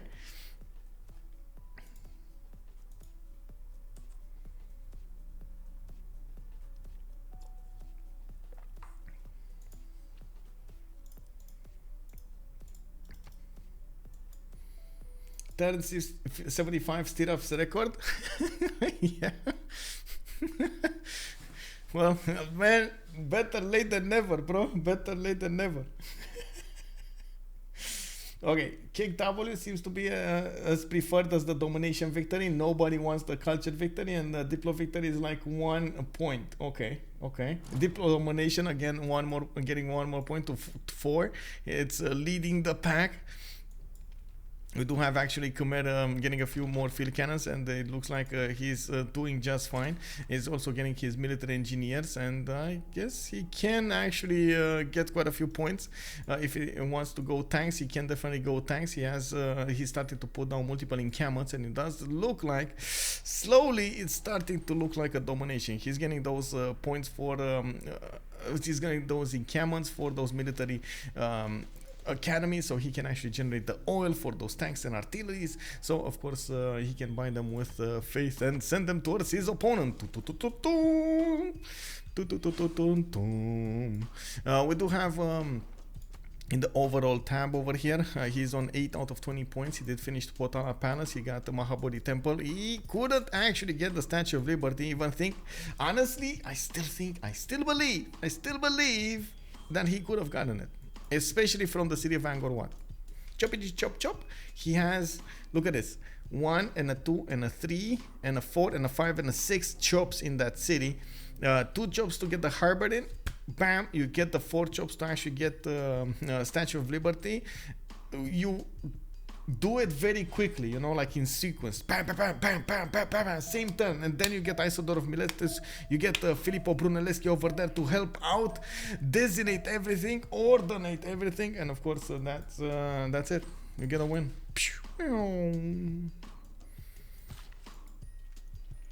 On Dido, stirrups on Dido. Well, I guess he is going bottom 3 right now. Astronomy in 3. Oh, that's not really bottom 3. I don't know what he's doing here. Let's see. Dido, qikaiyao.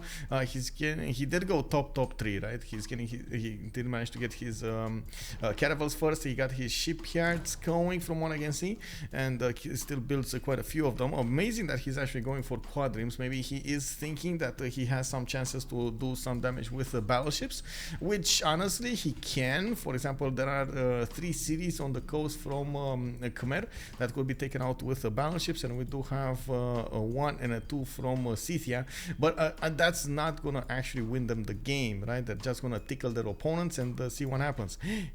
Oh man, this is just disgusting, man. Elaphantguy is saying, you come a bit, bro? You come a bit, bro? Oh, did you just poke me with an arrow? Was that your arrow, bro? I am coming at you. And you can see like a big 2-meter tall guy with like big muscles, everything. Like even the flesh on his bones is starting to actually explode over there because of how big the muscles were. You remember how big the muscles were on like Arnold Schwarzenegger when he was on his teens? Yeah, that's, you know, like you literally see everything.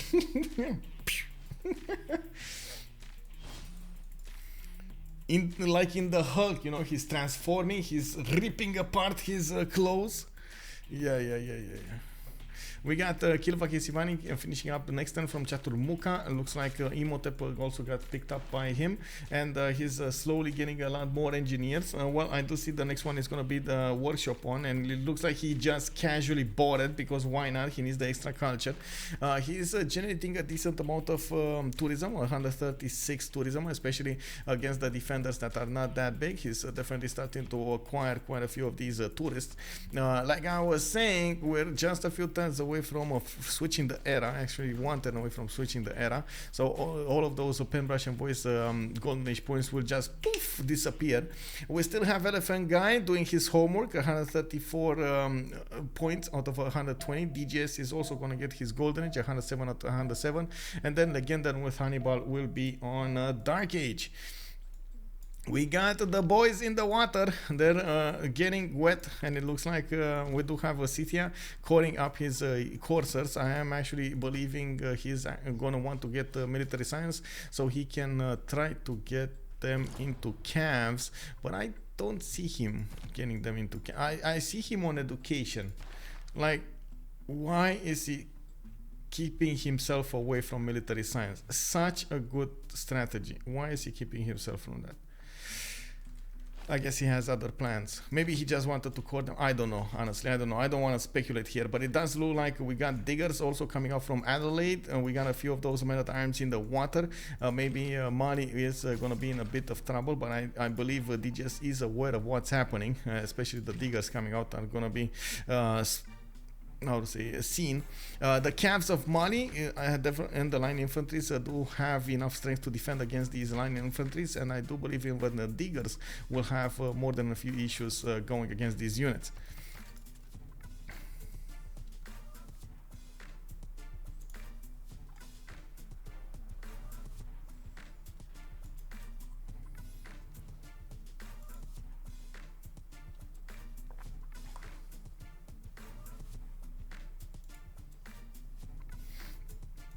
And another digger. And another digger. Oh man. Calves, bro. These diggers are 102 strength diggers. But Mali, though, he's gonna just create an army out of gold. In just a few turns, he's gonna create an army out of gold if he does look and pay attention to what's happening in Australia. If Australia does manage to also get a general for these, he's gonna do quite a bit of damage. Needs to be really careful. Mali needs to be really careful not to actually give these diggers any kind of headway or wiggle room, because these cities on the coast of Mali, ooh, they're gonna go down. They're gonna go down, bro. How far away is Mali from tanks? Refining in 2. I guess he's around 5 turns from actually getting his steel walls, and then he just needs a stronger unit to actually defend with. Alright, that should be enough time.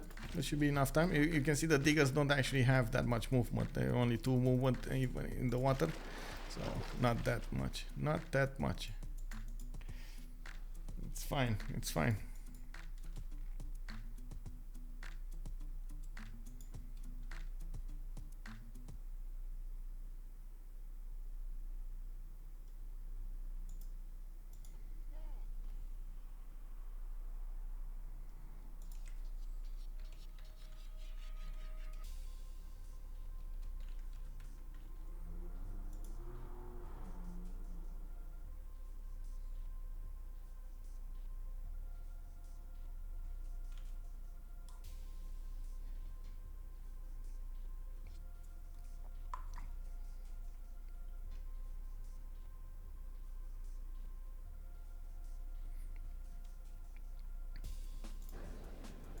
Okay, so new Congress. Is there any? No. I'm going T.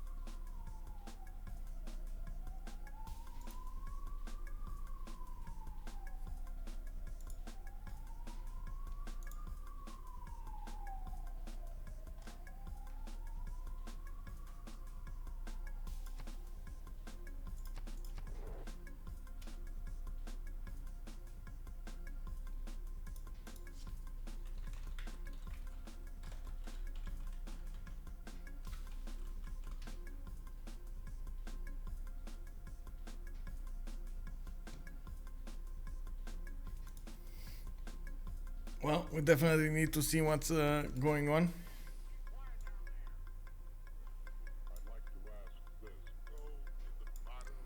Torre de Belém. Okay. Well, wait. Why is he building Torre de Belém? Is he going for the... I see monument, I see palace. Oh my god, he's gonna get a lot of granaries.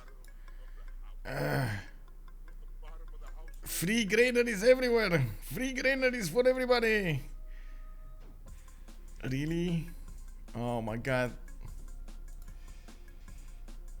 It is what it is, bro. It is what it is. Okay, so in the World Congress, we did have Elaphantguy gaining 2 diplo points. Shuishuirex is not going to go via culture, and it looks like the coffee will not have any amenity.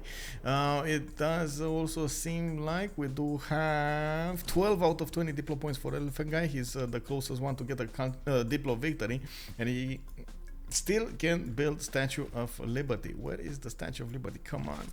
Why are you using Imhotep to build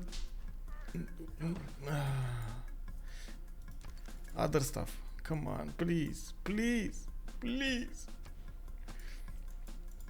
Anyway, I guess they're more interested in yeah, there we go. He's attacking into Mongolia, and we do see that Mongolia is going to have an issue defending himself. He's on rifling 110, civil engineering in 4, 185 science agriculture, and these parking shot cores do seem to do the necessary damage against him. This was his army, and of course we do need to see if his production will be on the same level as Elaphantguy. He does have a bit more science than Elaphantguy, especially in this era, but I don't think that's gonna last, and especially taking a look at the culture that Elaphantguy is benefiting from, I'm pretty sure he's gonna get to fascism much faster, mobilization and fascism at the same time. We do have the roads, the infrastructure being created, and of course you do see that Mongolia is getting a few line. Did he just straight up buy a line infantry with the gold? I guess he did think that the gold is going to be enough. We do have Shuishuirex also benefiting from quite a bit of gold in the bank. I believe this is the time they are going to see those diggers come against them, and of course you do see how much damage they're doing with their 102 strength. I think Mali should be able to get to nationalism, so he can core up his units, while I believe also Shuishuirex is going to be quite far away from getting his own nationalism. Yeah, there we go. DJs next to nationalism, all of these units will be a bit stronger, and I do think that he should definitely start buying quite a few of them, and I see exactly that happening. Heavy chariots are being bought from everywhere. He is going to use those as much as possible to upgrade them into cuirassiers and tanks, then upcoming into tanks, and he's going to get the steel walls in too. This should be defended relatively easily over here. Okay, so diggers, we do have them also one-shotting the calves if they get next to them, especially when they are on the coast. They do get an extra +10. That is quite a bit of damage outputted from those units. Of course, they still can get cities like Diara and Granada, but I don't think they can get the main cities of Mali. I guess we're gonna need to find out at some point. We do have the units of Scythia managing to get through the water slowly but surely. They're disembarking to the east of Ballarat, and they're gonna try to pillage as much as possible the lands of Australia. We do have also Scythia in the main cities developing his empire quite nicely. He did manage to chop almost everything.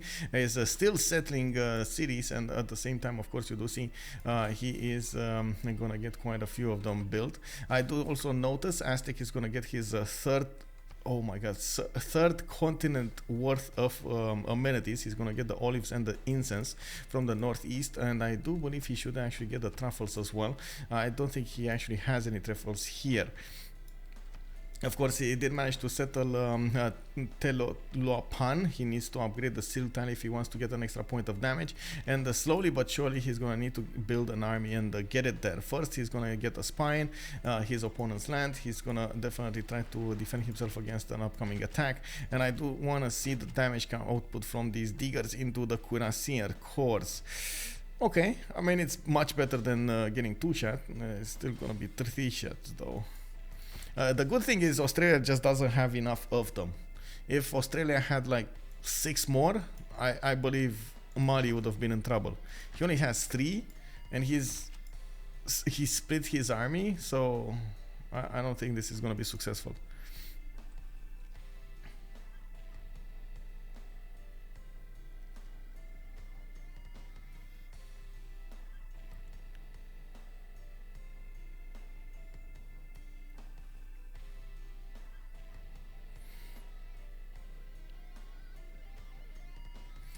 Smooth asking why is this game still going on. I released my balls.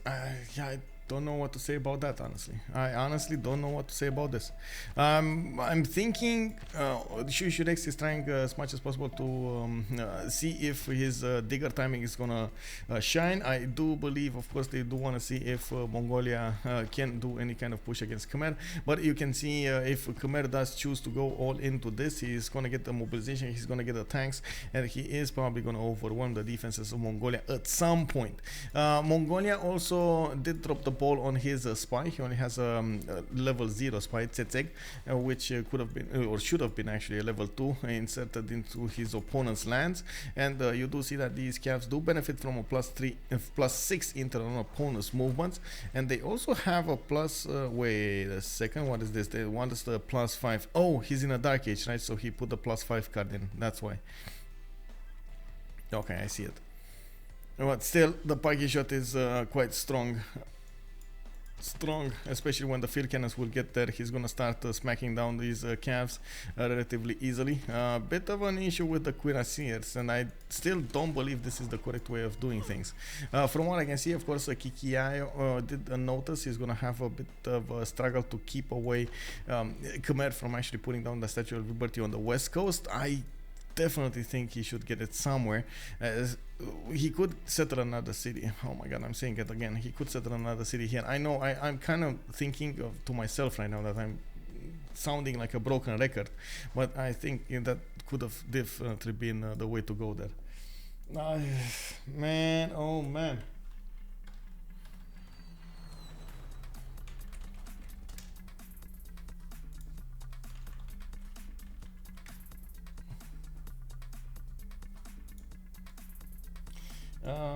Okay, so Khmer in the meantime can definitely use his faith to keep on buying stuff. He's getting his archaeologists to get more tourism, and maybe he's just thinking that pushing his opponent at this particular moment in time will actually force them to get a CC rather than wait and see what happens in the late game to get a culture victory or a diplo victory.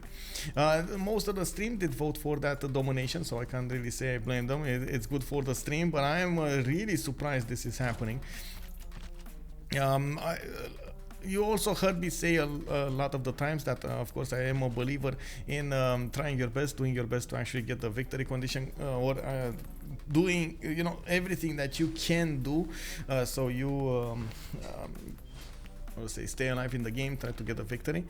In this situation in particular, in a 4 versus 3 situation, in this type of games, it's very hard to pull through.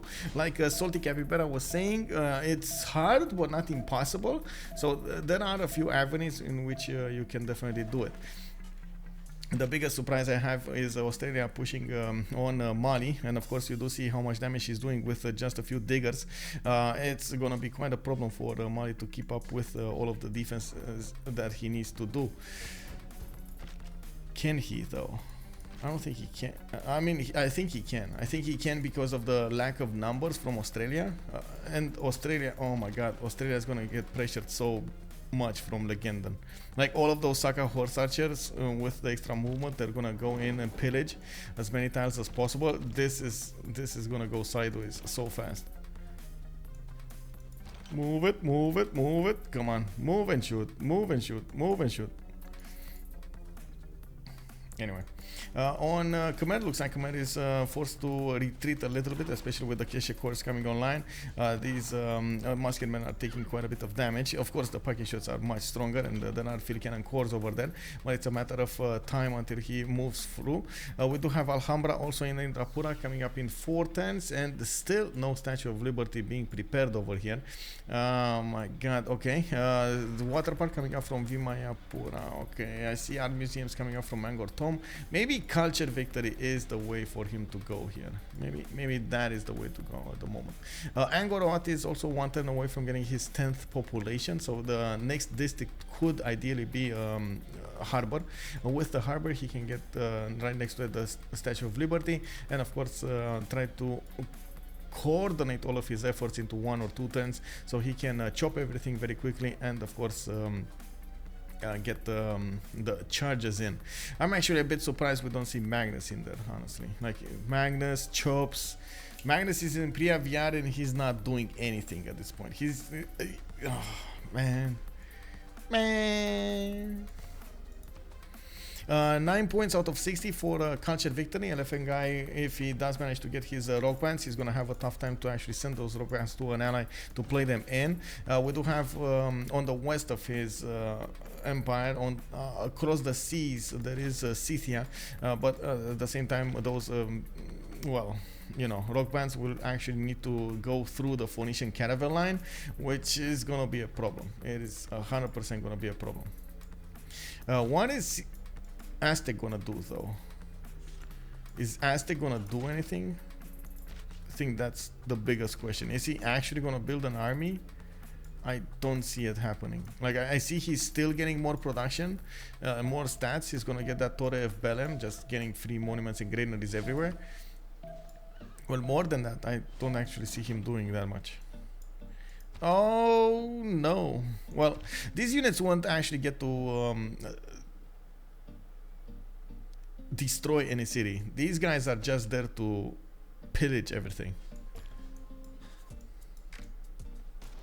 Steel walls coming online from the cities of Mali. You do see they are definitely putting up a good defense against the units of the diggers of Australia. We do have a few privateers that are starting to dwindle the damage, and of course Mali over here keeps on buying those units. Very important to buy as many as possible and get them on the defense with 1,000 gold. Whoa, 1,000 gold per turn, really? And you're not buying field cannons? Oh, he's waiting for the tanks. That's what's happening. He's 3 turns combustion. He does have quite a few of these encampments going, and of course he's generating that oil. I do want to see in the south if he does have some oil. Yeah, he does have 1, 2, 3 oil tiles. 4. Oh my god. Okay, 2 oil tiles because this one is 4 tiles away. 3 oil tiles. It's more than enough. With his encampments, it's more than enough. Can you show CSUs? Yes. Angus Soslav asking us if they don't see. I do not know, sir. I do not know why they're not CCing. Maybe I mean the only sensible reason would be they think they have a chance, which they think they have a chance. You can't blame them for that. We do have Elaphantguy holding Rapa Nui. Outside is also Elaphantguys. Legenden on Vilnius. DGS on Armagh. We got Mitla on Hannibal. It looks like they're holding all of the city states. All of the city states that are soused are actually soused by the gold by library team. And that means they're converting all of that into Diplo favor. So much Diplo favor. Oh my god, so much Diplo favor.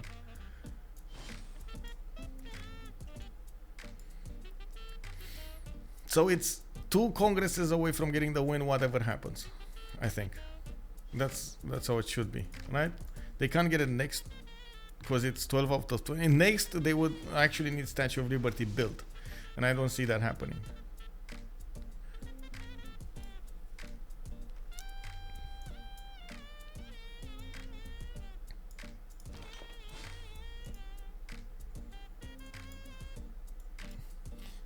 This was CC staging since then, 50 pre-second age. Oh, you mean because of the loss of Sweden? Yeah.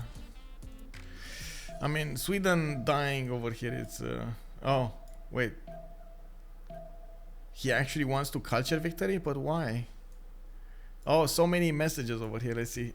Are we having fun? Yes, we're having fun!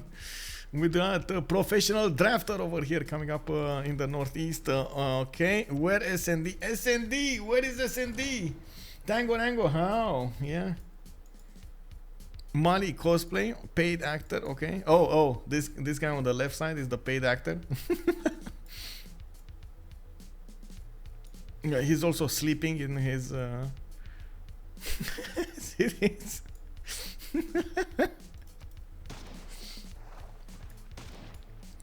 Okay, so these diggers are starting to attack into the city of Diaro. You can see they're doing quite a bit of damage against the units of Mali. Now, we do have quite a few of those units remaining, and every turn DGS is buying more and more of these heavy chariot cores.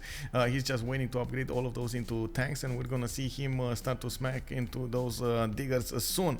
The diggers are quite strong on the defense as well on the offense. 112 strength units, especially the tanks will have a bit of an issue even attacking into these kinds of units. Mitra did get destroyed with the help of the 2 diggers and the trebuchet. That's an important amount of science taken away from gold by library, but it's not enough to actually balance them. Especially Hannibal here is on 364 science with 232 culture. We got DGS 250, 212. Elaphantguy is on 200 and 400. Very, very nice. More Ferris wheels. We got water mills. We got zoos. I mean, if he wants to go culture victory, it's way too late. Like culture victory will actually activate around 115, I believe. By this point, 115, 120, because he can't really play those rock bands. And I believe Diplo victory should be won in the next Congress, like 15 turns. If he does manage to get the Statue of Liberty, he can win it in the next Congress. That would put him. So Statue of Liberty would be in 4 points, right? So that's 16 out of 20 with how to say with 4 more points remaining to get from the World Congress. Did anybody build Statue of Liberty? Why is he not getting it? No. Is it something with Casey hating? Is this like a personal choice? Does he hate the Diplo victory? Is it like something he feels he's dirty on or something? Please, anybody from KC, does you guys don't like Diplo victory or something?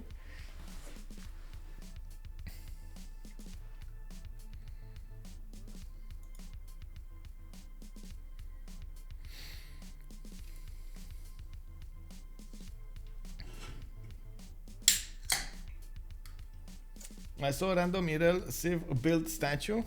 Wait, did he? Random Irel Civ. Oh, can you imagine if Mongolia built statue? Kick W. Phoenicia is getting a navy. I don't know why. That's the biggest question. Man, he's not even. Look at this. He's not even pressured by his opponent. Oh my god, and he got his industrial zone instead of a harbor here. Oh! Settler. Get it, bro. Get it. You can do it, bro. Put it on the iron. Get those forests. Chop as much as possible. Ah, come on. You still have like 3 chops, 4 chops. If you put it here, you got 4 chops. 5 with 1 on the tobacco. Plug in Magnus and you get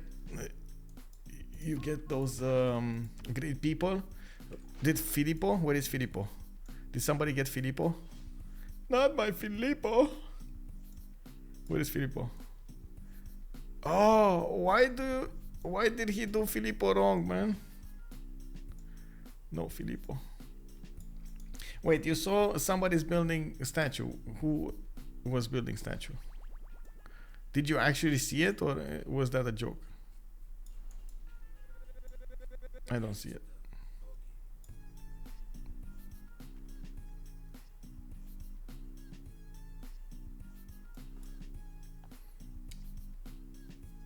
Sweden built statue, yeah.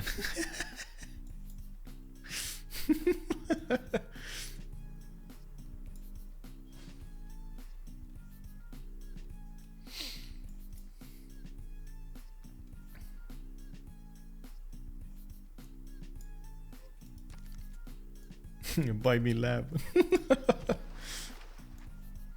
Man, I can't believe there are still sucker horse archers on the map. They still are trying to pillage his opponent. He's just trying to do as much as possible to keep away Shuishuirex from pressuring Mali, while Mali is just getting more and more units every turn. Like, oh, look at these heavy chariot cores. He's 1 turn away from getting combustion. He's gonna get to upgrade all of them. Of course, he will need a lot of oil at the same time as a lot of gold, but he's with what, 1,000 gold per turn. That's not a problem. That's gold is the least of his problems.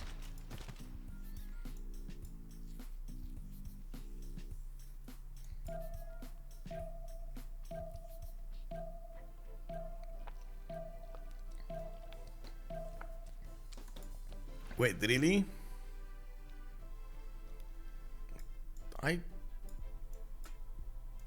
I'm pretty sure I was watching this and I didn't see it anywhere.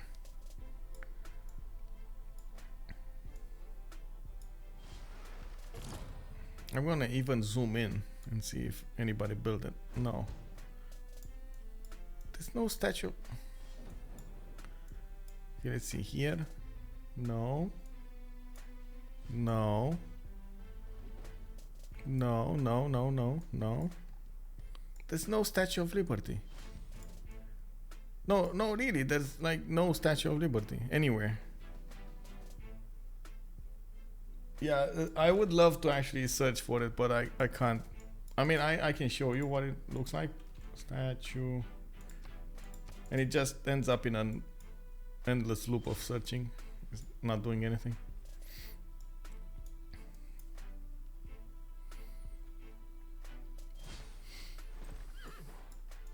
Okay, there we go. We got the tanks coming up, and you do see they do have a problem pushing into the diggers anyway, especially on the coast.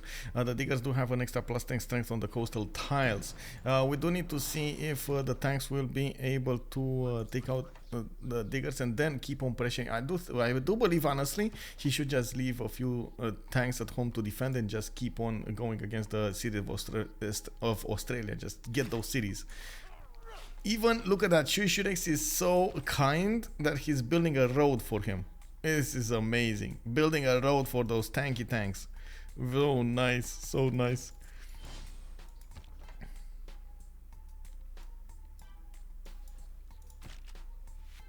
There is enough strength from these diggers to actually even take down the city of Diana. That's gonna be probably the only city that he's gonna take from Mali. But you know, it is what it is. He had to do some sacrifices here, and it looks like his sacrifices got paid with cities. Okay, so I think Elaphantguy is gonna do it. Honestly, I think he's gonna do it. And he has chances to actually chop Statue of Liberty here quite nicely. 1, 2, 3, 4, 5 of these forests with come on, where's the engineer? Add a Lovelace. Khmer is doing 19 great engineer points a turn. He doesn't. Oh, he has Filippo. Where is Filippo? Don't tell me he used. Okay, there we go. He didn't. He has 2 charges. Okay. Get it in the north, bro. You gotta get it in the north. Bubble. We got the War Department also coming up from Angkor Thom. This is, I mean, this is a statement. If he went War Department, he's definitely not gonna go Culture Victory. Like, if you wanna go Culture Victory, you're going National Museum. He went War Department. It's fine. It's fine. It's fine. Gustavus Adolphus also got recruited in Indrapura. He's gonna get a bit more defense on his units, of course, to the south. Mali is also managing to get one of those generals. He did lose a city, the city of Diana. It was an amazing city, but still it was a city, and Shuishuirex is going to be happy with it. I do believe, of course, right now we do need to see what DGS is going to do. Recruiting Dandara, putting it to the north is going to be an option, and of course we do need to see if he's going to want to take out the Australian diggers before he's going to do the damage.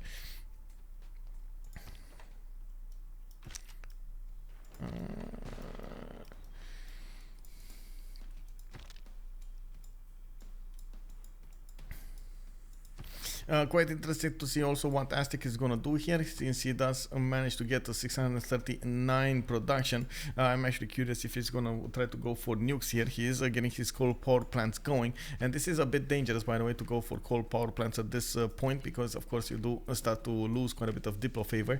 I'm really doubtful that I'm really doubting the ability of Cringe Gaming to actually get that diplo point or get any kind of diplo points from the World Congress. We do have 12 more turns until the next World Congress, and of course there are a lot of things that can happen, and the biggest one of them is Statue of Liberty. Oh my god, I feel like, honestly, I feel like a broken record. And this is the moment I need to ask again the chat, the big chat. Let's see. Wisdom of the chat is invoked right now. Will Elaphantguy win before or next Congress? Yes. Oh, click W. It's a dream. Let's see. What do you guys think? What do you guys think? Oh no, Mali lost a city. Now we can say DGS died. Oh, yeah, DGS. Well, I mean, yeah, DGS. 1400 gold, not enough, bro. Not enough to save your city. You needed to get a lot more. 2000 gold and you had this.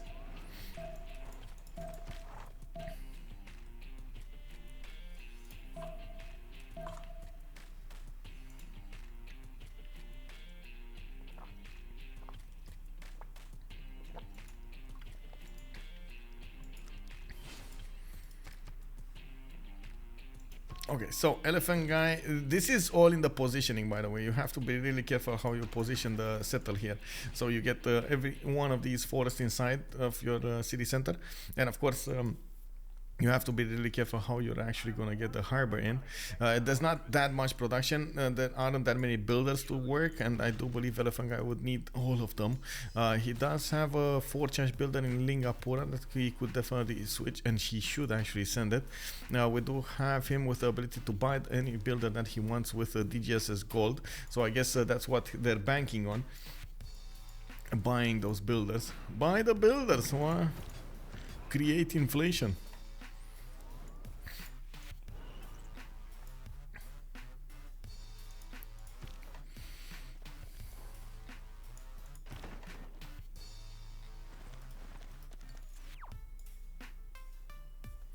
Those diggers are starting to run out of units to attack into, especially the tank hordes are a bit too strong for them when they are high in HP.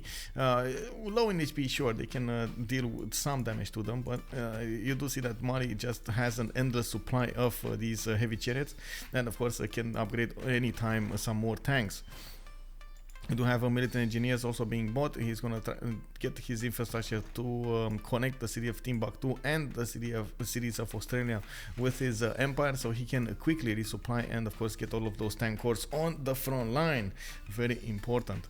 We do also need to see what Australia is gonna do. At the moment, he's actually just doing more digger cores in his empire, trying to put so much production into it, but his production is just not there. Like, just not there. You have DGS with an ability to literally buy 4, 5 units at the same time, on the same turn, while DGS can just build 1 digger every 5 turns.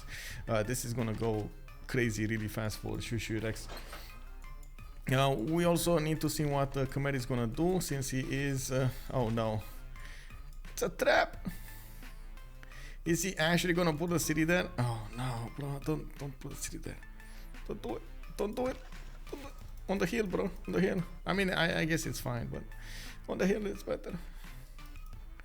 It's fine. He's gonna need a lot of gold. Does he have the gold? 583. Why is he not moving the builder? Hello, builders cannot be teleported. Also, he's not gonna need Magnus. I guess he needs 5 turns anyway. Like, get Magnus, plug it in. He's gonna need 5 turns anyway to start chopping. Chop it like a sad, chop it like a sad.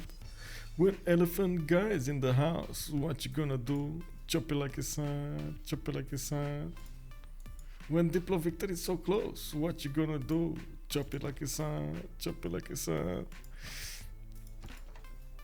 Well, okay, so looks like Mali still puts the pressure on Australia. At the moment, he managed to stop any kind of aggression from Australia, and of course, he is probably going to start taking down the diggers slowly but surely.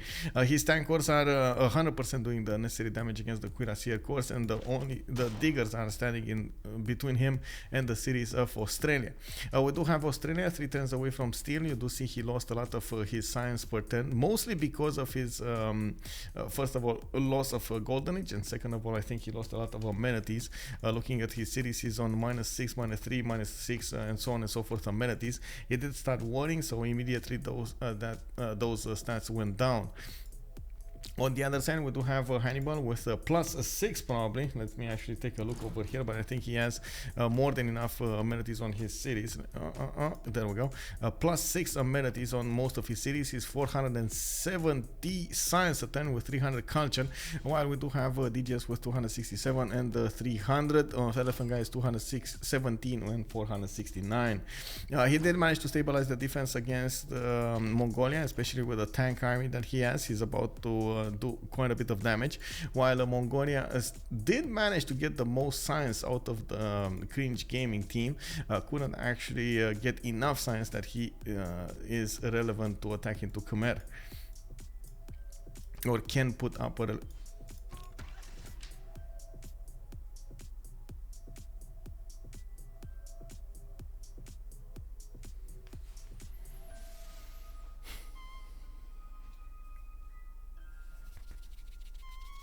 We will see bombers or nukes. Yeah, it looks like Elaphantguy is totally ignoring his ability to get the win in the next 10 turns.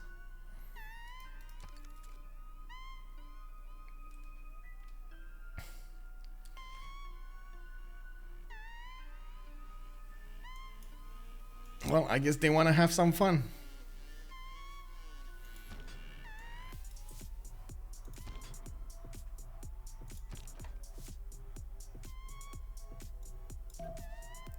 Yeah, I don't know what's happening there. He plans on building. Yeah, exactly. It was all in the plan. It's all in the plan. Yeah.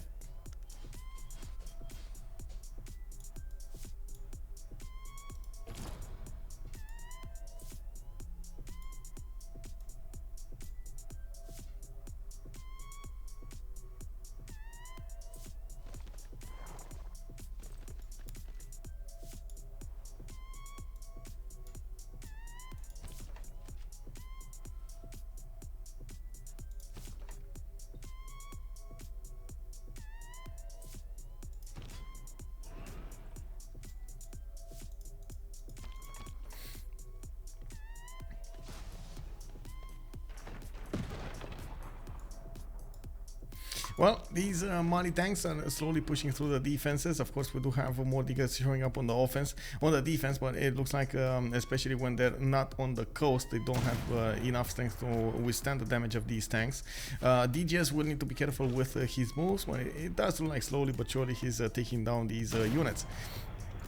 Especially with the arrival of Dandara on the front line, he's getting that extra points of those extra points of damage and slowly taking down all of the units of Australia. It's not going to be long until Australia is going to start losing cities. I do believe Mali would actually need to get a few artilleries to go for the offense over here, because otherwise he's not going to chew through the defenses of his opponent that fast. We do have 9 more turns until the next era, and of course we do need to see if he's going to manage to get into a golden age. Getting flight in 1 turn, I do see at the moment in the arena score screen he is in a dark age, very low points. Not getting a golden age will mean no 2 arms, will mean no +10 on those units against defensible districts, which will definitely slow down his advancements. Oh please, oh man, no, what is he doing, bro? Is he actually gonna try to get it here somewhere?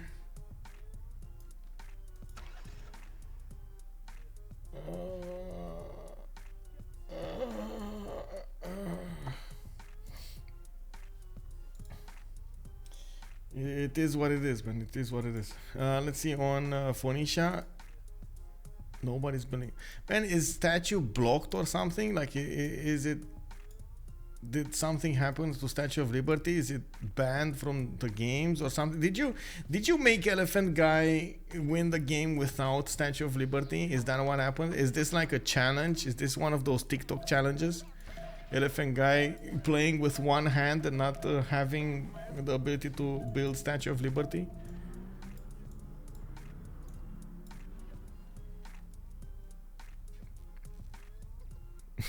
Buriz, I see you get mentioned over here.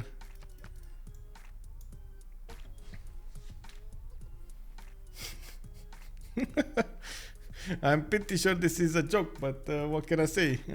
Scythia did mention you, Legenden.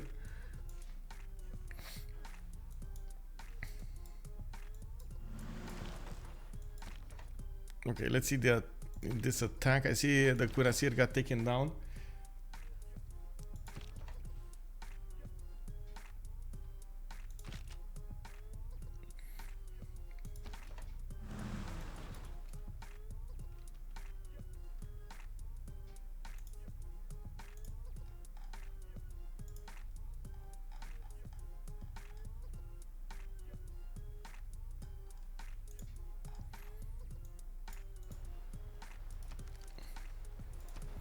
Culture 15 out of 74. Okay, that culture victory is not gonna happen.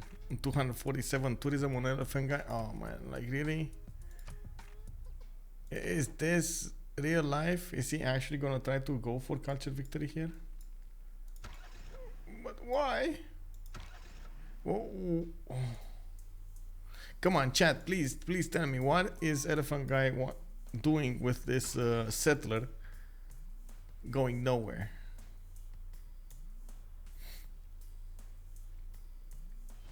Man, I cooked dinner, ate, and had a chat with a friend since my last visit, and CG still hasn't seen. Yes, man, they're a tough bunch. What can I say?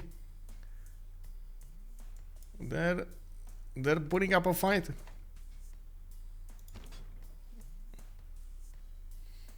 He's trying to find uranium. Why would he?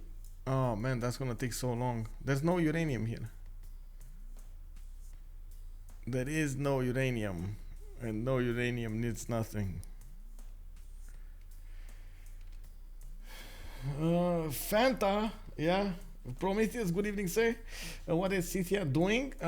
Trying to sim. I don't know, getting a lot of cities. Is keep staying here. Is 4K elo in battlegrounds. Okay, that's a lot of elo, by the way, in battlegrounds. Celestial Khmer. When Celestial Navigation Khmer. Oh my God, he knows. He knows. Scythia knows. He knows that Elaphantguy should have actually gotten this. Oh, he got a campus in Angkor Wat. Come on, bro. Oh well, it is what it is. I'm pretty sure he's gonna know next time. He could have done it. Adelaide is probably gonna get steel walls distant. Shuishuirex is wanted away from steel. There we go. We got the turn rollover and there we go. 300 fortification health is gonna be quite tough for those units to push through, and you can see DGS can actually get some pillages off. There we go. He got. How does this work, by the way? You pillage a farm and you actually repair metal. How does this work? Does anybody know how does it work? Like, can you patch things up with metal, like with corn? That is everything better with corn? They don't CC because they are cringe. Mekonzina. Okay, city to trade with allies. I guess so. I guess that's a good point, Pebbles. That is a good point. He could actually get to trade with two of his allies. You can use farm machines to repair the tanks, tractors, etc. Oh, I see. Yeah. That's good. That's a good point. A nice point over there. Definitely, you can. Well, to some limit, you can use some of the. I guess. Use the tractor parts. Yeah. Where are the artilleries? Well, that's what we want to see over here. Mali is connecting all of those. There we go. We got artillery armies coming. He's getting the military engineers to correct the roads, and of course all of those tank corps will need to make way for the artilleries. I'm pretty sure also we're gonna see him. He's totally ignoring the digger corps. This is so fun, by the way. So funny. I mean, he's totally ignoring the digger corps on the coast. He doesn't care about them. They're in his land, but he doesn't care about them. That is so much disrespect against the diggers. We do also need to see what the tech side is on DGS, his 3 tons radio, 1 ton mass media. I think he already has flights, so he should have the ability to get balloon. That will be quite important for him to push his way through the cities. Of course, observation balloon does grant you an extra range to siege units within 1 tile. Very important to have that bonus when you're going on the offense. Let's do a city name review on Scythia. Okay. Scythia, let's see. The capital city. What's his capital city? This is his capital city. Buri's worst GPL member. Okay, let's do this. I'm gonna put 1 minute polls on this. Rate Scythia capital city name. 1, 2, 3, 4, 5. Worst, best. Okay, 1 minute. Yeah, 1 minute. Let's go. Rate Scythia.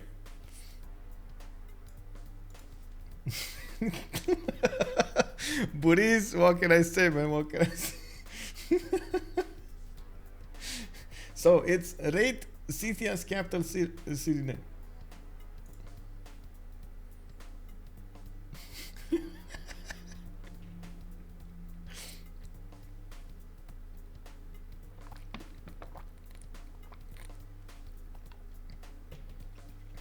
Wait, Boris, you actually voted for the best name? Okay, okay, I see how it is. I see how it is.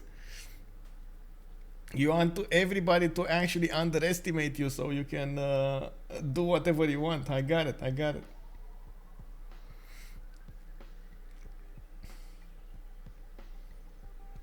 Okay, it looks like we got 5 in the best, 1 in the 4, and 2 in the worst.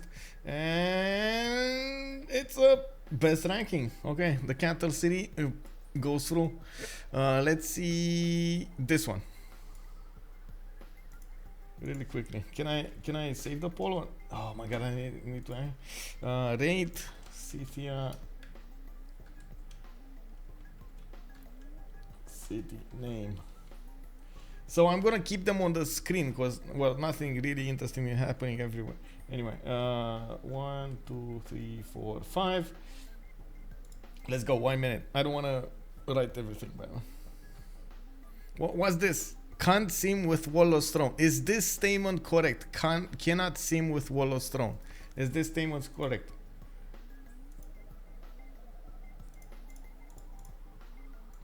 You cannot seem with Wallow's throne? I mean, you kinda can seem taking over your opponent's empire.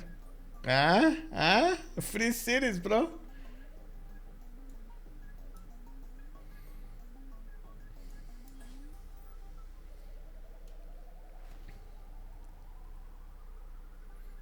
By the way, did anyone else notice they actually wrote gold by library instead of library? There's a missing R.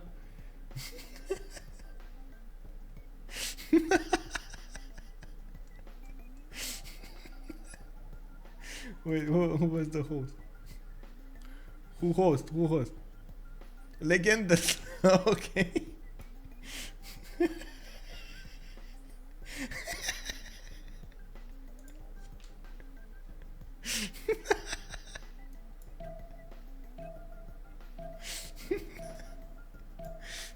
Wait, let's see. Okay, is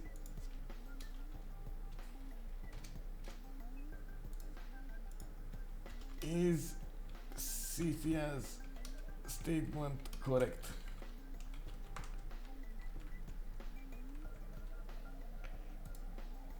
Okay, paid actor left, and he's talking about Hannibal. Is he correct on this? Is Legenden correct in calling out Aztec a paid actor? Yes. Okay. I gotta point out, we got Hannibal over here, 514 science, 300 culture. He is on a 400 gold a turn and 745 production. Oh man, that's hard. Let's actually take a look at what's happening over here. Those tanks have gone through the cities of Australia. There are more on the way with artillery armies in tow. Those artillery armies will need to make their way towards the cities of Adelaide and Hobart and start smacking them down with the shells. We do see there's a digger. Oh no, the digger will survive. We do need to see a lot more of these artilleries. Okay, tanks coming up from Mongolia. He does have no damage. Fascism, by the way, on Khmer. That's more than enough to withstand the damage. Okay, next up, let's see.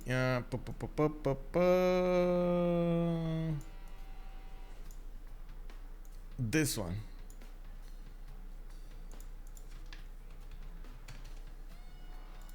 Should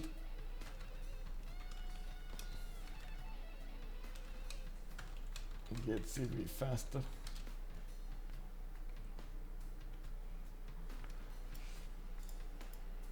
Okay, should Elaphantguy get a CV faster?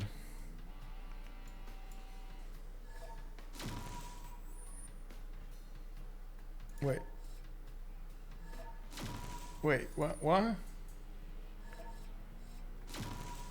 Oh, they actually CC? Oh, okay. They actually CC'd. Okay. Okay, well, GG, well played. That was something. We did have Scythia pushing on Sweden from the beginning of the game. He did manage to take over the Swedish Empire. We did have also Aztec getting as big as powerful as possible. Australia has been leading in the Sanskrit for some time, but then his opponents started catching up. Not to mention Mali did build such a good empire that he was making more than 1,000 gold per turn for tens of turns now. We did have also a Khmer in a 2 versus 1 situation on the eastern side of the map, and he did manage to keep his defenses alive and even poke a little bit on Mongolia. He did have a chance to go for a Diplo victory, didn't actually quite get that Diplo victory, but he was close to it. He's also getting the tank armies from his empire right now, and probably gonna want to go against Mongolia soon. We do need to see what's gonna happen. It looks like Khmer is gonna poke in the east with cav armies. What? Helicopters. Okay, these are all helicopters. I do want to also go into the channels and talk with the teams over here. Let's go and ask them what happened. What did they do? Let's see. Post game 1. Let's go. I have to say it's the best Mali stack I've ever seen.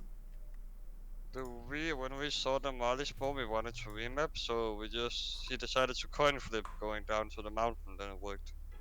Yep. Everywhere. It's just awesome, you know.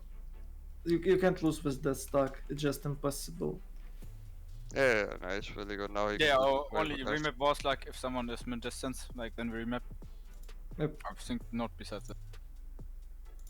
And like almost all the good narratives were banned, so we were pretty sure like Mali is probably one of the best picks. Yep, really cool. And that naval trade routes with Aztec, it's something. I counted. You had like about 25 trade routes in the mid game. Well, for Mali and for Aztec combined, and it's too much. I guess it's too much. But I even lost one merchant because of slot order, and the other one because I fucked up one job. Like I was one job too late. Oh yeah. When I noticed it, I'm like, what? How can you lose it to traders? Yeah, the first one was really sad because of slot order, but the second one he got one turn faster. He projected both of them, so his stats were really bad, but I should have gotten those. It doesn't really matter for you because with that stack, nothing else matter.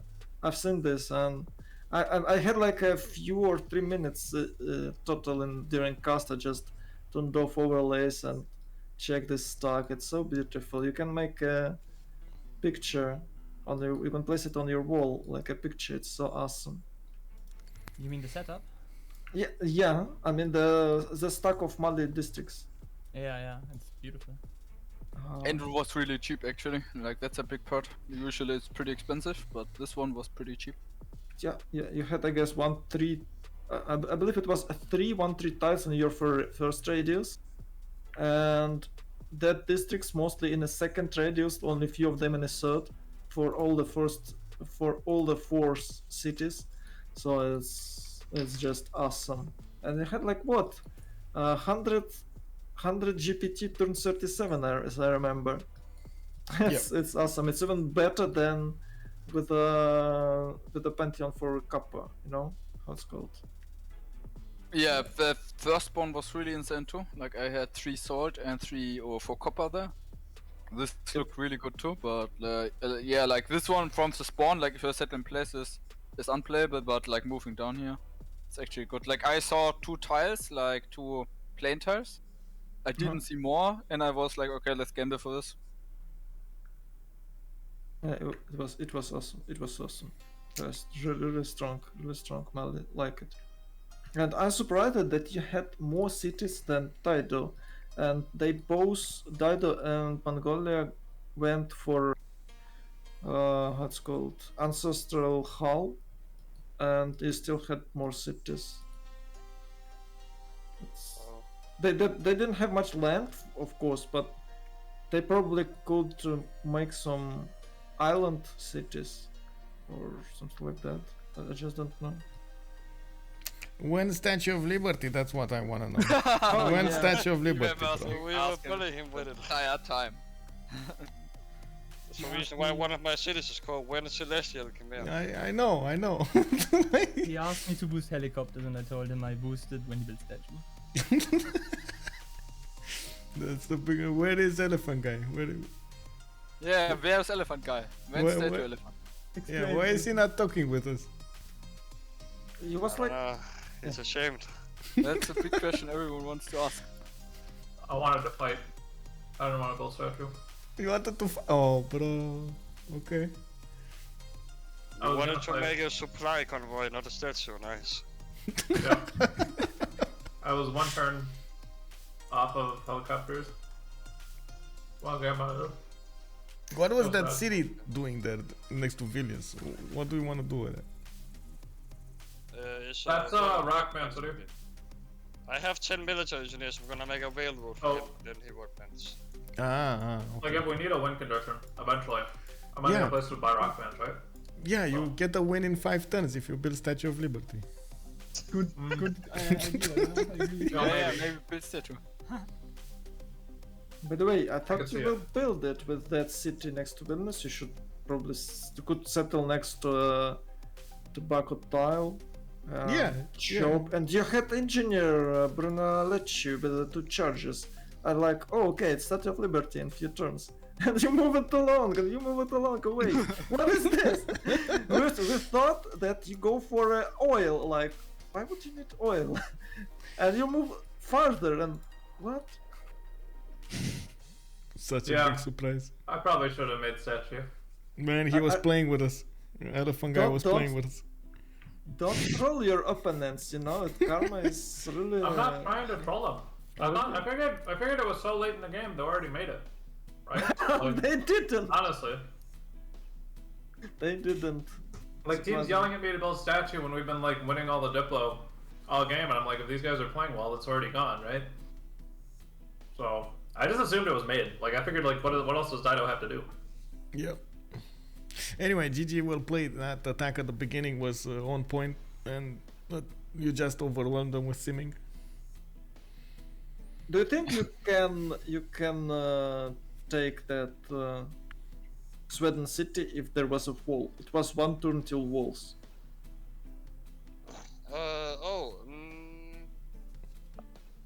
I think then it's just delayed because I'm still going towards catapult. Yeah, but I started like going more aggressive because I knew I could see he was making wall, right?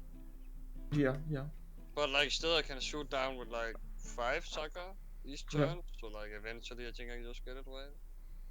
Yeah, probably yes.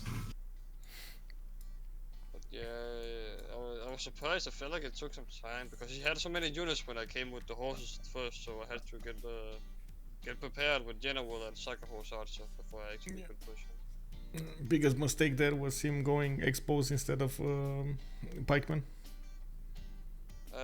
Yeah, that's probably true. The Xbox didn't really do much. Yeah. And this time I got to steal a settler and not lose mine. Yeah. Well, you redeemed yourself. It's so good. Very good. Yeah, but I gotta point out, you were hungry when you set up the game lobby. You forgot an R in library. Oh, yeah, I got told. I don't know, man. Unlucky. So now it's what? Libere? Libari. Libare? Yes. Goal by Libari. Happens. Well, they had enough of golds to buy anything, you know, even Libare. Yeah. Yeah. I bought all of them. Yeah. Oh yeah, it was like what? In a peak, it was what? 2000 gold per turn. 1200 Mali, I guess. 1200 GPT for Mali, I guess. And I think you sponsored Khmer as well, so it probably was even more than 1200. Yeah, it went really up. Like I think it's more impactful early game. Like the early game, like having this much money for the team, everyone can just buy traders, settlers, whatever he likes. Yeah, really strong. Zero commercial hubs Khmer, I guess. Yeah, you didn't need to. I eventually made one once I realized that the tour Oh. for more trade routes. You break it. Why? I placed one down on turn maybe 87. Oh. Okay. It was hella discounted district at that point. It was like 2 turns. So I was like, Yeah, I think you had a discount for that. Yeah, you're right. Was it it's a second city, yeah? With a wonder. yeah, Private Hills was B2. It was really good. It was awesome. Really, really good. Daida had what? Yeah, Gobustan. Gobustan. And I like, oh, Gobustan for Daida is just awesome. And then I thought your wonder and like, yeah, maybe it's Yeah, not the plus, best. oh, was it like a +7 holy site off river? Pretty good. Yeah, looks like it's +7, yes. Oh, and you got what is it? Scientist for science. It's +14 science too. Oh, cool. Oh yeah. I got the face scientist guy. Hildegard. Well, GG, Yeah, well team played, called out guys. to take it. Hannibal was watching scientist like a hawk that game. Have a good So, evening, and I do hope. Right now, this was your last game, right? Okay. Oh, so we you finally got. So we're gonna figure out where we're seated. You're 5 wins and 3 losses, I believe, right? Yes. Maybe. Let me actually take a Yeah, look, we 'cause are. I know We are. I. We are. I think I played in 2 of our losses at least. I played like Good to know, Elephant. I played like 4 total games, and like half of them were L's. I think this is actually going to be an interesting situation because there are quite a few 5s and 3s on the. How to Yeah, say? right now we're number 7, but I'm sure more games will I get mean, finished there's a up. lot of games tomorrow and Sunday, right? That's gonna Yeah. decide. I think 5-3 should be what you at I think least we have a need good for head-to-head. second division, right? Oh, for sure. No, so second division is, I think, a certainty. It's more about if you do manage to get into the first or not. Because Yeah, we figured we'd be right on the line when we formed Yeah. the team. We figured we'd be between Division 1 and Division 2, but with Lufthansa disbanding, that knocks one team out of Division 1 that we had just assumed would be in it. So we Oh. might be closer than we think. yeah, actually, let's see. Goal Our by head-to-head's pretty good. yeah, there we go. You're on the 7th right now. It's updated. Yeah. So you're on the Our 7th head-to-head's place. pretty good. Yeah. And We Holiday lost that Highlands H2H. will People play on. against Forever Young on Sunday. Mongagan will play against Sas Banana tomorrow. And Holiday Highlands, Among Us against La Table Ronda. So there's quite a few possibilities over there for 5 and 3s. The tie, like 3-4 teams tying each other over there. Also, all Yeah. the teams that are 4-3 still playing, no? Yeah, no, I wouldn't be surprised if Zach moved out. We are farmers here to the Mishwadik could also go out. Did we play against Santa Sharks? We did, right? We beat them? And they're 5-3 now. So how many Or we lost. teams is going to Tier A? The I think division? it's Eight. gonna be 8. Yeah, It's gonna be it's the divisions are gonna be split in 8 teams anyway. So like 8, Oh. 16, 24. Oh, okay, got it. Yeah, I don't think it's possible for. I mean, there's gonna be tiebreakers at the 5-3 line that are determined by like head-to-heads, probably head-to-heads and strength of schedule. Yeah. So it'll come down to tiebreakers and strength of schedule for us. I'm pretty sure, because we're gonna be tied with teams that make it into Division 1. No, we're just gonna be tied with teams that do it. There's no way. There's gonna be 5-3 is gonna be the bottom of. Yeah, I Division think there one. will be quite a few types over here. By looking at the matchups, there's a high possibility, for example, Forever Young will win against Holiday Highlands. So that's immediately a team that will have 5-3 at the end. Then Among Us against who are they playing? Tabula Ronda, I guess. La Table Ronda. Again, La Table Ronda is going to have a very strong team. Among Us is basically the Chinese team, right? With Czop and the guys. It The has first- Iran and Sarauter. Iran and so on. Yeah, Civ Rider. Yeah, But they're pretty good. they are pretty They're good. pretty good. Yeah, they are pretty good. So that can be an upset. So, but either team that wins either team that loses is gonna be on 5-3. It doesn't Yeah, matter but who they loses. they both actually won against us, so they both have advantage. So Did we lose to the Chinese? We didn't lose to the Chinese team. we did. Did we? But, Was I on there? the Chinese team was where it was closed, I guess. And he was like 5 turns off Oh, okay, okay. victory, but I full died. Die full. Okay. Chaturanga was the game where you played your technical. Oh yeah. No, Table Round was The the first technical game, game, you know. That was a funny one. I think the first one was just Freesim Babylon OP, not technical. Yeah, that's also true. Because I won my sheet. No, if you spawn next to Babylon, it's not freezing. Yeah, but we didn't. Unlucky. Unlucky. So, is it possible to have some deciding few games before we That's decide the- to go for I think that's the question. tier A? I That's think a that's the question question. for Maniac, no? Yeah, Or I know. you'll just use a table here. The So buck it has some additional stats. So I'm not sure what will you do, guys. Or anyone aware? Michael, are That'll you be involved that's a in question. this? That's a question for the TO. I think he was just gonna use. Oh, okay. I think Use it's the standings if it's and too then- tight, like between 8 and 9, then it's gonna be a bit of a problem. If it's just between 6 and 7, it doesn't matter. So Yeah, it looks like it will be between 8 and 12 or something like that. Yeah. so that's gonna be an issue. They need to. I mean, we can use this buckshot system that they have, and I guess this is the direct contact between the teams. What they did, the direct result. Yep. Yeah, I think it will be easier to use what we have in a challenge. Yeah. But yeah, Maniac Because is gonna otherwise eventually make the decision, I think. Yeah. Anyway, have a good evening, guys. It was a great game to watch, and we'll see each other in the next one. Thank you. Thank you. Was awesome, guys. Thank for Yeah. that, Mali. It's really something. It's really pleasant to watch this stock. Ah, awesome. I make a few screenshots of it. GG, guys. GG, Bye-bye. well played. GG. Bye bye.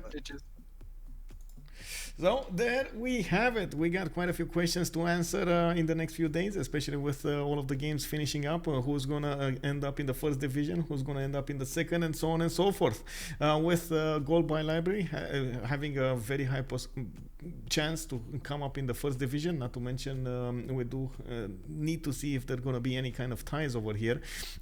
Also, we're gonna wait for a decision from Menjak to see what kind of road we're gonna take. We did watch today Gold by Library going against the boys from China, and we do need to see what they're gonna end up doing in the next ones. Cringe Gaming did not give up on their chances of winning this game. They did manage to they did try to win it with a 3 versus 4 situation, putting those points to win. Of course, they do have 3 wins and 5 losses, so they're still gonna be quite tough over here in the divisions. I'm pretty sure we're gonna see quite a few updates in the next few days. Also, tomorrow we're gonna have Among Us going against La Table Ronde. I believe it's gonna be 1830 if I'm not mistaken. I can actually take a look at my Discord over here to give you the information. Upcoming games. We do have Among Us versus La Table Ronde on 1800 GMT on Saturday. Tomorrow, stick around and we're gonna have quite a few more games with the CPL Premier. We're just getting there. This has been the seeding phase, and we've seen quite a few new teams gathering, and we've seen quite a few new players on the scene. We got to know them. We got to actually look at them play and develop. And I do believe there were quite a few surprises, upsets in this tournament. Of course, we also have the CVFR squadron starting to ramp up. We will start the qualifiers for the CWC soon. So quite a few things are starting up in the August to October period. Thank you very much, everybody, for the follows, for the support, for your kind comments, and of course everything kind of support does help me a lot. I do hope you guys enjoyed the show and I give you some entertainment value over here. I hope if you're also coming up from YouTube, you're gonna throw this video a thumbs up, and if you didn't, I totally understand it. Throw it a thumbs down.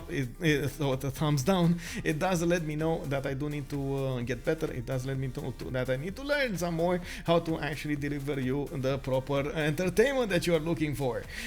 We have some fun with Civilization 6 gaming. Of course, as much as possible on the stream, on the YouTube, I do stream a lot with Civilization 6 games. You can take a look over here in my Discord to check out my schedule. Now that I did go through all of the how to say, the summer and so on, we will start to ramp up our games, and of course I do hope I'm gonna end up again with 5 and 6, maybe 7 games a week, so we get to see a lot of action.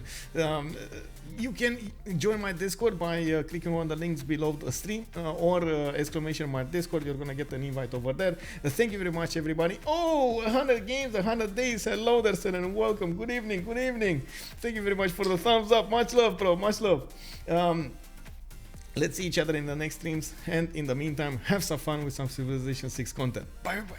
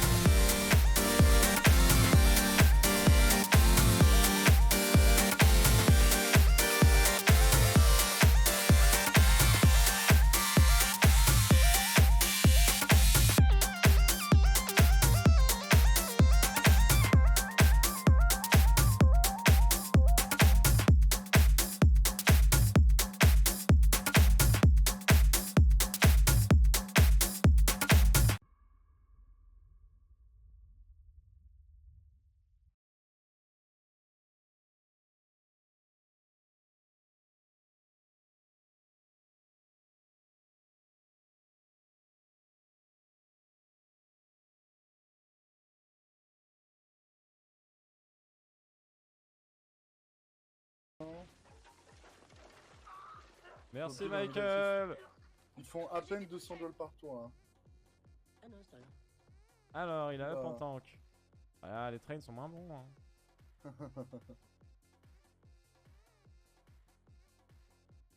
Ouais, chacal. C'est vraiment un peu à chacun d'impériaux, lui. On est où là? Du coup, je vais back hein, parce que là, je push plus du tout. Hein. Je vais Tu attendre... battes là? Ouais, je vais attendre fascisme et Attends, fascisme, hein. et le général. Simplement. Ok, bah moi je pas, du coup j'attends. Ouais, fais donc ça. Là. En vrai, quand tu débloques le général, il y a le mien qui se débloque aussi, quoi. Ah, mais il a assis à Charleston, putain, faut que je ramène une autre frégate. Ça rend dingue. Ça rend dingue. C'est quoi les 1500 militaires d'Alexis? Ah, c'est des hussards, ok.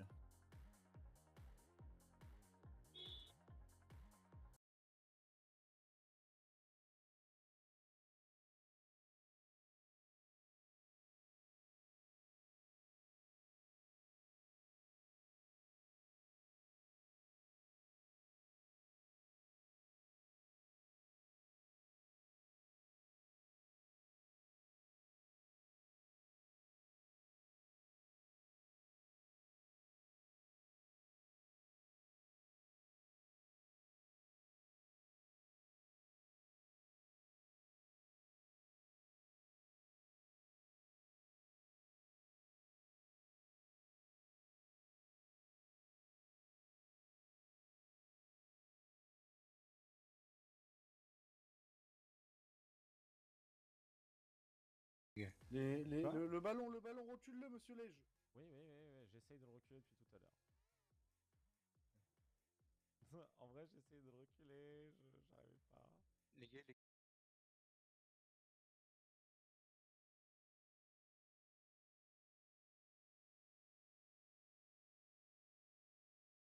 Hello.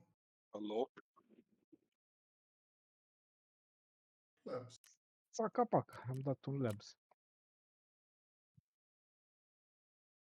Am bătut niște raideri, am bătut un player. A fost. Și ne-am extras în ultimele 4 minute. Eu am avut pilgrimul plin și PC a luat un raider, backpack de pe un raider și am ieșit și el cu Totul plin. plin.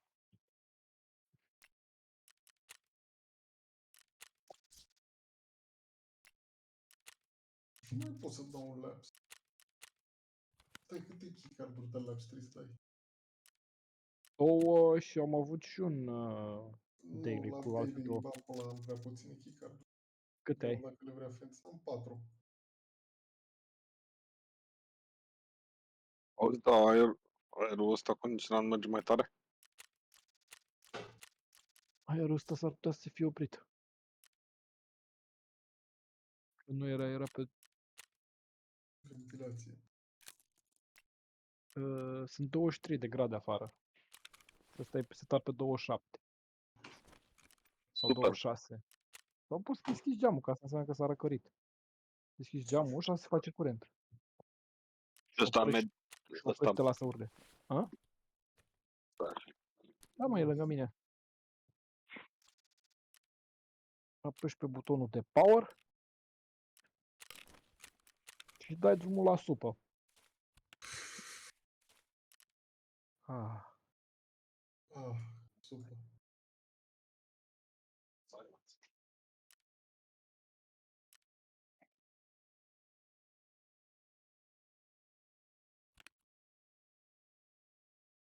Ce poți mai Avem da și un laps? altceva.